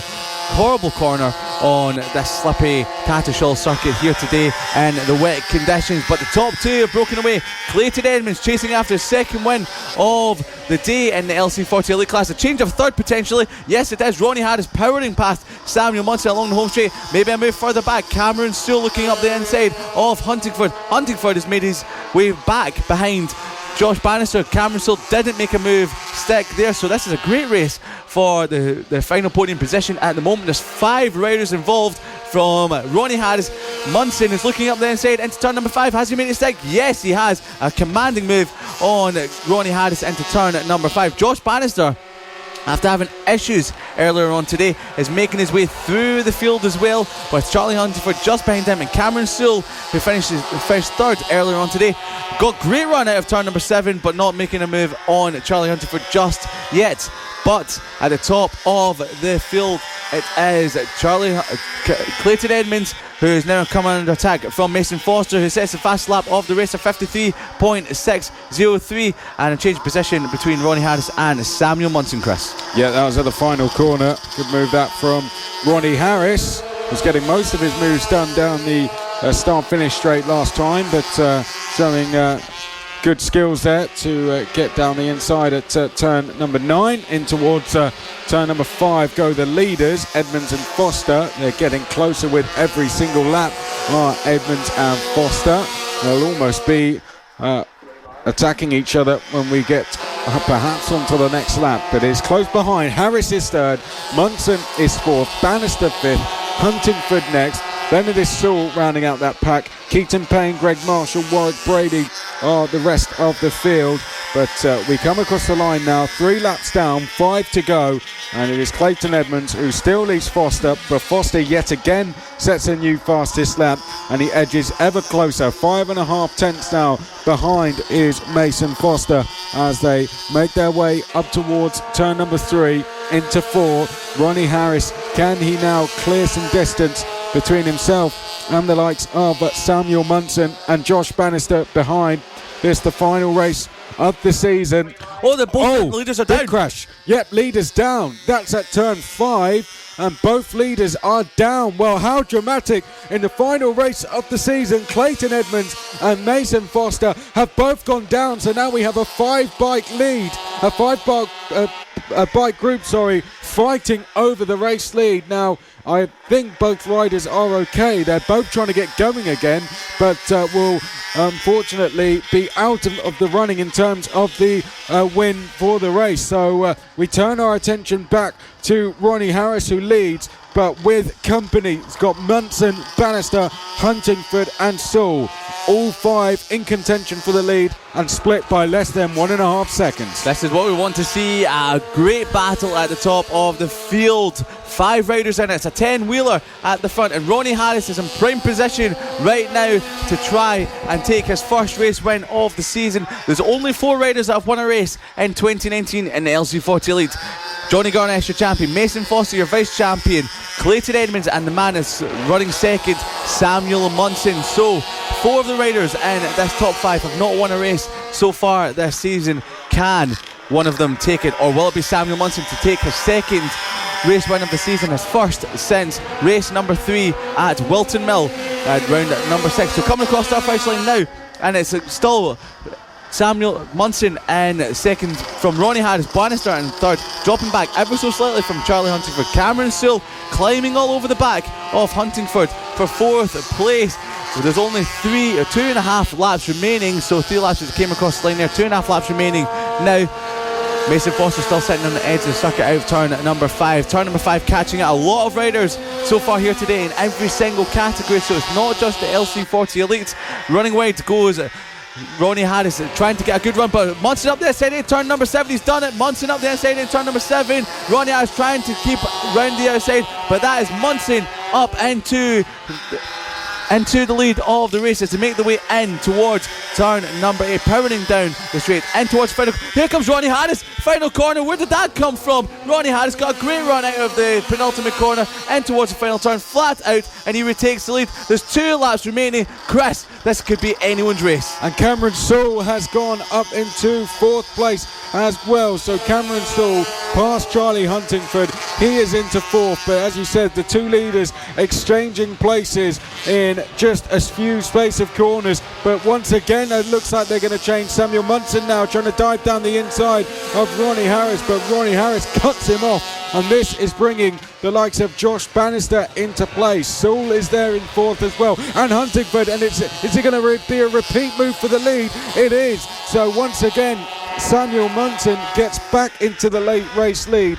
Ronnie Harris is there in 2nd place. The lead 5 now as close as they once was, and through the final corner, side by side go the 2 leaders. Ronnie Harris trying to get past for the lead. Samuel Munson there as well. Ronnie Harris will lead us, 1 to go for the season. Warwick Brady is now in the way of your leaders. Cameron Sewell near lost it in the brakes in towards the first corner as he made a move on Josh Bannister, but didn't make it stick. There's only a lap and a quarter of a lap remaining, so this is the last lap of the race. The final time we will see the LC40 loose, but this is a move that Munson has tried and tested and made stick, and he's done it again in towards turn number 5. The power out. Munson is in the lead of this race ahead of Ronnie Harris.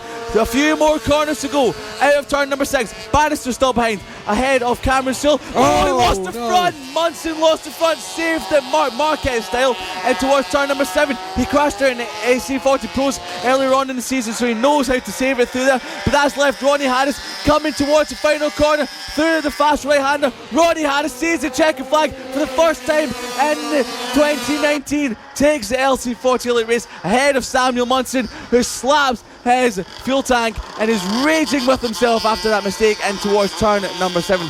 Josh Bannister holds off Cameron Sewell for 3rd position. Cameron Sewell, who picked up a podium in race number 2 earlier on today, has to settle for 4th. And then Charlie Huntingford was in 5th, only 2.1 seconds covering the top 5. So it was Ronnie Harris taking his first win of the season ahead of Samuel Munson and Josh Bannister rounding out your podium positions. Chris McCarthy, I think I nearly lied down after that last lap. That was utterly incredible. Yeah, brilliant racing between both Samuel Munson and Ronnie Harris. Both would have been deserved winners. Samuel Munson, just one small mistake at turn 7, and understandably hugely frustrated with himself. But those weren't the 2 that weren't fighting for the lead at the start of the race, because from the front it was Mason Foster who would lead us down to turn 1, but only briefly. Clayton Edmonds getting a little bit too eager there, heading down to turn 1, ran wide, but would quickly get back towards the front again. He'd be joined up there by Mason Foster. As behind battles continued, Edmonds was escaping out front, but Foster got back into 2nd there, and unfortunately the race came to a brief end for Warwick Brady. Would get going again, but the leaders split themselves into 2 groups. That was when our 2 leaders came together, and it meant that the group of 5 fighting for 3rd would inherit the fight for the lead, with Ronnie Harris in the lead. Then we had the number 99 of Warwick Brady, Greg Marshall, in the 19, also came off the circuit. And, well, you know the rest if you are just with us. Ronnie Harris eventually going on to take the win on the last lap with Munson running wide. So a dramatic end to the race. LC40 Elite's done for the season. Now we go on to pit bike, 140s and moto teams. On pole position, we're going to read the grid as it's supposed to be, but I can tell you they won't all be out there. Richard Holmes-Williams is going to be on pole position from Jamie King. Bernie Hook and Ian Jackson row 2. Simon Clowes and Jason Pugh will be row 3. Then it will be Darren Anderson and Fraser Kinnaird. Jack Andrews and Greg Pym rounds out the top 10. Alistair Kinnaird and Kevin Gritton. Then it will be Daniel Gilbert and Daniel Lee. Roger Monks and Vince Bailey row 8. Adam Sweeney and Iona Glover row 9. Charlie Ems on row 10. It's worth noting that Daniel Lee, any results he gets will not be classified. So it's due to a mechanical thing on the bike, but he has to run a transponder anyway, but essentially his results don't really count for anything. But that is the grid, and as we can see, plenty of riders missing from the top 10, so this is going to open the door to be a very interesting race at the front. Well indeed, Chris. I believe there's more riders on the grid than there was in race number 2 earlier on today when we only had 10. So Jamie King, who is your pit bike 140 champion, he will be leading from pole position for the final time in 2019. Your Moto Team champion, Simon Clowes, he doesn't need to risk it, so he's not going out today. But we still have plenty of Moto Team riders on the grid for the start of the last race of the season for the pit bike and Moto Teams. So as the series organiser Roger makes his way over towards the green flag to wave off the Pit Bike 140 Motor Team for the final time. The track conditions are still wet, but the rain has stopped, which is good to see. It means the track conditions will not get any worse, they'll only get better. Green flag drops and away they go. Jamie King gets an absolute flyer from the start of the grid. There's some bits of debris on the starting grid, not sure what that was. Hopefully it wasn't anyone's foot peg at the start of the race, but that's been left on the grid, so it should be picked up before they come round for the second time. But leading the way is Jamie King ahead of Ian Jackson on bike number 7. Ian Jackson is just ahead of the number 56 of Darren Anderson. Darren Anderson making a move up the inside in turn number 5, runs a little bit wide. Can Ian Jackson make a move, stick on the switchback? No, he can't, so in towards the right hand of the goal, flicking it back towards turn number 7. The left hander just behind them is the 144 of Jack Andrews. So Jack Andrews there, so the 114 of Jack Andrews in 4th spot. The race winner earlier on today after Jamie King fell off at turn 3, but Jamie King does lead away, the series champion for 2019. So Jamie King ahead of Darren Anderson, Ian Jackson in 3rd ahead of Jack Andrews. Daniel Gilbert dropping down the field as Alistair Kinnaird moves up into 5th spot. As we have a move further down the field, that is the number 9 potentially of Daniel Gilbert making a move on the 260 of Greg Pym for some of the positions just outside the top 5. Well, we have a breakaway out front, similar to what we had earlier in this race in the top 4, albeit this time we have Jamie King involved in that. He, of course, fell fairly early into the race last time, but no such problems for him so far. He leads the race at the front, and so far so good, as the rest of the field all fairly congested, or at least they were on the opening lap. It's quickly spreading itself out, as often happens in these conditions, but King comes across the line. He's 8/10 to the good ahead of Anderson. Then it is Ian Jackson. Then Jack Andrews is in 4th place. 3 seconds between those 4 at the moment, so 2 leaders fairly close together. They're split by just under a second. 3rd and 4th split by exactly a second. Alistair Kinnaird is 5th. Gilbert is 6th place ahead of Pym, as Liam mentioned. Then it's Vince Bailey, Fraser Kinnaird, Iona Glover, Roger Monks and Adam Sweeney. That's how they sit in the early stages of this one.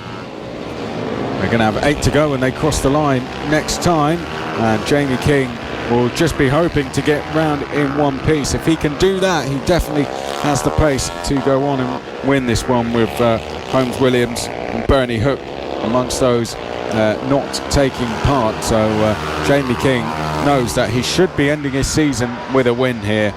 and that perhaps pressure forced him into a mistake earlier. There is a move. That is Jack Andrews down the inside of Ian Jackson. So a change for third place there. Jack Andrews has been on fire so far today. Now he's up to third and has a gap of just over 2 seconds to try and chase down the top two. Yeah, the field seems to be spreading out ever so slightly, with Jamie King just extending his advantage over Darren Anderson to 1.1 seconds.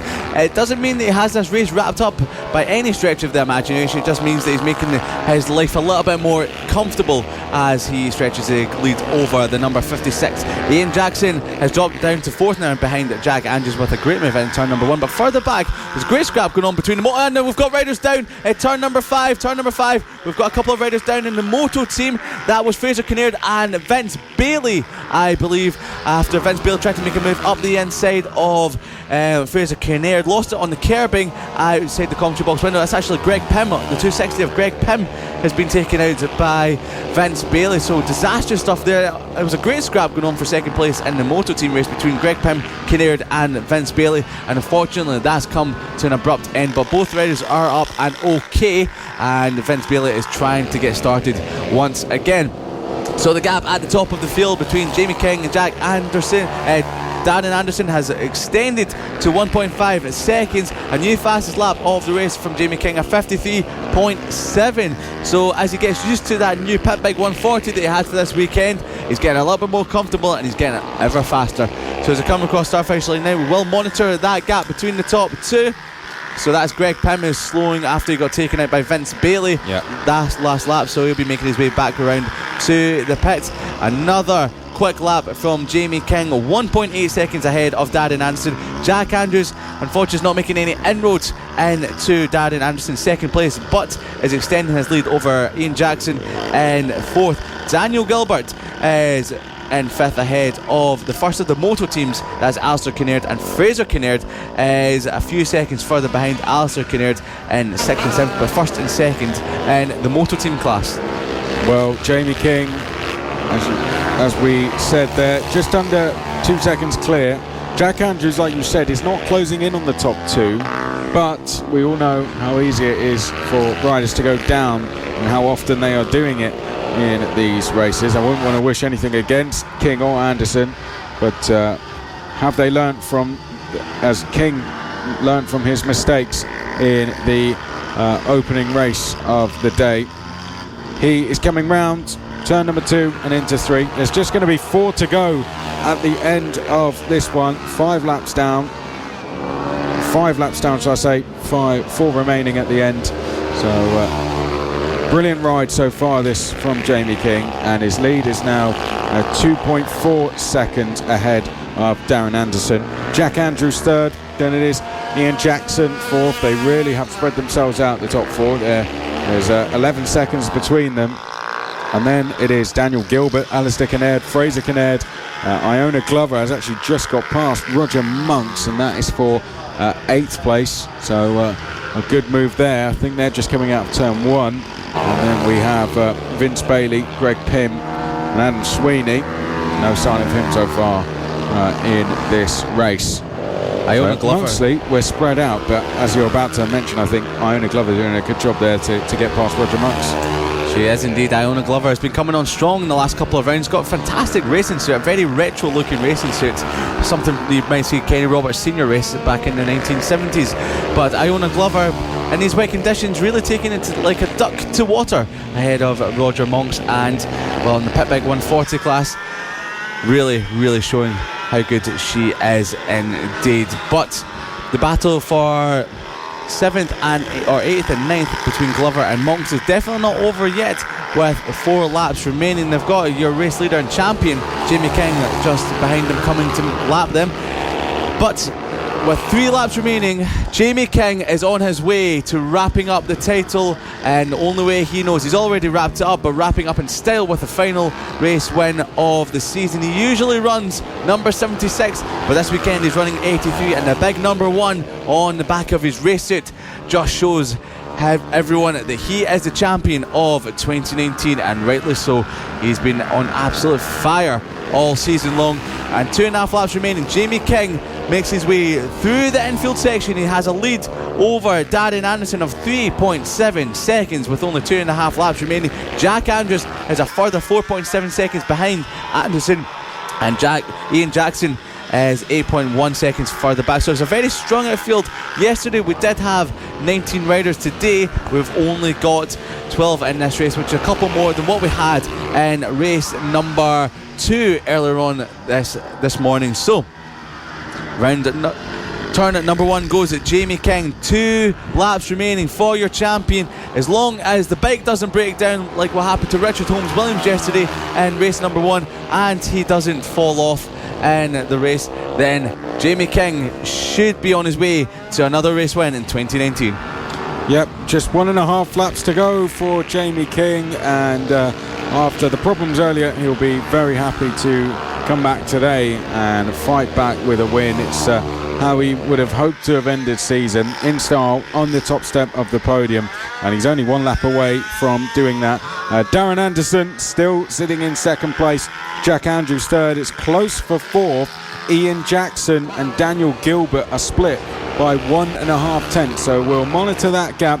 But the final lap of the year in the Pit Bike 140 and Moto Team class begins, and Jamie King this will feel like a long lap, I'm sure, but he'll just want to get to that flag now and seal the title officially with a race win. Jamie King, well, he's had a fantastic season. He's been on the top step various times, and Jamie King is going to end where he started, on the top step of the podium. Round the 7th corner of the lap he comes. There's only 2 more corners to go, and Jamie King now is almost home and dry. Into turn 8 he goes, and the champion in the Pit Bike 140 class is going to end this one in style. He sits up, a big sigh of relief for him. He trickles round the final corner and takes the win. Take a bow. Jamie King ends with a win. Second place to Darren Anderson, third to Jack Andrews. Are we going to be treated with some burnouts? I think we are. Jamie King on a different bike this weekend, and has crowned the bike with a win in the first weekend. The burnout for the rider alongside didn't go so well, Ian Jackson, but Daniel Gilbert will finish in 5th place, with Alasdair Kinnaird 6th, Fraser Kinnaird 7th. That will be Iona Glover 8th, Roger Monks 9th, Vince Bailey 10th, Greg Pym 11th, Adam Sweeney will be classified in 12th place. Fastest lap, pole position, win, and Jamie King was never challenged once the race got going. He wins from Darren Anderson and Jack Andrews. Fantastic race from your champion of 2019, Jamie King, going out in style. He's been a Pit Bike 140 champion over many seasons. He lost out in 2018, but once again showing why he is the rider to beat in the Pit Bike 140s in 2019. Now, we've only got 3 more races to go of the 2019 Cool FAB-Racing British Mini Bikes Championship on the road to MotoGP. We are the official partner series of the British Superbike Championship. Bringing you the action so far today has been myself, Liam Hodgins, and alongside me, Chris McCarthy. So we've got the Mini GP50s out next, and this is our final championship decider, as we have 4 riders that can take the championship in the final race of the season. Kyle Payne leads the championship by 1 solitary point ahead of Harrison Crosby. 13 points from the lead is Josh Bannister. He has won both races so far this weekend, and then Ryan Hitchcock is a further 25 points further behind. So Kyle Payne can take the race. Kyle Payne, Harrison Crosby, Ryan Hitchcock, Josh Bannister. Who will take the championship here today? Well, we can see it all wrapped up in the next 12 laps. And starting on pole position, it will be Josh Bannister, who has won both races so far this weekend, ahead of Ryan Hitchcock. And then Lucas Brown will be in third. Kyle Payne will be next up in fourth. and Harrison Crosby will be in 5th. Your former championship leader Carter Brown, who picked up his first podium of the season earlier on today, will be in 6th. Harrison McKay in 7th. Then it will be Ronnie Harris on row number 4 in 8th spot. Ollie Horner will be next up on bike number 70 and 9th, and rounding out the top 10 is Holly Harris. Ben Jolliffe will be going off row number 6 and 11th, ahead of Finnan Werity on 12th spot on the grid. Luke Schofield next up in 13th, ahead of Sylvan Mounty in 14th.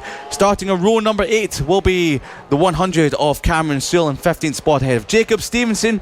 Then Aston Dean on row number 9, and rounding out the runners and riders is Philippe Soderwick on bike number 75. And starting you off for the final race of the Mini GP 50s for 2019 is Chris McCarthy. Right, here we go. Mini GP 50 time. Who is going to be the champion? Well, there's a few riders that can do it. Carl Payne, 4th on the grid, 390 points. Harrison Crosby in 5th, 389 points. Josh Bannister in pole position, 377 points back, just 13 points back, and the difference between 1st and 4th is 12 points, so really he needs 5th or back for the rest of the field. And then we have Ryan Hitchcock on the outside of the front row, 374 points. He still in the mix as well. Who's going to be the champion? We'll find out at the end of 10 laps for the final time of the season. We're about to see the green flag in Mini GP 50. It's been a titanic battle throughout the season. All 4 would be deserved champions, but sadly in racing there can only be one winner. For the final time, let's get ready to go racing. Away we go. Josh Bannister gets a good start, and he's going to lead us down to turn 1. But diving down the inside is Lucas Brown. Lucas Brown takes the lead through turn number 1. Josh Bannister really needs a win here to stand a very good chance of taking the championship, and he is going to be in 2nd place as they tip their way in towards turn number 4. Josh Bannister trying to get on the front foot, trying to take that lead back from Brown. You spotted something, Liam? As Harrison Crosby is up the side of Kyle Payne, that is a move that is decisive for this championship. There's 1 point between them, but Harrison Crosby has more race wins. Yeah, well, that's the main head-to-head. It's Crosby versus Payne. Whoever finishes ahead on circuit wins the championship, unless Josh Bannister can do something about them. Of course, he starts from pole, and with the form he's been on, it's been hard to look against him, but it's Carl Payne versus Harrison Crosby for this lead, and a move for the lead. Josh Bannister takes the lead as we go on to lap number 2. So Josh Bannister into the lead, or does he? No, Brown getting back past. Well, a hectic start to the race. Bannister in 2nd, and it's all kicking off between the 2 leaders, Payne and Crosby. They're split by 1 point as we go on to lap number 2. This is incredible scenes. There was a move up the inside from Josh Bannister in turn number 4. He did make a stick. Lucas Brown still in the lead of this race. Carter Brown in 4th, but there's a change of 4th. Has Harrison Crosby. Harrison Crosby is ahead of Hitchcock. If he stays there, he will be the champion. He will be the champion of 2019. He's now in 4th. If Josh Bannister can't make it into lead of this race, Harrison Crosby will be the Mini GP 50 champion of 2019. But Josh Bannister is looking everywhere he can to make a move on Ryan Hitchcock, tagging the back of Crosby. That is sad. Kyle Payne is detached from this group now, but coming across the finish line to come Lucas Brown in the lead of this race. Josh Bannister up this side, but here comes Crosby. Crosby's looking over this side of Carter Brown. He doesn't need to do anything silly as long as Crosby finishes ahead of Payne and stays inside the top 3. He will be the champion if he stays in 4th and Bannister takes the lead of this race, which he's trying to do now. He will become champion. Bannister could become champion today, so could Crosby. It doesn't matter if Payne finishes in 6th, he won't be champion today. But there's the points as they stand now. 402 for Crosby, 400 for Payne, Bannister on 397 and Hitchcock on 385. The top 6 are nose to tail. A second covers them for the time being. A rider is pulling off the edge of the track. I believe that's Philippe Soderwick, the young German Polish rider here. But He's pulled off the edge of the circuit. Another lap about to be complete, and Josh Bannister up the inside of Brown. A great move there into the final corner. Across start first line to come, and he takes the lead of the race. Here comes Brown. Brown lay on the brakes, had to make a stick, runs a little bit wide. Bannister pushes Brown wide. Carter Brown comes round the outside. Is he into second, or will it still be Lucas Brown? It's still Lucas Brown. Then Carter Brown has to slot back into third.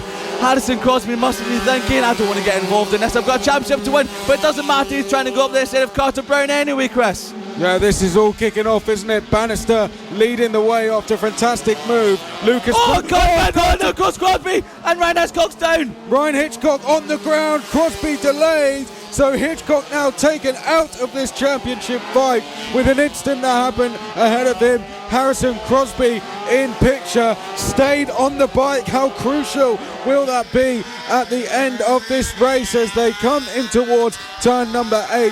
Sat in just behind there is the number 25 of Kyle Payne. Kyle Payne now staring at his championship rival. Kyle Payne needs to get back past to win this championship. It's a race to the line. It's whoever finishes ahead wins the championship between these two. It is as simple as that. And at the moment, Bannister is not doing enough to stop either of them as they come through turn number 2 on lap number 4.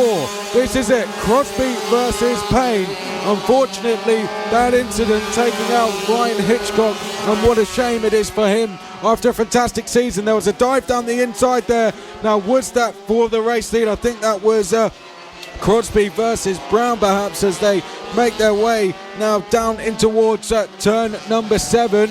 Up towards turn number 8 we go. Bannister is well clear from this. This is actually the fight for second. So this is Harrison Crosby trying to get past Brown. There you can see the championship points, but they're about to change because Crosby has gone past Brown. So he's now got one bike between himself and Carl Payne. This is very good from Harrison Crosby, but Brown loves the move at turn 1 and gets back past. Payne was trying to get up the inside there, and he has done. Payne now gets back past, and he's going to be the champion if the race finishes right now. Carl Payne is champion.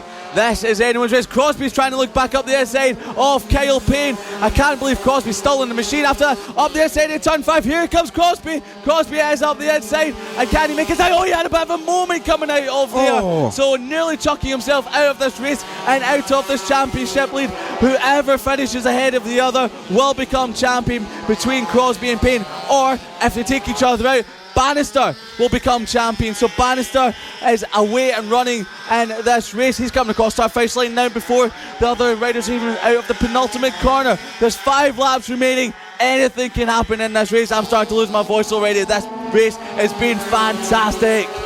So to come across our finish line now, then we've got Brown ahead of Crosby.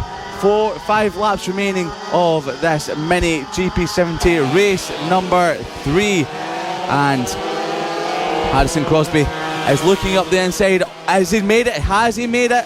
Yes, he has done. So we've got Harrison Crosby up the inside of Brown. Payne trying to go around the outside, running over the grass and through turn number 5 to go to the treacherous corner. A bit of a moment there from Crosby once again.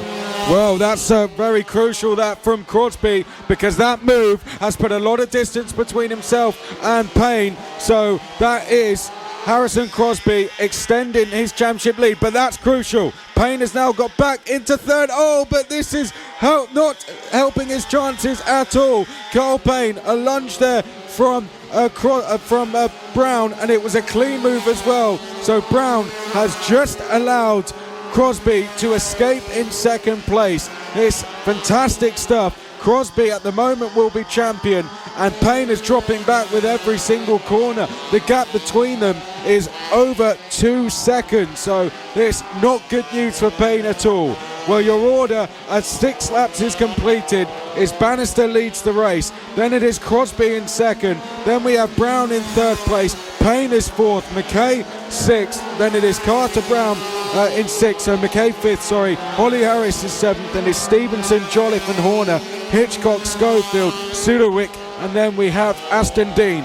Live Championship update will come to you very shortly after that move has been made by Brown. Payne stuck in 4th place. Crosby running away with this championship. Live Championship 4:09 for Crosby, 4:03 for Payne. Then it's Bannister on 4:02. Hitchcock 3:78. Yeah, Payne nearly making a move up the inside of Lucas Brown into the final turn. You can see his championship slipping away now.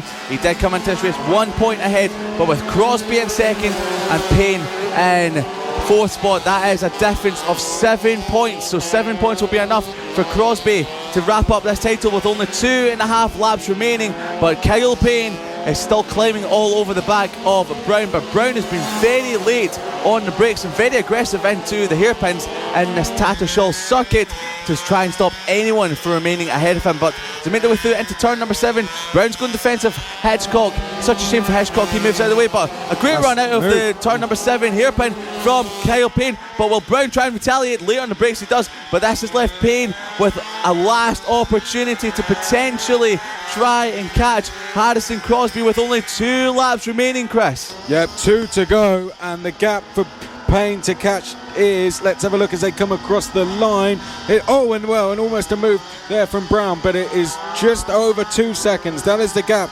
between Crosby and Payne, and the championship is on the line. If Payne can catch Crosby and get back past, then he will become the 2019 champion. But Crosby, who was 1 point behind coming into this race, at the moment this will be good enough for him to snatch the title back right at the death away from Carl Payne. It will be devastating for him, but in dramatic circumstances, Harrison Crosby could be the champion if it stays as it is. But there's still going to be one more lap for Payne to try and close this gap. Bannister starts what will be the final lap of the season as he crosses the line now. Josh Bannister has done enough this weekend to try and mount a championship challenge. It was a tough ask for the number 2 rider. 41 points. He started this weekend behind Harrison Crosby in first. He's done all he can do. He's leading the final race of the weekend. He won races 1 and 2, and there's only half a lap remaining. Harrison Crosby nearly didn't get to the end of this race after Carter Brown fell off in front of him, and then Crosby smashed into the bike but stayed on. So he looks over his shoulder, sees that Kyle Payne is over a second behind. Crosby's down! No! Crosby's down! That's a championship gone for Crosby! Crosby only had half a lap to go, and he would be champion. That's left Kyle Payne. Kyle Payne sees his championship rival go down. He will now be champion. Then Bannister comes across the line, takes the checkered flag. Josh Bannister comes across the line in the final corner now. He done all he could. Josh Bannister will finish second in championship. Waves with delight as he takes the checkered flag. His third win of the weekend. But your champion of 2019, Kyle Payne, comes across the line and does it. Kyle Payne is the champion for the Mini GP50s in 2019. Kyle Payne, what an absolute outstanding ride, an outstanding season from the youngster. Lucas Brown in third, Harrison and Crosby. Disaster for Crosby. He slaps his tank as he comes past us in the commentary box. He was in second. If he didn't crash out of that treacherous turn number 5, he would have been champion today, but he finishes in fourth. So Kyle Payne wraps up the championship in second position. Josh Bannister was your race winner. I think they're lining up. So Crosby is in tears. That's such a shame from Crosby. He put his heart and soul into that, and on the last lap he threw it all away coming out of turn number 5. But Josh Bannister takes the race win ahead of Kyle Payne and Lucas Brown with some burnouts in the background, Chris. Well, this stage of the sport, it's all about learning for the future, and Harrison Crosby, he'll, I'm sure, look back on this. It won't be a happy memory for him, but it will probably teach him lessons that will win him an even bigger championship in the future. Harrison Crosby, a fantastic season, and no one can take away the wins, the podiums that he's taken. He fought until the last lap, but sometimes it's not meant to be, and Crosby will be a name to watch for the future. As will Carl Payne. He is the 2019 champion. Fantastic ride from him. Bannister came very, very close, tied on points with Crosby taking more wins. He finishes in second. Bannister will be third place. They fought all the way to the end. Crosby is absolutely devastated, and you got to feel so sorry for him. That is such a shame. Such a shame. He's got his friends and family there consoling him, but wow. he's put in a fantastic season all season long, and it's so easy to do, especially at such a young age. But you know, Harrison Crosby will learn from this and he'll come back stronger. It's happened to the best, and Harrison Crosby has proved he could be one of them in the future. Well, this was the start. It was a dramatic start indeed. Lucas Brown diving down the inside there of Bannister. In the background, we had our two championship rivals, Harrison Crosby and Carl Payne, going head-to-head. Ryan Hitchcock was trying to get involved on the number 43 there as well. Those were the 6 leaders, and that's how close it was as Brown, he executed some brilliant moves down at turn number 1. Bannister was able to get back through on that occasion though, but drama would kick off later in the race. This was when Crosby got the run on Brown. He put a bike between himself and Carl Payne, and at this stage of the race things were looking very good, and Carl Payne had a lot of work to do, but then Brown responded, brought Payne back into play. Crosby once again with the race turning on its head every single lap. Payne then was able to close back in slightly. Crosby, though, would still get his head down. He'd push on. He'd get back past, and it would leave Payne delayed by Brown in the background. Payne would eventually get back through. Had a big gap to chase on Crosby though, 2 seconds to be exact, with 2 laps to go. Crosby was leading on the final lap, but sadly it just wasn't meant to be. That was the moment that Crosby lost the championship, lost the rear end, and his 2019 championship trophy fell away from him. Such a shame, but racing, these things happen. Extreme 200 is now coming up next. Grid is Holmes, Williams, Banham, Lawrence, Ingram, Peril, King, Winfield, Smart, Andrews, Peril. We'll reflect more on that mini GP50 race later in the programme, but for now the racing will go on. 2 to go. Extreme 200 next. It's been a fantastic season all season long in all classes, and Extreme 200 maybe have a bit of a depleted field for this race. Only 5 riders out there on the track, but nonetheless they'll still give us some fantastic racing action for the final round, final race of the Extreme 200s. The green flag will be waving, and your champion, the 126 of Richard Holmes Williams, will be going off pole position. Alongside him is Rossi Banham, and the green flag is down and away they go, and brilliant start from Rossi Banham, looping into the lead into the first corner. He doesn't, as Richard Holmes Williams retaliates and keeps the lead. And third spot is the number 10 of Taylor Lawrence. Behind them is Brandon Peril, who wrapped up third in the championship earlier on today, ahead of Jamie King, who sits in 5th spot in this race. But Banham and Holmes Williams are at it once again. Into the infield section of the track they go for the first time, and Richard Holmes Williams has got Banham, the number 86, all over the back. Can they make it through turn number 6 cleanly? Yes, they can. A troublesome corner in this championship here today, not only in the Extreme 200 but in all classes. Banham looking up the inside and towards the kink and towards turn number 8, the right-handed hairpin, powering out that hairpin, making their way down towards the final corner for the first time. Across the start finish line they come, and it's Holmes Williams leading the way ahead of Banham. Taylor Lawrence in 3rd, dropping Brandon Peril in 4th, and Jamie King on his Pit Big 140 bike is in 5th spot. Yep, that is what lap 1 completed. It's 1-1 in the battle we have going on between Holmes Williams and Banham this weekend. Holmes Williams taking race 1 victory, Banham took race 2 victory, and now they are joined at the front by Taylor Lawrence, who stayed with them in the early stages of the second race as well. But it is Holmes Williams who is ever so slightly defending, I think it's fair to say, from Rossi Banham.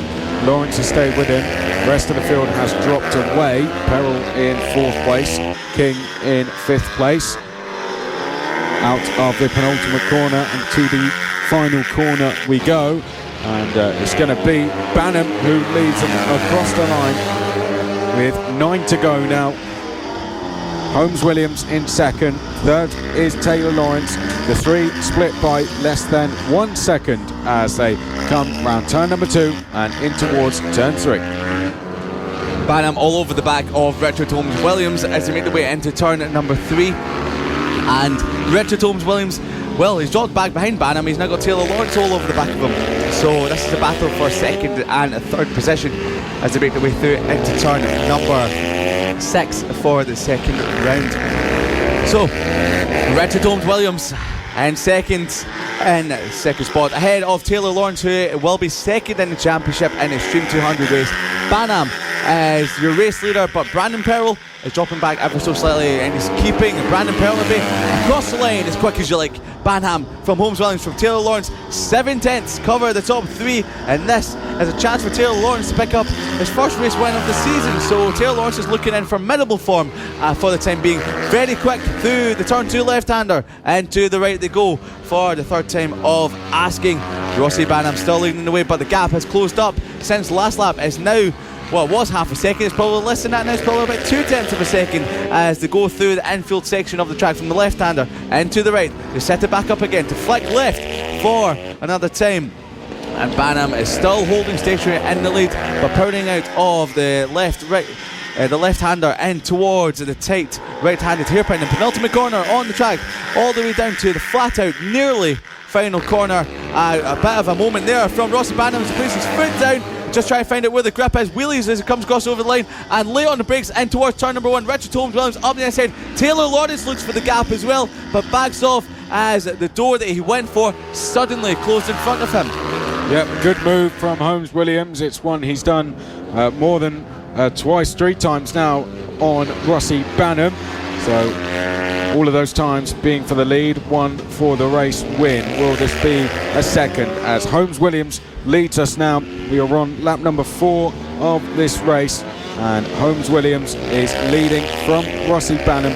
Taylor Lawrence, how long can he stay with these two for? Because as the race goes on, the pace of these two does not drop. Oh no! Rossi Banham down, and that is going to put Lawrence up into second, and that is going to make Holmes Williams' task of winning this race a lot easier. And well, the personal battle in terms of Holmes Williams versus Banham for race wins this weekend looks to be going in the favour of Holmes Williams. A real shame, rear end came round, and shame for Rossi Banham, because it was building up there to be another real exciting race in Extreme 200s. Oh, that's really exploded, this battle for the lead now. Shame for Rossi Banham, but maybe Taylor Lawrence on the number 10 machine can do something about his championship rival on the 126 machine. So the Extreme 200s, there's only 5 and a bit laps remaining of this race for the final time in 2019, and Richard Holmes Williams, like he has done so many times this season, leads the way. Rossi Banham did remount in 5th, but he has passed Jamie King on this lap. His next target, with 5 laps remaining, is Brandon Perrell. He might still be able to catch the 146 rider of Brandon Perrell before this race is over, but Brandon Perrell is targeting his second podium of the season. So the yellow Perrell did say they had a bit of a surprise for us here today. Not sure if he still does, or if that'll be for something that he might do after the race here today. So just a quick recap of the orders. Richard Holmes Williams, who leads the way by 2.5 seconds over Taylor Lawrence. Brandon Perrell in third, 11.1 seconds further back. Then Rossi Banham, 19.5 seconds off the lead, and then it's Jamie King, 21.2 seconds off of Richard Holmes Williams in first position. So the 126 comes across start finish line to tick off another lap. 4 laps remaining, and his race has just gotten easier and easier as Rossi Banham slid out from second spot at the penultimate corner a few laps ago, and with every single lap has increased his lead over Taylor Lawrence. He was 1.2 seconds quicker last time round. The gap is now up to 3.7 seconds. Yep, Holmes Williams is just cruising away with this one. Got the fastest lap as well, and he's going to end the season on the top step of the podium as long as he can keep it on the road. Holmes Williams has had a fantastic season, and he would be a fitting winner. It's a shame that even he'll be a little bit disappointed to have seen Banham go down. They would have loved a good scrap for the win all the way to the flag, but well, he'll take it, I'm sure. Holmes Williams across the line. He's going to come across to complete lap number 7. 3 to go now for the season in Extreme 200s. Taylor Lawrence second place, 5 seconds back. Then it is Brandon Perrell in third place. Behind that, Rossi Banham in fourth place. Rossi Banham, the amount of time he lost, let's see, he's 21 seconds back, so he lost even more than that, I imagine. Jamie King in fifth place. not really in play in this class, but still circulating. And Richard Holmes Williams comes through turn number 7. 2 to go at the end of this, and Holmes Williams, well, everything looking good at the moment for a rider that's had such a fantastic season in Extreme 200s. Looking cushy, as some people would say, up my way in Scotland for this race win. Richard Holmes Williams on the 126 machine goes through the first corner for the penultimate time of asking. Then we've got Taylor Lawrence in second spot. Brandon Pearl, if he stays away test, he will wrap up third in the championship over Jamie King. So Brandon Pearl is on for his second podium position of the season in third spot and taking third in the championship. Consistency does pay off, and consistency and speed in the hands of Richard Holmes Williams certainly means success in 2019. Barely anyone can lay a glove on him. He has had challenges throughout the season. Most recently has been Rossi Banham, but Rossi Banham crashed out of second spot earlier on in this race. But with one lap remaining as Richard Holmes Williams comes across start finish line now, it's Richard Holmes Williams on the 126 who starts the final lap of the season in the Extreme 200 class. Yep, Holmes Williams, 1 lap to go. Extreme 200 has produced some fantastic racing throughout the season, and it has done. The first 2 races of the weekend have been brilliant. It won't end in that way. Rossi Banham going down in the early stages, and Richard Holmes Williams now just cruising round to take another victory this season. Taylor Lawrence, he's had a brilliant season. Good to see him finishing so high up in second place. Peril has been on form this weekend as well, and he will finish in third. But it's 2 corners to go for this man, Richard Holmes Williams. Yet another win in the championship through the final corner, and he ends the season with a win. Brilliant riding from Richard Holmes Williams, fantastic performance, another win to his name. He's racked them up, and he's going to end with yet another. Taylor Lawrence, 8 seconds back, he'll finish second. Brandon Peril, I'm sure, will be satisfied with third, and his reaction proves that he was. 4th place for Rossi Banham, and then we had Jamie King in 5th. Looks like Brandon Peril was actually happier than Richard Holmes Williams was. So that definitely meant a lot to him. Oh, he wrapped up third in the championship, so I've spoken to him a lot this season. It does mean a lot to him. And we've got the yellow flares out at the edge of the circuit there, so running over to celebrate Brandon Peril's 3rd place in the Extreme 200 Championship. That's his mum and dad running over towards him to celebrate. So great scenes here, and it's good to see the yellow flares out to give Brandon Peril his 3rd in the championship celebration. So we're not sure if there could potentially be some trying to put it down. I thought we were trying to put it down Brandon Peril's leathers there, so that wouldn't be too good if it went off. But great scenes here from the Extreme 200 class. That's a very cool looking t-shirt, yellow and black. Gets a congratulations hug from Jamie King, who beat into third. So ride hard or go home, it reads on the back of Brandon Peril. Aye, and we know that he definitely does ride as hard as he can, and riding hard indeed he does. So the yellow flare has been set off. Brandon Peril riding back to the pits. Yeah, he's definitely a big showman, isn't he, Brandon Peril? Bit of a comedian as well around the paddock. Very, very likeable indeed. I guess we should both go home then, right? But well, he's gonna enjoy his final in-lap of the season, is Brandon Peril. But that's Extreme 200's done. Mini GP 70 will be coming up next. They are ready to go. It's going to be the very final race of the FAB-Racing British Mini Bikes Championship. It's the final race for Mini GP 70, the Premier Class.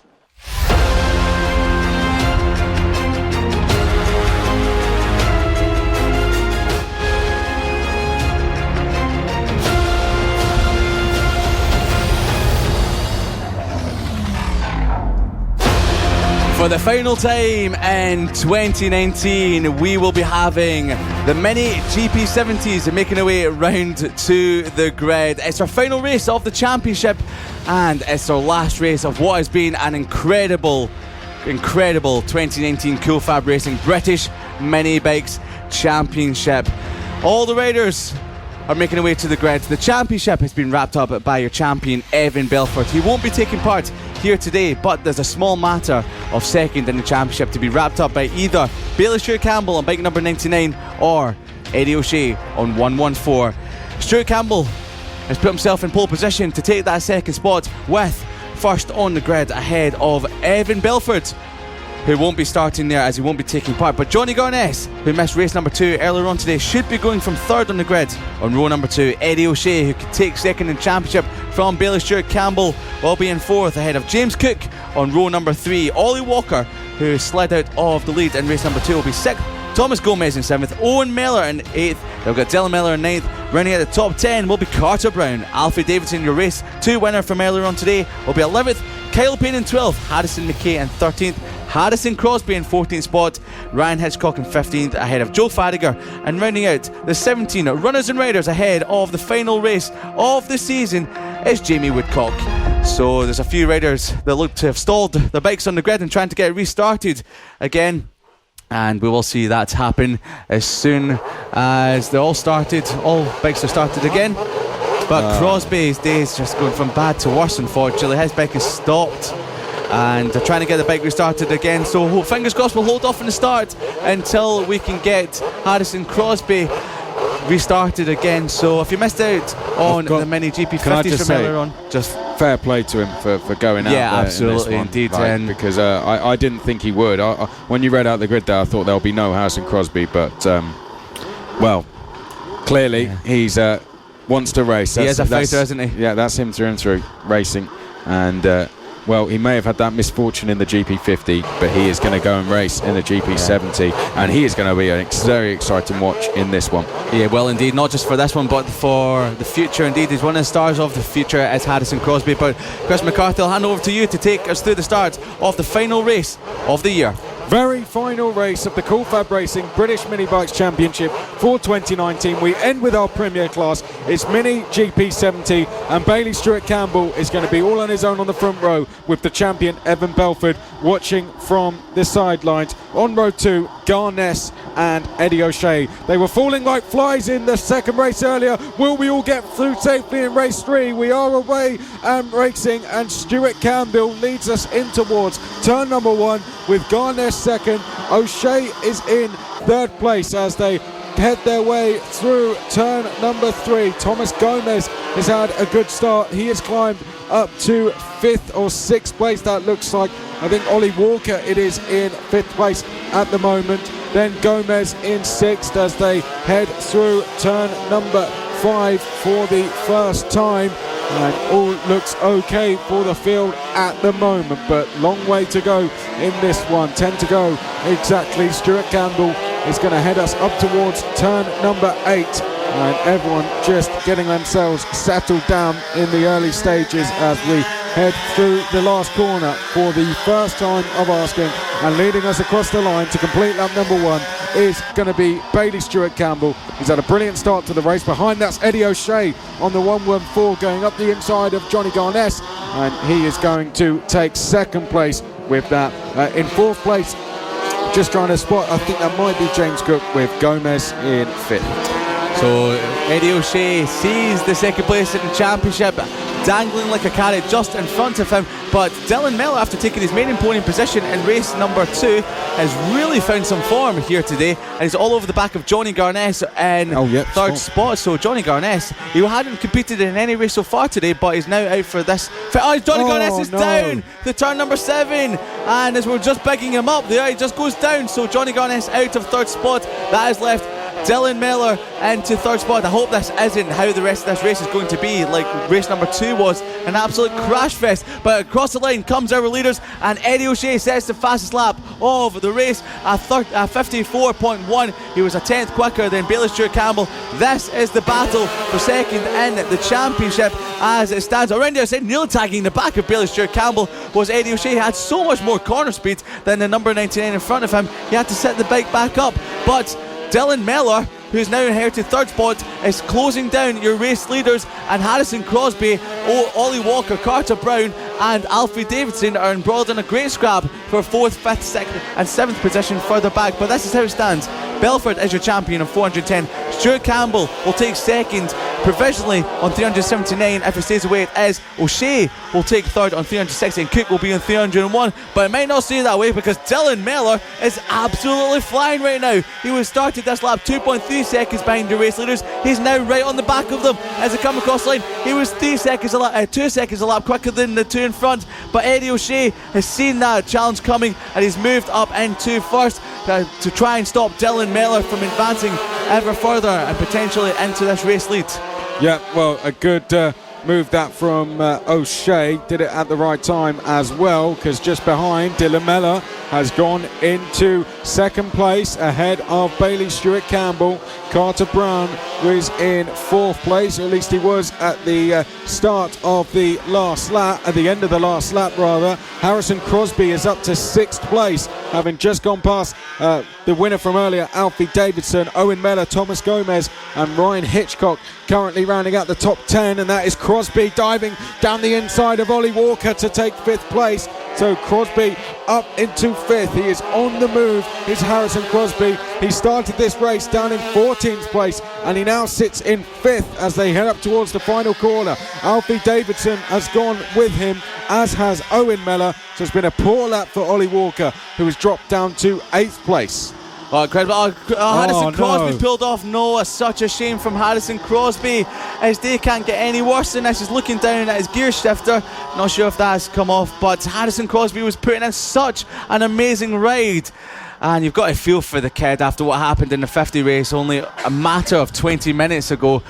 The number 69, he's been having a disastrous day, but as he wanders off for the final time, got to give a round of applause to Harrison Crosby for the effort he's put in this season in the 70s and in the mini GP50s.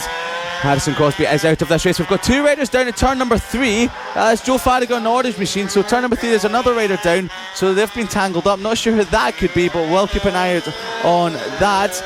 But last time round, O'Shea had an 8/10 of a second advantage over Dylan Mellor.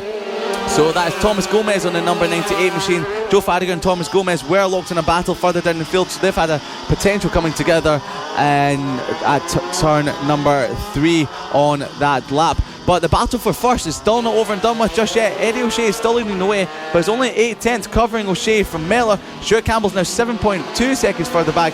Carter Brown and Alfie Davidson, Owen Mellor all lapping a second and a bit quicker than Bailey Stewart Campbell in 3rd. So Bailey Stewart Campbell's coming under a lot of pressure from the group behind him. So Belford will have taken the championship ahead of Stuart Campbell, and we've got Carter Brown down. Carter Brown has gone down at turn number 7 out of 4th spot. Carter Brown has been so quick this weekend, but has been unfortunately embroiled in a lot of incidents in the 50s and the 70s. So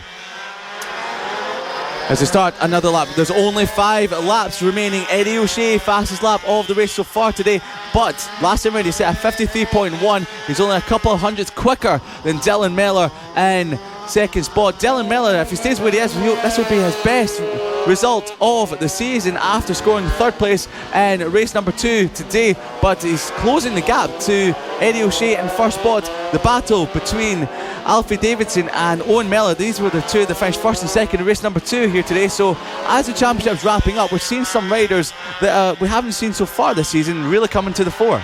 Yeah, we are indeed. Eddie O'Shea still leading things out front, fastest lap as well. Dylan Mellor, Bailey Stewart Campbell, 2nd and 3rd. The battles are going on further back though. 4th place, Alfie Davidson has Owen Mellor right behind him as they come round turn number 9 now to complete lap number 6. Ollie Walker is 6th place, and it is Ryan Hitchcock, Harrison McKay, Jamie Woodcock, Carter Brown, Joe Farragut, and then we have the riders not in the race currently in Harrison Crosby, Thomas Gomez and Johnny Garness. So unfortunately 3 riders out, but the rest continuing as we have Alfie Davidson still under a lot of pressure here from Owen Mellor. This battle looks like it could go to the end. Dylan Mellor, however, closing in on Eddie O'Shea out front. They come across the line now, or at least Dylan Mellor was, because on the last lap he seem to drop off by a second to Eddie O'Shea. They're setting some astonishing pace in comparison to the rest of the field are Eddie O'Shea and Dylan Mellor. 3 seconds ahead, quicker than the rest of the field. So absolutely fantastic stuff from Eddie O'Shea and Dylan Mellor. Into the final 3 laps we go. So 2 to go at the end of this one. Dylan Mellor trying to close in. Eddie O'Shea at the moment feeling comfortable. Now Bailey Stewart Campbell is being caught by Alfie Davidson by about 1.5 seconds a lap. So this getting very close as we get into the dying stages of the race. It is indeed, Chris. Now, Bailey Stewart Campbell, if he stays where he is right now, he will take second in the championship. But if he slips back any further, he is in danger of losing that second in championship to Eddie O'Shea, who is your race leader. So there's only 2 laps remaining.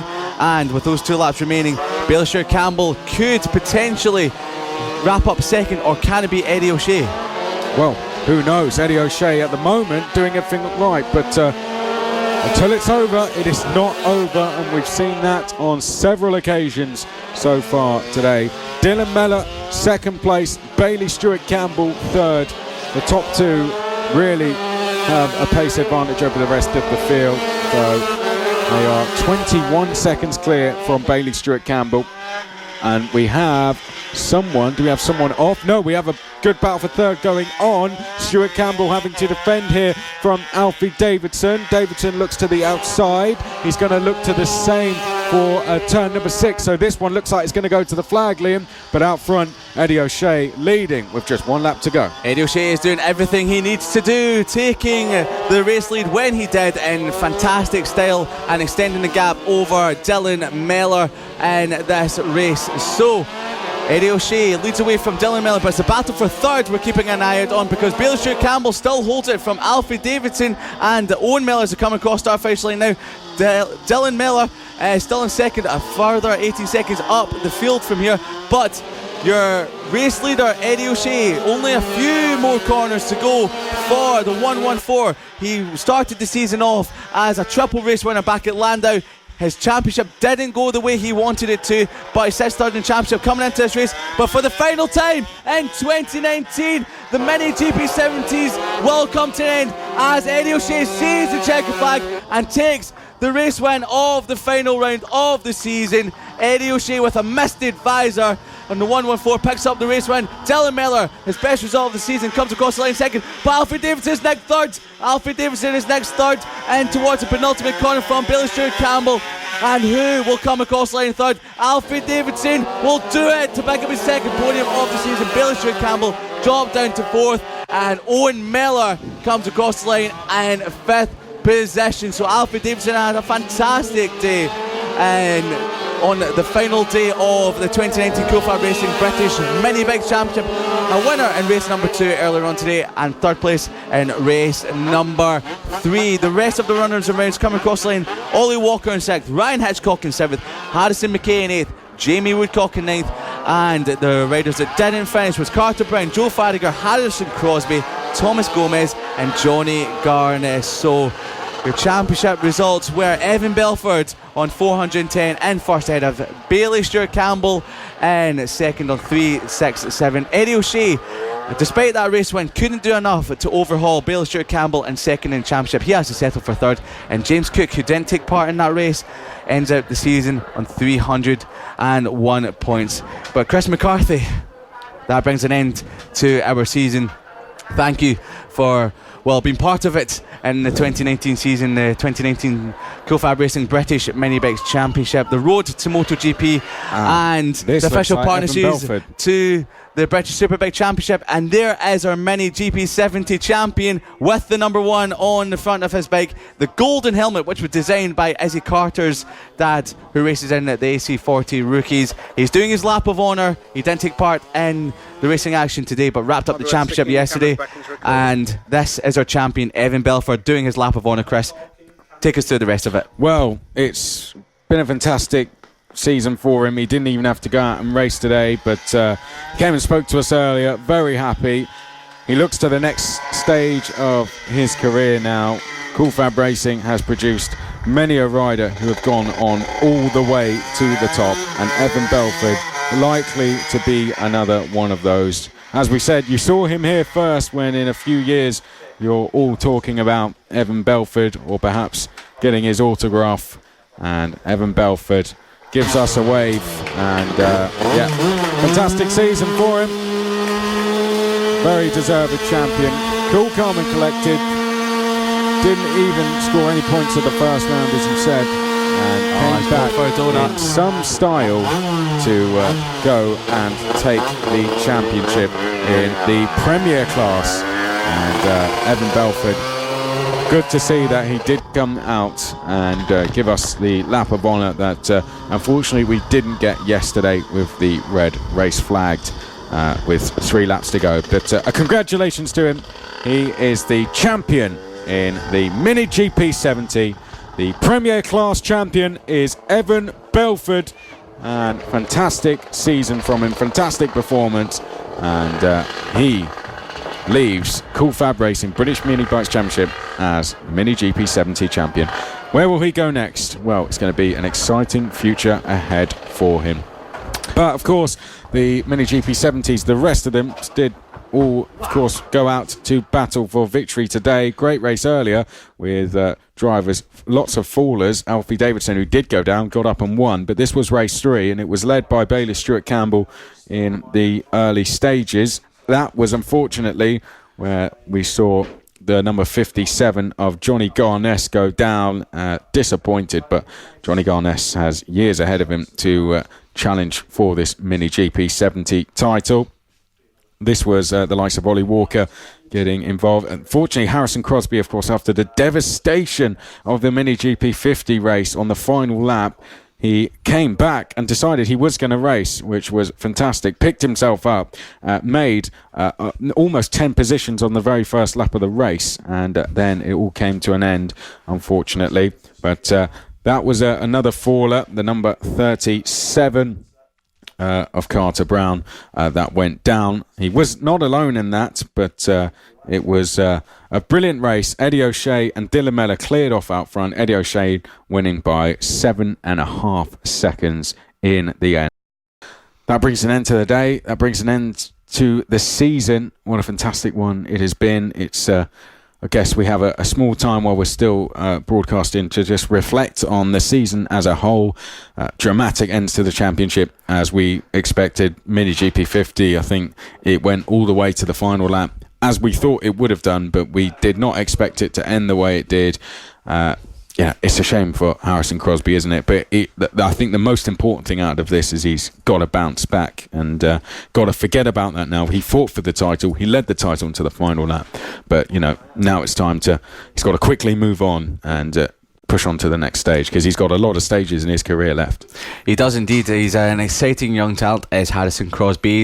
He's one of the riders that's been very open to talking to us all season long. He's got a lot of friends around the paddock, and I think the most important thing he's got to take away from this season is that he has consistently been the rider to beat in the Mini GP 50 class, and that goes a long way to showing that no matter what happens each weekend, he's always been there. He's always been the rider to beat. And his aggression in the final race, he showed that the nerves that he had in the first 2 races this weekend were all gone, and he just proved that he could do it. But unfortunately, turn number 5 here at Tattershall today has been catching everyone out, so you can't blame Harrison Crosby for getting caught out in the last lap. It happened to everyone at some point this weekend in the slippery conditions. But the thing that was potentially quite good is he came out for the 70s.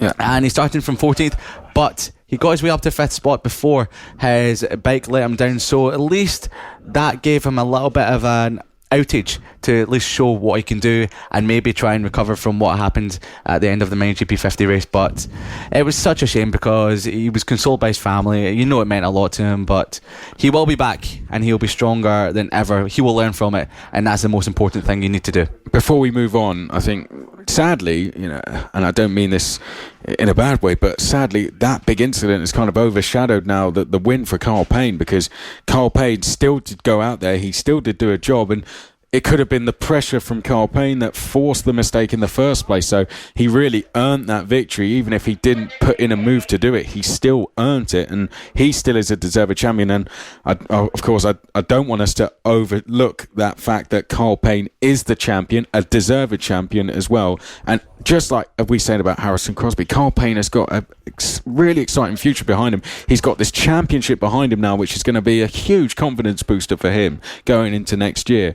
So, I mean, we've got to talk a little bit about Carl Payne before we go into an interview. Yeah, Kyle Payne, and he was a sort of forgotten man in the top 4 for the last couple of rounds, but then for round 7 and 8 he managed to bring it all the way back up again, and he did take the championship, and a very well deserved champion indeed.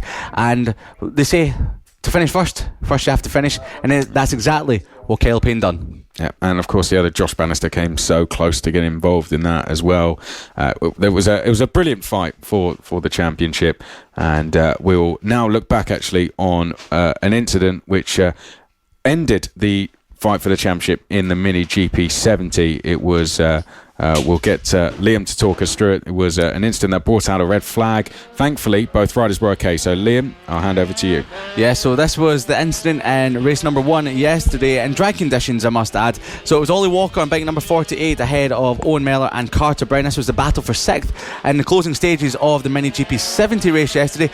But as they made the way in towards the final corner, it was Owen Mellor who lost the rear end, high-sided himself out of the race, and Carter Brown had nowhere to go, clipping the banking and then clipped the barrier as well. Owen Mellor stood up right away, waving his hands to stop the race. Carter Brown was rolling about for a little while, but then eventually did get back up onto his feet, and both riders were thankfully okay after that very scary collision indeed. But it just proves that these young riders are made of tough stuff. But joining me today to end the season is Roger Keys.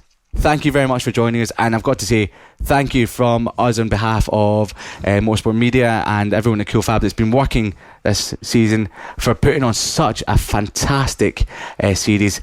Can you just sum up how it's been for you as a whole? Hard work, let's be honest. There's been a few occasions when people haven't agreed with my decisions, but that's one of the ways life goes. But in general, the kids and the adults have produced fantastic racing all season, close racing.